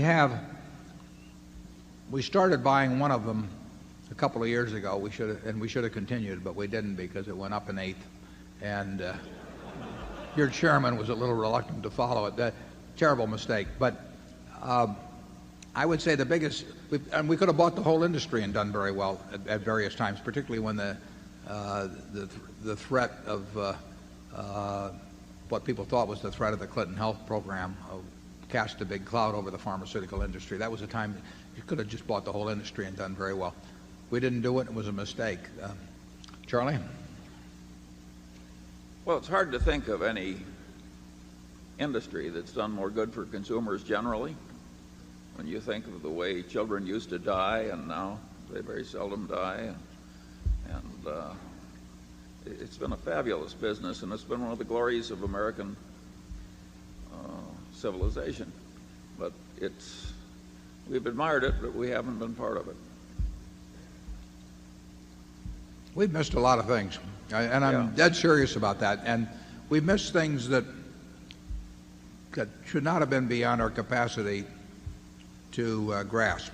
There's a lot of things that should be beyond our capacity to grasp, but there's some that haven't been, and we've just plain missed them.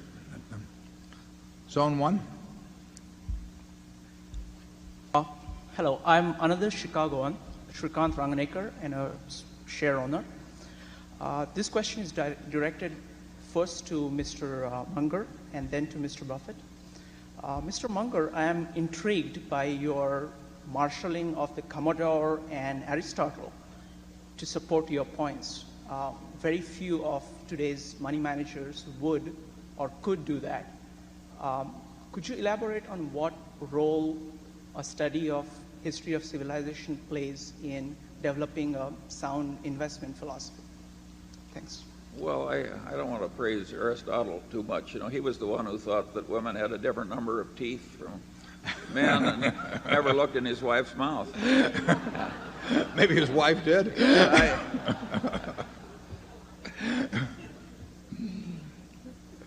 I'm all in favor of a good general education, and I think it helps investment performance, and it helps business performance, and it helps one be a better citizen.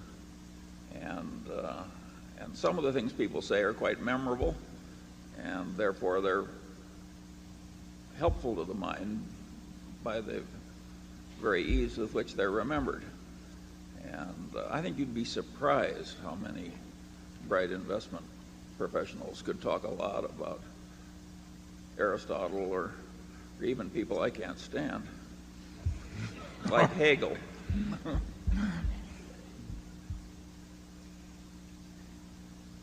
You want to quote a little more from anybody?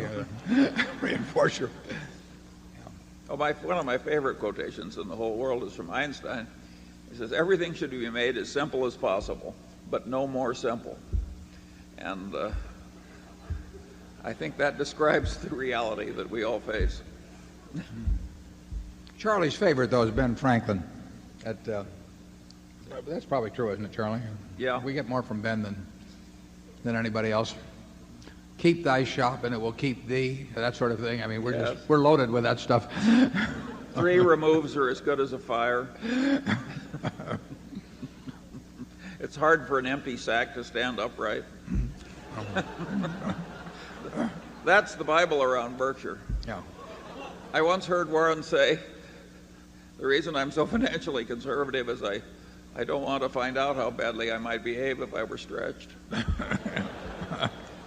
I think we better cut him off here. Zone 2, you better cut the thumping there.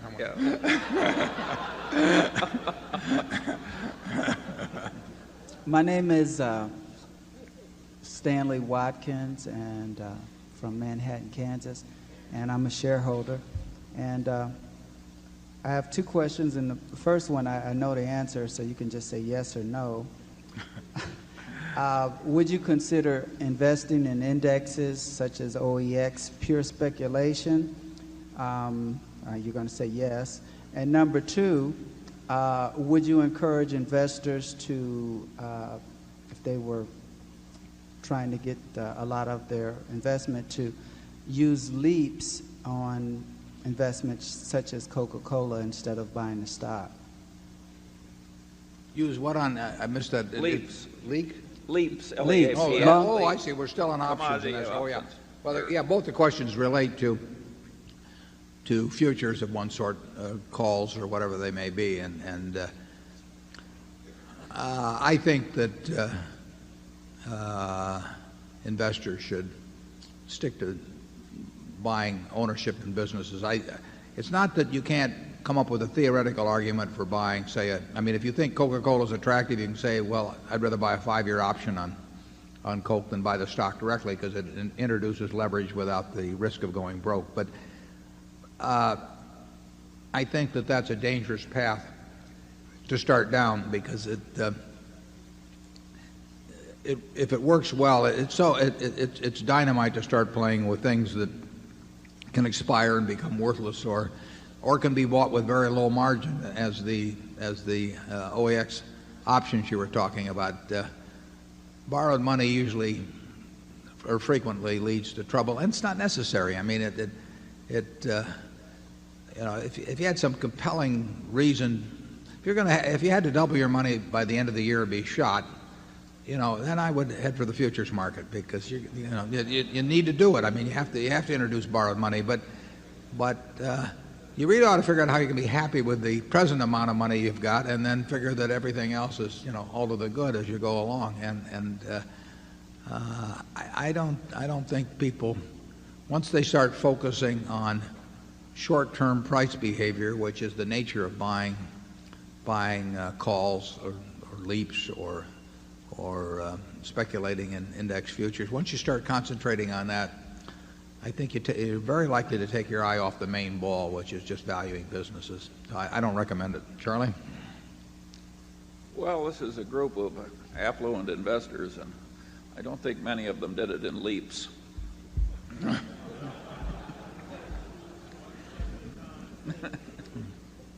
it's certainly true. If we'd operated Berkshire with considerable borrowed money over the years, it would have done very much better than it has, but nobody knew what that amount of borrowed money the appropriate level would have been. And it wouldn't have made any difference to us. I mean, we have just as much fun doing what we've done than if we'd owned it on leverage and had been twice as much. I mean, it's not the way we approach it.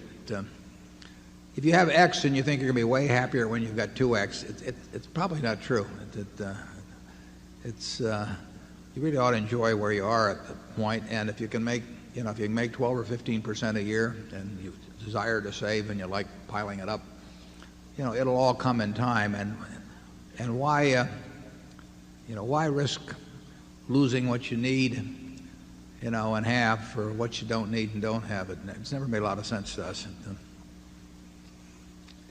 Warren wrote a letter when they were developing the security options businesses, and he urged the civilization not to allow the new exchanges. And you can see how much attention they paid to him. Yeah, the usual amount. Yeah, right. Area 3. Hi, my name is Greg Colarch, a shareholder from Calgary, Canada, the home of BRK.A Minerals. My question for you is, the companies in the hazardous waste disposal industry have underperformed the market for about a decade now. Do you see any value in that area?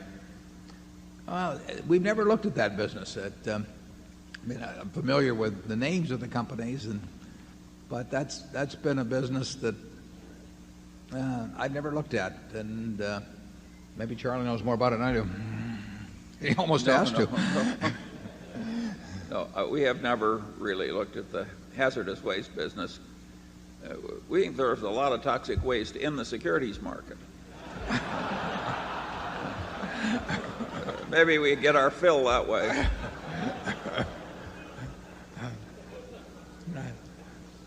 Area 1.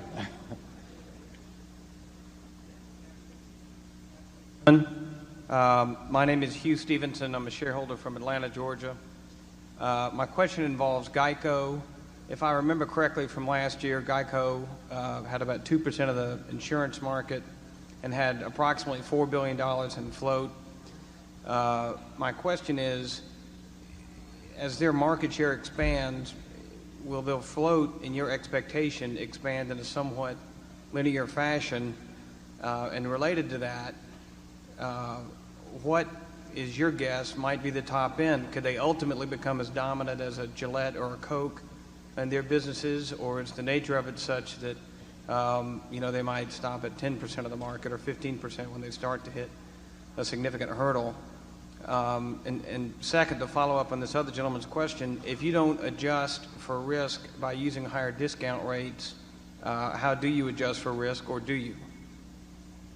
Well, the second question, we adjust by simply trying to buy it at a big discount from that present value calculated using the risk-free interest rate. So if interest rates are 7%, we discounted back the flows, which Charlie says I never do anyway, and he's correct. But in theory, if we discount them back at 7%, then we would look at a substantial discount from that present value number in order to warrant buying. Question about GEICO, the float will grow more or less proportionately to premium volume. There's a moderate amount of our float, a very small amount of the float, that's accounted for by some discontinued lines from the past, and of course that won't grow the same way. But if we double the size of GEICO on premium volume, we'll come close to doubling the size of the float. The history of auto insurance is quite interesting. It's something that isn't studied at business schools and should be studied, because the great insurance companies of the early 1900s were, whether it's Aetna, Hartford, Travelers, they had these agency forces nationwide and wrote what was then more property business. They wrote a lot of fire business in those days, and of course the automobile only came in the early 1900s. And so their orientation was to property business, but they had this huge agency force throughout the United States. There were property insurance agents representing these big companies throughout the country. And they had lots of capital. And now if you look at the business in 1997, something well over 20%, probably close to 25% of the personal auto and homeowners business and insurance is written by a company called State Farm. And State Farm was started, I believe, in the 20s by a fellow in Bloomington, Illinois, with no capital to speak of, no agency force initially, and started as a mutual company. No incentive. I mean, no stock options, no capital invested where he could become a billionaire if he built the business up or anything. So here this company starts without any of the capitalist incentives that we are taught are essential to a business growing, and in a huge industry becomes the dominant player. It has more than twice the market share of Allstate, the second player, becomes the dominant company against these extremely entrenched competitors with great distribution systems and loads of capital. Now I say and incidentally, State Farm on the Fortune 500 list of companies has the third largest net worth of any company in the United States. Number 3 from Bloomington, Illinois, with a guy with no money in it. Now how does that happen? Well, I would say that's a subject we're studying, in business schools, because Darwin used to say that anytime he got any evidence that flew in the face of his previous convictions, he had to write it down in the first 30 minutes, or the mind was such that it would reject contrary evidence to cherished beliefs. And certainly there's some cherished beliefs around business schools that might at least find some interesting aspects in studying how a company could become the third largest company in net worth in the country with no apparent advantage going in. There's another company down in Texas called USAA, United States. It's for the United Services Auto Association, and it's been enormously successful, has billions of net worth, loads of satisfied policyholders, the highest renewal ratio among policyholders in the country. Nobody studies that, to my knowledge, either. The people who started GEICO came from that company. In 1936, Leo Goodwin and his wife, who had worked for USAA, went over and started this little GEICO company with practically no capital. And now it's, we have about 2.7% of the market, and we'll write probably $3.5 billion of voluntary auto this year. Catching a State Farm is going to be very difficult, so I wouldn't want to predict we do that. I will predict that we will gain very materially in market share over the next 10 years, and we'll gain materially this year. But we have got a very good mousetrap. I said in the report that 40% of you would save money insuring with it. I didn't say 100% or 80% or 60%, because there are areas and professions where somebody else is going to have a lower price than we are. But if across the country we are going, and for all classes of citizens, we are going to have a low price, the low price more often than anyone else. And we've got that because we've got low costs, and our costs are going to get lower, and we've got a virtuous circle going in terms of it feeding on itself. So GEICO will grow a lot, but State Farm is plenty tough, so I'm not going to predict catching State Farm. I'm not even going to predict catching Allstate. But we'll catch somebody. And Charlie, you want to say anything more? Well, I love your example of State Farm. I mean, the idea of picking some extreme example and asking my favorite question, which is, what in hell is going on here? That is the way to wisdom in this world. And it is too bad. A lot of the mutual companies are now trying to demutualize, helped by a bunch of consultants and so forth. And they are not looking at State Farm, they're looking at some other model. And everybody can't be a State Farm. That place got some fundamental values into its operating mechanics, the way it selected personnel, the way it selected agents, the way it discarded agents. There was huge discipline, wouldn't you agree, in that operation? Yeah, you would say somebody had to do something very right. But the question, I don't know anybody studying what they did that was right. They don't want to, because it doesn't fit the pattern. And when something like a State Farm happens in this world, you should try to understand it. When something like a GEICO happens in this world, you should try to understand it. In 1948, I think it was 2/3 or 3/4. I think it's 2/3 of GEICO was for sale because a fellow that originally backed these two people from USAA died. And the state had the stock for sale in 1948. You couldn't sell it. That's how Ben Graham ended up buying it for Graham Newman, because they hawked it all over for 6 months. They went to all the big insurance companies, and the insurance companies who could see this company on a very, very tiny scale offering a product for way less money and making lots of money doing it, they simply couldn't shake themselves loose from the mists of the past to step up and buy it. They could have bought it for $1,200,000, as I remember, and owned the whole company. And instead, they've watched their own distribution system get their heads beaten in, over the years, and all the time, with these ideas from the past. So you have to be very careful to look hard at what's really happening. As Yogi Berra said, you can observe a lot just by looking. And, okay, Zone 1.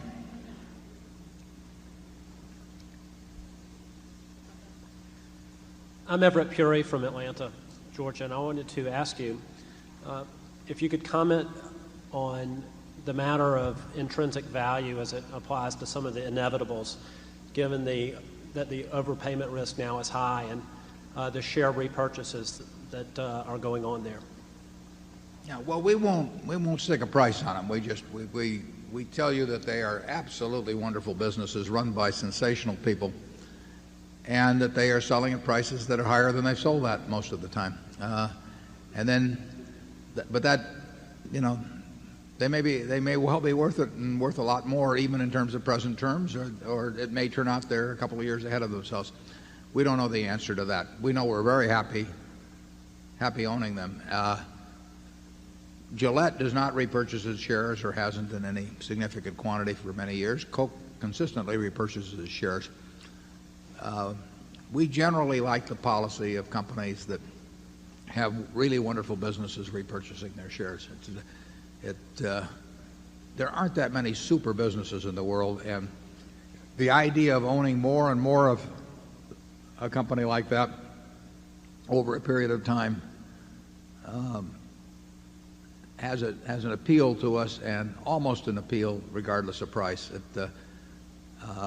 The problem is that most companies that repurchase their shares, are frequently so-so businesses, and they're being done for motivations other than intensifying the interests of the shareholders in a wonderful business. But where you really know you have a wonderful business, and we think most of the ones we own are anywhere from extremely good to wonderful, we think it usually makes a lot of sense. It's hard to do things intelligent with money in this world, and Coke has been very intelligent about using their capital particularly to fortify and improve their bottler network around the world. I mean, they've done a terrific job that way. That was a neglected area for a long time, and that comes first. But there's only so far you can go with that, and to enhance the ownership of the shareholders in a company like Coca-Cola. When we bought our first Coca-Cola in '88, we bought about 6.2% of the company, and at that time they may have been 600 million servings, not any more than that a day. So we had an interest in 36 or 37 million servings. Now we have 8% of 900 million plus, so we have an interest in 75 million or so servings a day. 75 million people are drinking Berkshire Hathaway share of Coca-Cola products today in an 8-ounce serving. And the profit's gone up a little per serving, so that gets pretty attractive, and we just soon they keep doing that. The bottling thing's actually kind of interesting, and a fellow from Omaha, or at least lived in Omaha for a long time, Don Keogh, had a lot to do with this, and Roberto had plenty to do with it too, obviously. But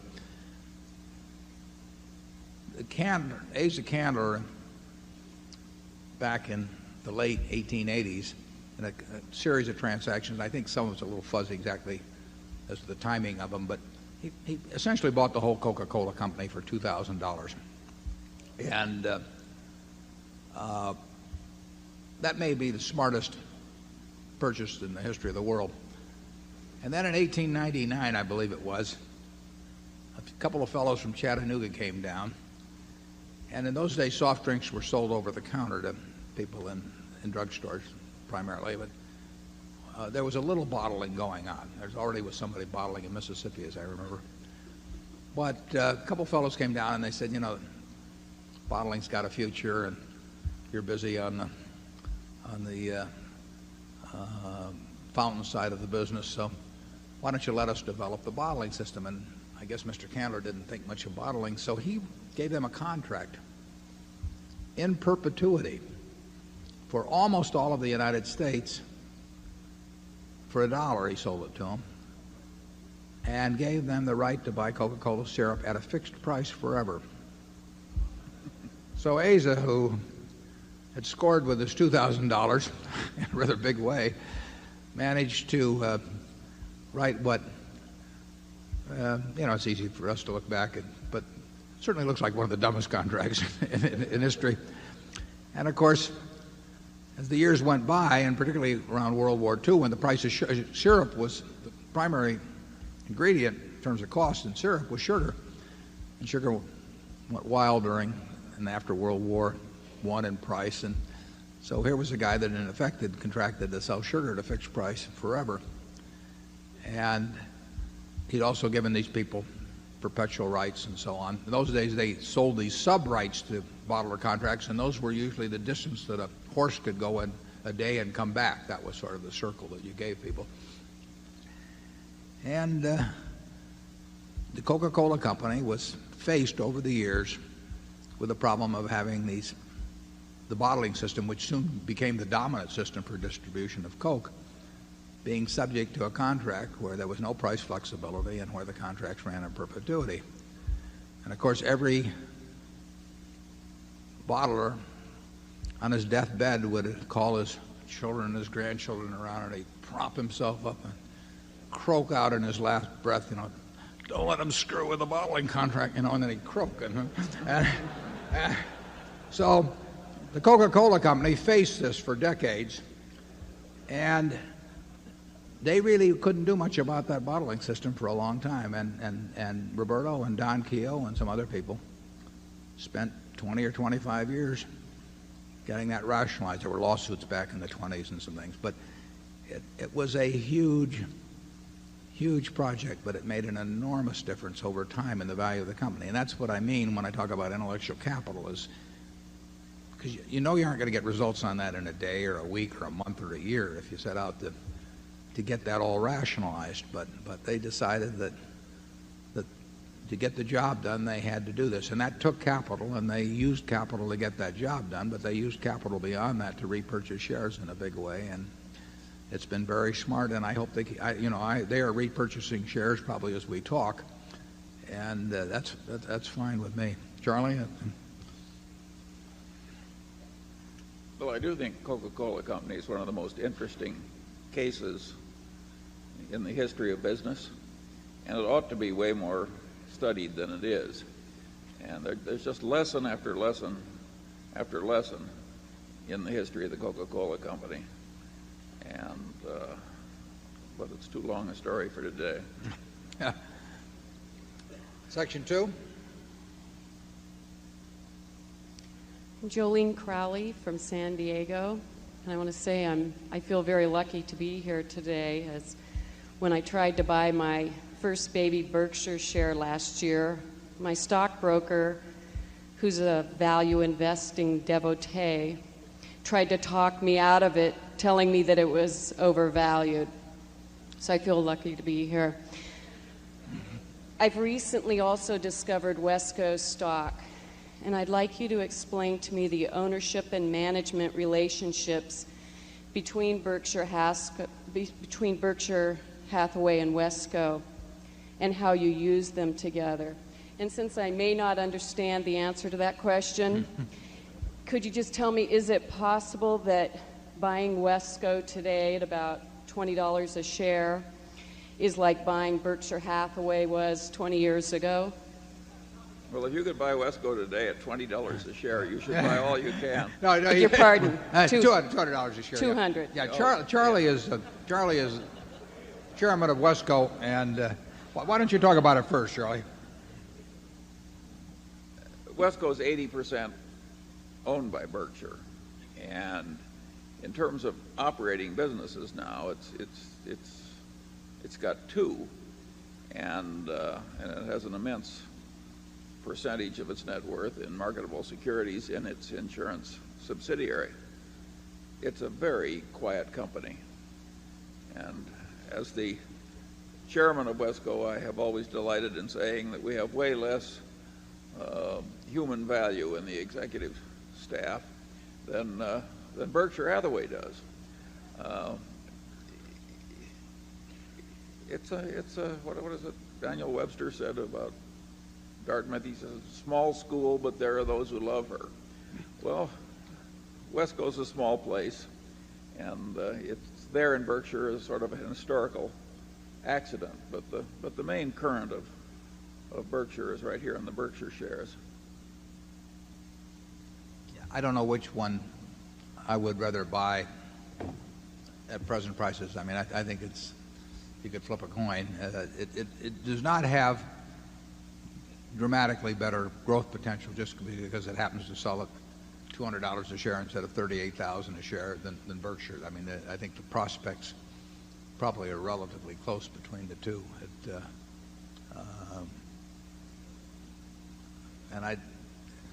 They're run by the same people pretty much. In effect, Charlie may spend a little more time on Wesco than I do, but they've got the same prospects. But one problem that Wesco would have is that if people, and this is not a huge problem, but if people want to do a share exchange deal, they're going to want to do it probably with Berkshire rather than Wesco.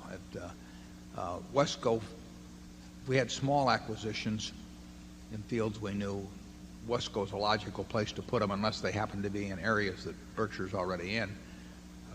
And for the really large things, Berkshire can do them and Wesco can't. But there's nothing, I don't think there's anything significantly superior or inferior about investment in Wesco compared to Berkshire. Well, the long-run record of Berkshire is better. Yeah, the one thing that it is a mistake to think that just because it's cheaper per share on a dollar price that it's got way more potential or anything, because that just isn't the case. A very large percentage of Wesco's value is represented by its interest in Freddie Mac, and a very large percentage of Berkshire's interest is represented. Berkshire's value is represented by an interest in Coke, for example. So there's different emphasis between the two places. I think Wesco owns some Coke and Berkshire owns some Freddie, but in different proportions. That's an historical accident. We'd love to see them both do well. Obviously, there's another family that's in Wesco that we like a great deal, and we would hope that Wesco would perform as well or better than Berkshire. It's performed fine over the years, but it hasn't performed quite as well as Berkshire. Area 3. Yes, hi. Hi, it's Jeff Hull from Toronto, Canada.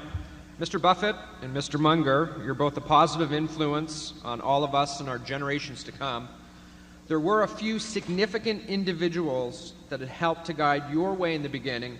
Could you please share the current percentage of impact and evolution on your investment philosophy and approach between Graham and Dodds versus Philip Fisher, and comment on each, please? Charlie, you want to, if you got it worked out there, calibrate? Warren, you want that to tenths of a percent or hundredths of a percent? What? You were closer to Ben Graham. Yeah, well, Ben, things would have happened, good things would have happened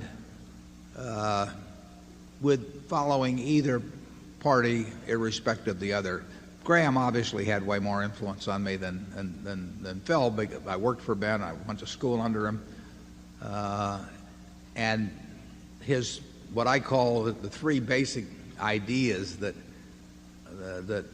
underlie successful investing, which is to look at stocks as businesses and to have the proper attitude toward the market and to operate with a margin of safety, they all come straight from Graham. I didn't think of any of those. And Phil Fisher opened my eyes more to the idea of trying to find the wonderful business. Charlie did more of that than Phil did, actually, so you'd have to put Charlie. But Phil was espousing that entirely, and I read his books in the late 50s or early 60s. So, and Phil's still alive, as you know, and I owe Phil a lot, but it doesn't compare to what I owe Graham, and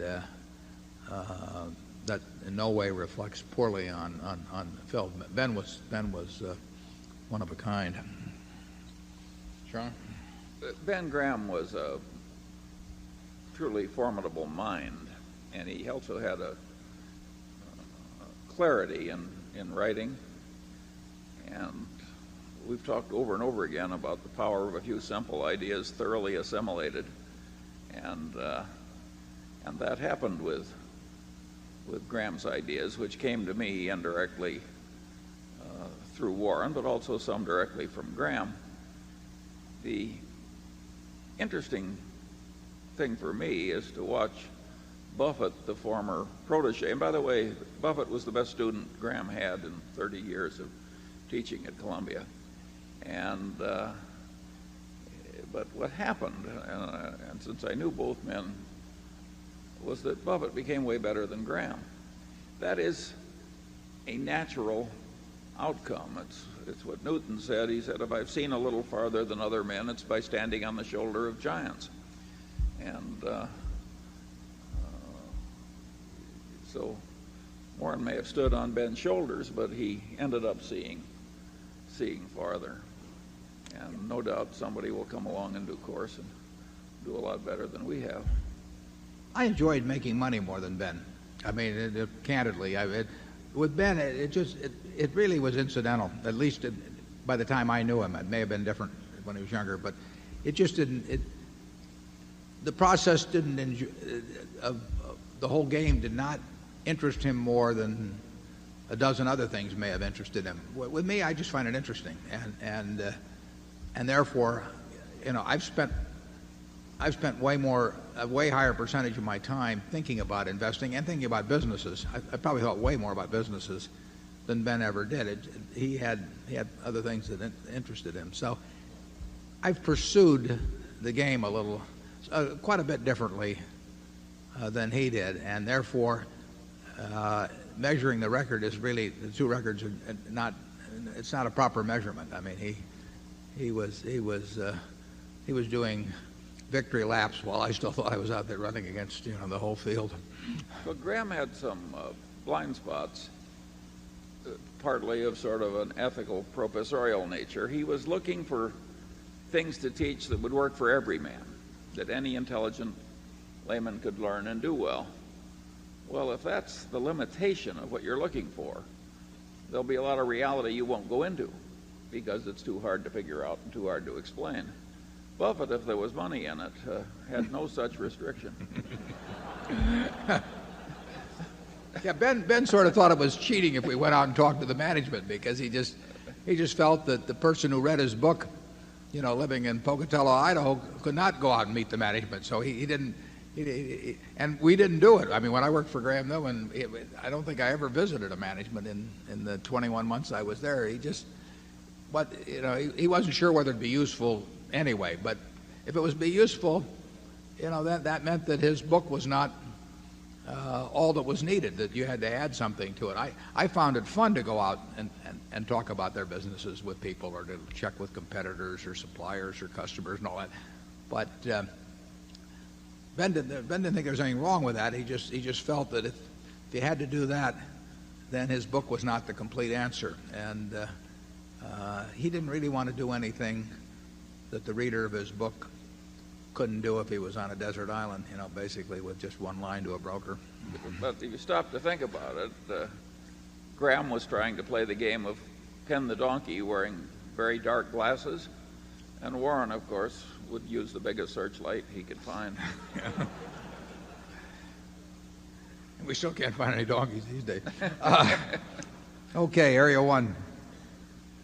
I'm Joe Knobb from Seattle, a shareholder, Mr. Buffett and Mr. Munger.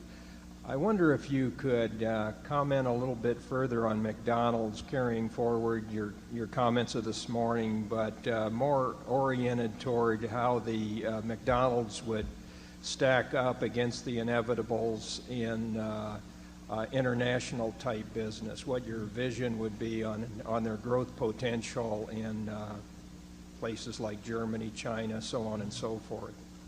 Yeah, I guess I just would have to stick with my comment that you won't get the inevitability in food that you will get in a single consumer product, such as blades. I mean, if I'm using a Gillette sensor blade today, the chances are I'll try the next generation that comes out. It'll be the Sensor Excel right now, but if I will try the next one that comes out, obviously, but I will not fool around at all in between. And a very high percentage of people that shave, including women shaving, they're happy with the product. You know, it's not expensive. It's $20-odd a year, you know, if you're a typical user. And if you're getting a great result, you're not going to fool around. Whereas a great many of the decisions on fast food as to where you eat is simply based on which one you see. I mean, convenience is a huge factor. So if you are going by a McDonald's or a Burger King or a Wendy's and you happen to be hungry at that point, or if you're traveling on the road and you see one of those signs up, you're probably going to stop at you may very well stop at the one you see. So there's a loyalty factor, but it's just not going to be the same in food. People want to vary their. I don't. I mean, I'm happy to eat every day, but most people want to vary where they eat as they go through the week or the month or the year, and they don't really have any great desire to vary their soft drink the same way. It's not the same thing. So there's no knock on McDonald's at all. It's just the nature of the kind of industry they're in. Charlie? I can't think of anybody else who before McDonald's ever did what McDonald's did to create a chain of restaurants on such a scale that worked. Oh, Howard Johnson's tried. Yeah, there were a lot of failures. Some of you are old enough around Omaha to remember Reed's. Harkert's. Or Harkett's hamburgers. Harkett's wholesome hamburgers. Right.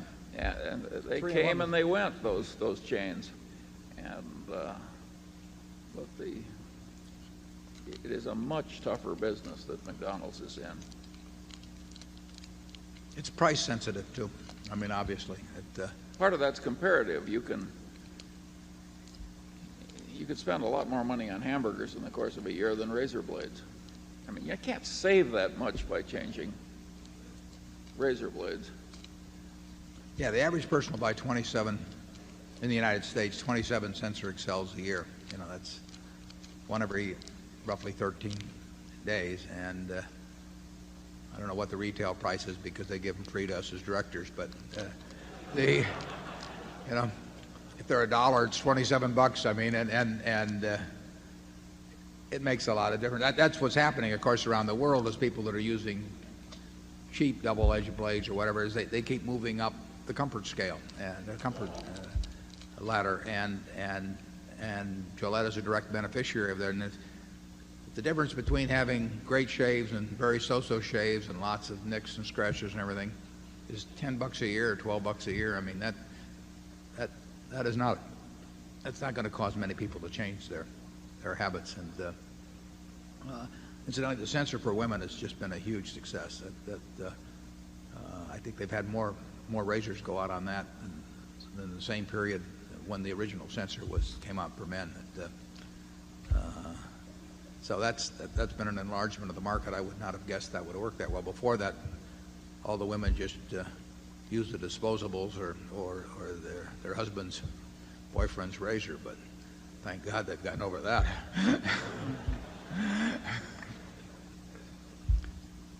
Area 2.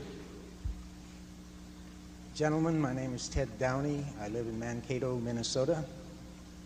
Mr. Munger, your reference to Einstein, I happen to have an article called Strange is Our Situation Here on Earth, which is somewhat related to my question. This morning you brought up the shortcomings of accountability, and I would like you to address the aspects of the environmental impact in our accounting system and how this might relate to a social screen for investment in other areas. Well, again, that is broad enough and tough enough so that I think I should pass.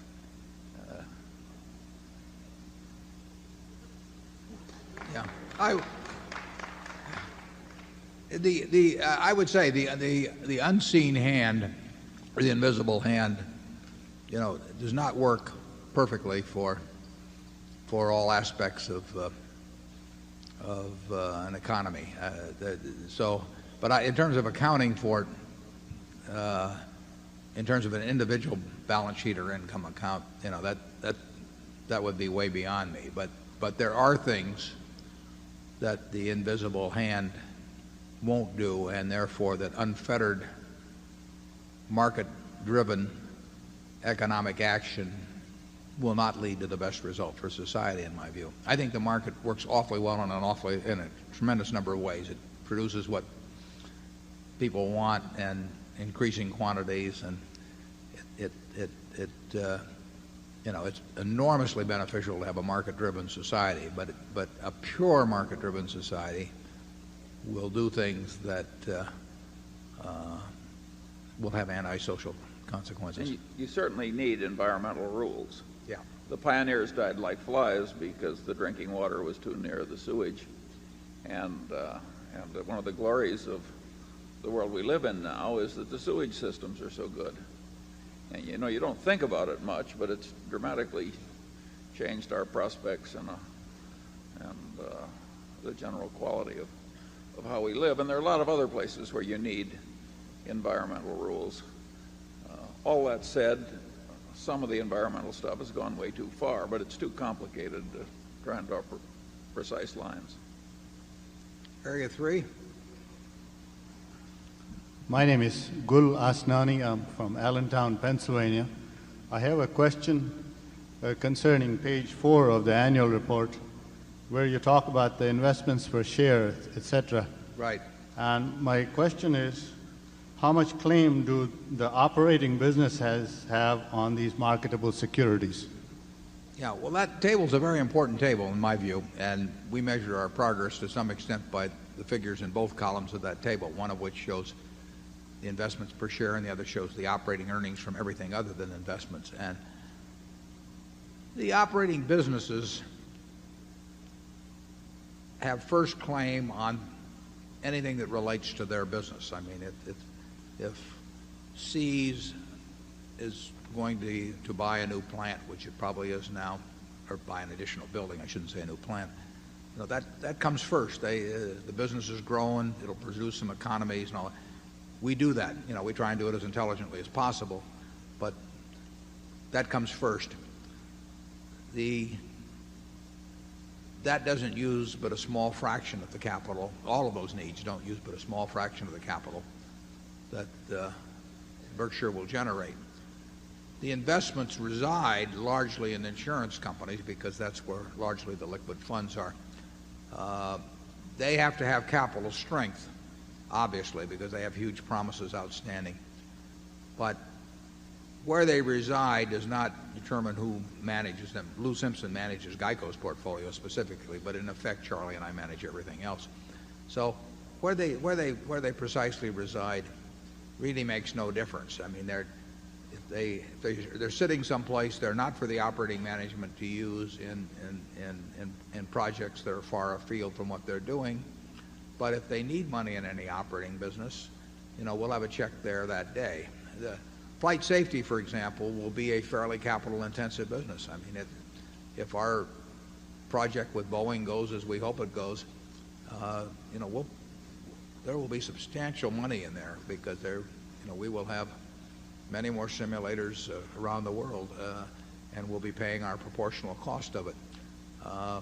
But they don't need to keep money around to prepare for that day, which they would if they were a standalone operation.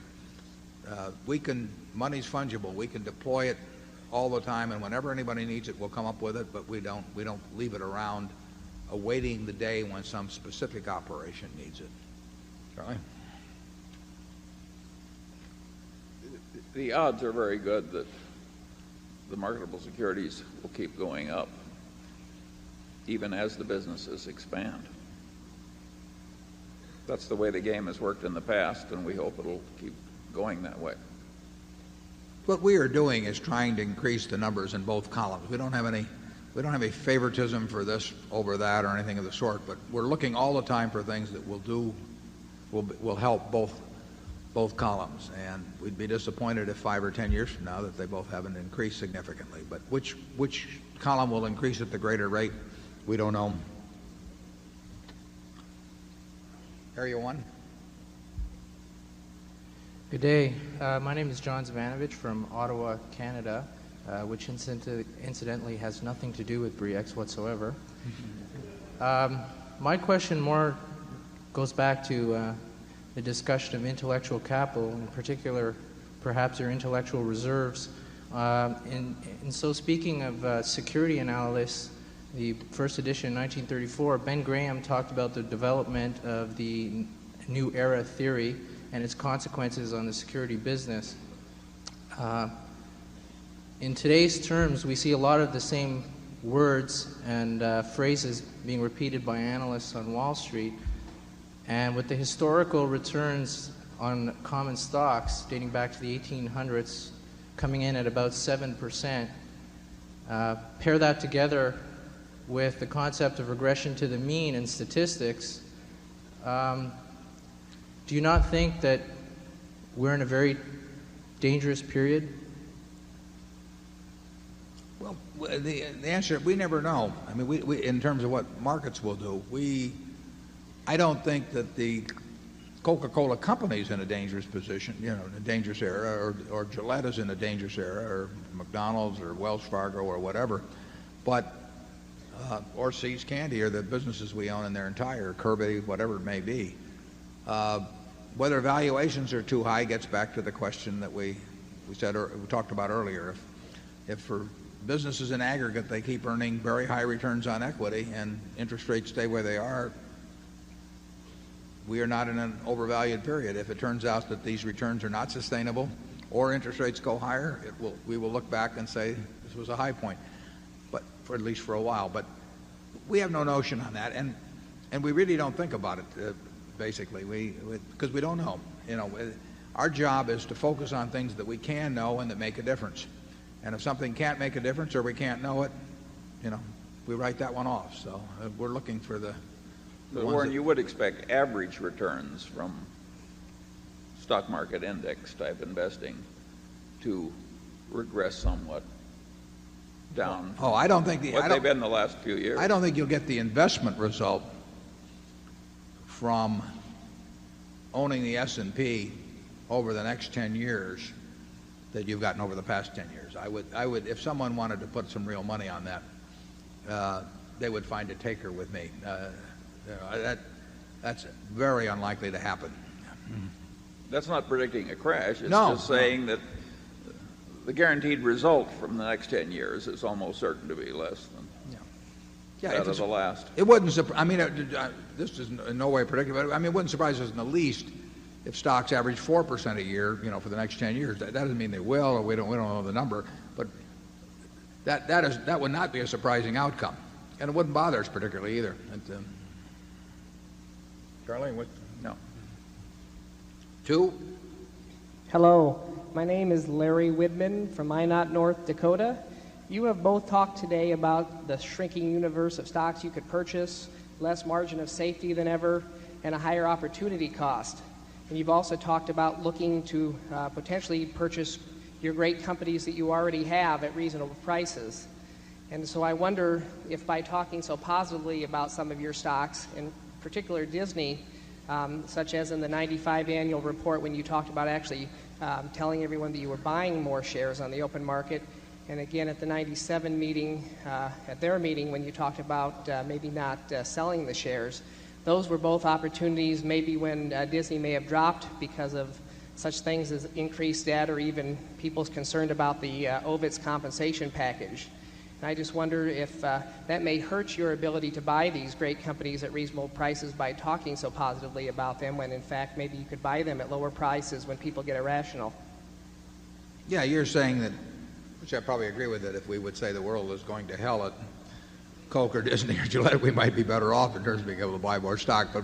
But you know, I got asked a question at Disney, and I answered it, and that's my general approach. That I think it's usually a bad mistake to sell your interest in wonderful businesses. I don't think people find them that often, and I think they get hung up if they've sold them at X, that they want to buy them back at 90% of X or 85% of X, so they'll never go back in at 105% of X. So I think on balance, if you are in a business that you understand and you think it's a really outstanding business, that the presumption should be that you just hold it and don't worry. And if it goes down 25% in price or 30% in price, if you have more money available, buy more. And if you don't, so what? Just look at the business and judge how it's doing. But there's no question. I mean, we try not to talk very much about the businesses, except maybe to use them as an illustration in a teaching mode or something of the sort. We're not touting anything. And I did try to stick those precautions in when I do talk about them as being wonderful businesses, so people don't take it as an unqualified buy recommendation or something of the sort. But we won't try and put any spin on when we're talking about business generally. We may not talk about them at all. If we're buying something, we might be, that particularly if no one knows that we've been in that stock at all, we might be somewhat quiet about the fact. But we don't want to talk down something in order to buy it. Charlie? Jerry Newman, as I understand it, didn't like Ben Graham giving all these courses explaining what Newman and Graham were doing. But Graham's attitude was that he was a professor first, and if he made just slightly less money by being very accurate in what he taught, why, so be it. And I think it's fair to say that Warren has assimilated a bit of that ethos. And I think it's all to the good. And if it costs us a tiny little bit of money from time to time, there are probably compensating benefits. And if there aren't, it's probably the right way to behave anyway. Charlie, if you were in a less charitable mood, might point out I didn't behave that way till I got rich. Actually, I used to teach a course at what was then the University of Omaha, and we used all these current examples, and things were so cheap that nobody paid any attention. Area 3. Hello, Mr. Munger and Mr. Buffett. My name is Liza Rima from Burbank, California. I wanted to find out, earlier you mentioned you used filters to look at a company. So could you elaborate on what those filters are? Charlie, you want to? Well, we've tried to do a good deal of that, and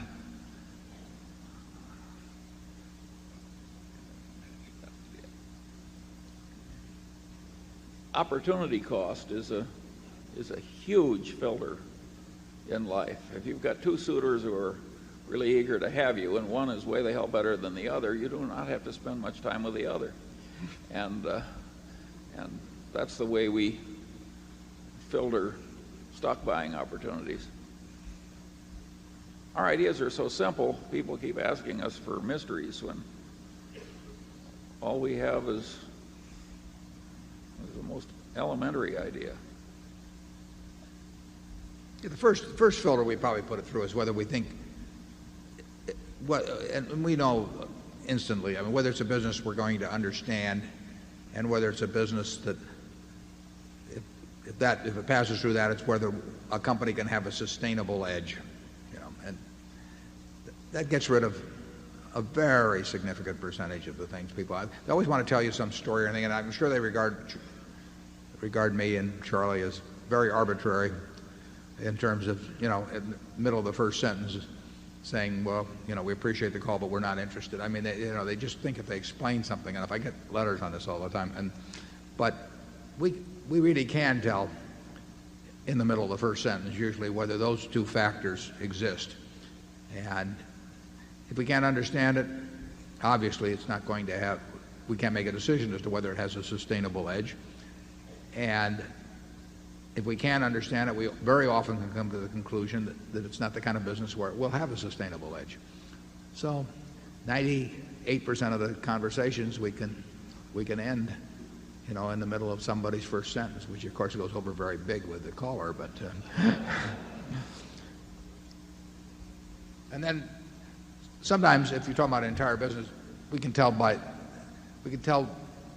who we're dealing with whether a deal's ever going to work out or not. I mean, if there's an auction going on, we don't want to. We have no interest in talking about it, and it just isn't going to. You know, it isn't going to work. If someone is interested in essentially doing that with their business, you know, they're going to sit down and want to renegotiate everything with us all over again after the deal is done, and we're going to have to buy the business 2 or 3 times before we get through. You just see all these things coming, and on the other hand, we've had, you know, terrific experience basically with the people we have associated with. So it works. It's efficient. You know, we don't want to listen to stories all day, and we don't read brokerage reports or anything of this sort. It's just there's other things to do with your time. Charlie? Yeah. Another filter that Warren was alluding to is this concept of the quality person. And of course, most people define quality person as somebody very much like themselves. But identical, actually, is the word we are searching for. But there's so many wonderful people out there, and there's so many awful people out there, and there's signs frequently like flags, particularly over the awful people, and generally speaking, those people are to be avoided. It's just the amount of misery you bring into your life by trusting some awful person, and the amount of felicity that you can bring in by making the right business associations. Look around this room, and there's some wonderful people who have created some wonderful businesses, and their customers can trust them, the employees can trust them, the problems can trust them to be fairly faced and reasonably solved. And those are the kind of people you want to, and people will take their promises seriously. I had some experience recently with a company, and they have their brand on a particular product, and somebody invented a better product in the same field, and they're taking their brand off their product. I mean, if it isn't the best, they don't want their brand on it. People who think like that frequently do very well in business, and the flags are flying. I mean, it's like they got a sign in it just says jerk, jerk, jerk, and then you think you're going to buy the business, and they aren't going to be a jerk, you know, anymore. I mean, it right. Okay, Area 1. Hi, David Winters, Mountain Lakes, New Jersey, shareholder. I'm just wondering if there's an organizational model where you deal with a plethora of information so you can physically and intellectually organize it so you have your maximum output and retain focus. And secondly, if I may, in the domestic soft drink business, is it winner take all? I mean, is there room for 3 competitors? And honestly, does Dr. Pepper have a future? Yeah, I would say Dr. Pepper has a future. I'll answer the second one. But sure, there's room for more than one. I think Coke's market share will go up pretty much year after year, but not, you know, we're talking tenths of a percent in that business, but tenths of a percent are important. The U.S. market is what? Must be 10 billion cases, so, you know, 1% is 100 million cases. There will be, Dr. Pepper appeals to a lot of people. It's interesting how regional tastes can be. I mean, a Dr. Pepper will have a share in Texas that's, you know, far higher than it will be in Minnesota or something. But there are people that are going to prefer it. And the interesting thing, though, is that the high percentage of people that prefer cola, for example, although the cola percentages have gone down a little bit. The fastest growing big beverage at Coke is Sprite. Sprite has had huge gains in sales. It does well over 1 billion cases a year, and it sells very well in a whole bunch of countries. So you can make money with a soft drink company that doesn't dominate the business. You'll do a lot better with one that does dominate. But it's not a winner take all. It's not like two newspapers in a town of 100,000 or 200,000. There are certain businesses that are winner take all, clearly, but soft drinks are not one of them. What was the first question? Oh, the part about organizing. I'm just wondering, for those of us on the other side of the table, we get barraged with information, and I'm wondering how do you just read annuals, 10Ks, and talk to people and ignore everything else, and how do you keep track of everything intellectually? Well, we don't keep track of everything, but the beauty of, to some extent, of evaluating businesses, large businesses, is that it is all cumulative. I mean, if you started doing it 40 or so years ago, you really have got a working knowledge of an awful lot of businesses, but there aren't that many to start with that are, and you can get a fix. What are there, 75 maybe or so important industries, and you'll get to understand how they operate, and you don't have to start over again every day, and you don't have to consult a computer for it or anything like that. So it has the advantage of accumulation of useful information over time, and you just add the incremental bit at some point. Why did we decide to buy Coca-Cola in 1988? Well, it may have been just a couple small incremental bits of information, but that came into a mass that had been accumulated over decades, and it's a great business that way. It's why we like businesses that don't change too much, because the past is useful to us. Charlie? I can't add a thing to that. Okay. Over there on two. I'm Barbara Morrow from Wisconsin and New York. If you both live as long as I believe you will, it could happen that there'll be a year when you write 2 big checks for Super Cat claims when the market is throwing away things at really silly prices. Could you share your thinking about how much debt you would consider taking on to buy great businesses as cheap in that kind of a situation? Well, if we had both a big hurricane in the Northeast or in Florida, and we had a big quake in California in the same year, and we had a financial market, the financial markets tanked, perhaps because of those events, but perhaps for other reasons, we would be thinking about ways, it might not be borrowing money directly, but we would be thinking about ways to buy securities if they got cheap enough. I mean, anytime securities get cheap, Charlie, you're thumping again here. Anytime securities get cheap, we don't like to go to the office and not write a ticket. I mean, we certainly would have the ability to borrow some money. We would never borrow a ton of money relative to capital. We're just not set out that way.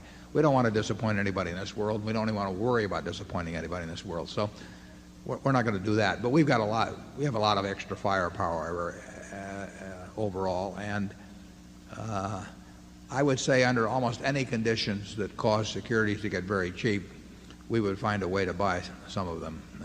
Charlie? The beauty of our situation is that it has enormous flexibility built into it. If something were large enough and cheap enough, we could stop writing Super Cats. We're measuring opportunities one against the other, and we understand the way the numbers interplay. And so we have a lot of different options. And that's a huge advantage. There's so many places in business life where you have practically no options at all. You're just in a channel that you have to waltz down the channel, and you don't have any options to do anything else. We have enormous options. We may not exercise them, but we have enormous flexibility. Yeah, we know they're there, and Yeah. and there's no reason to push on anything now. At least we don't have any reason to push ourselves. But if it ever became advantageous to push somewhat, we would push, although never to a degree that in any way caused us to lose a minute of sleep about fulfilling every obligation we had. It's 3:30. I thank you all for coming. I look forward to seeing you next year, and so long.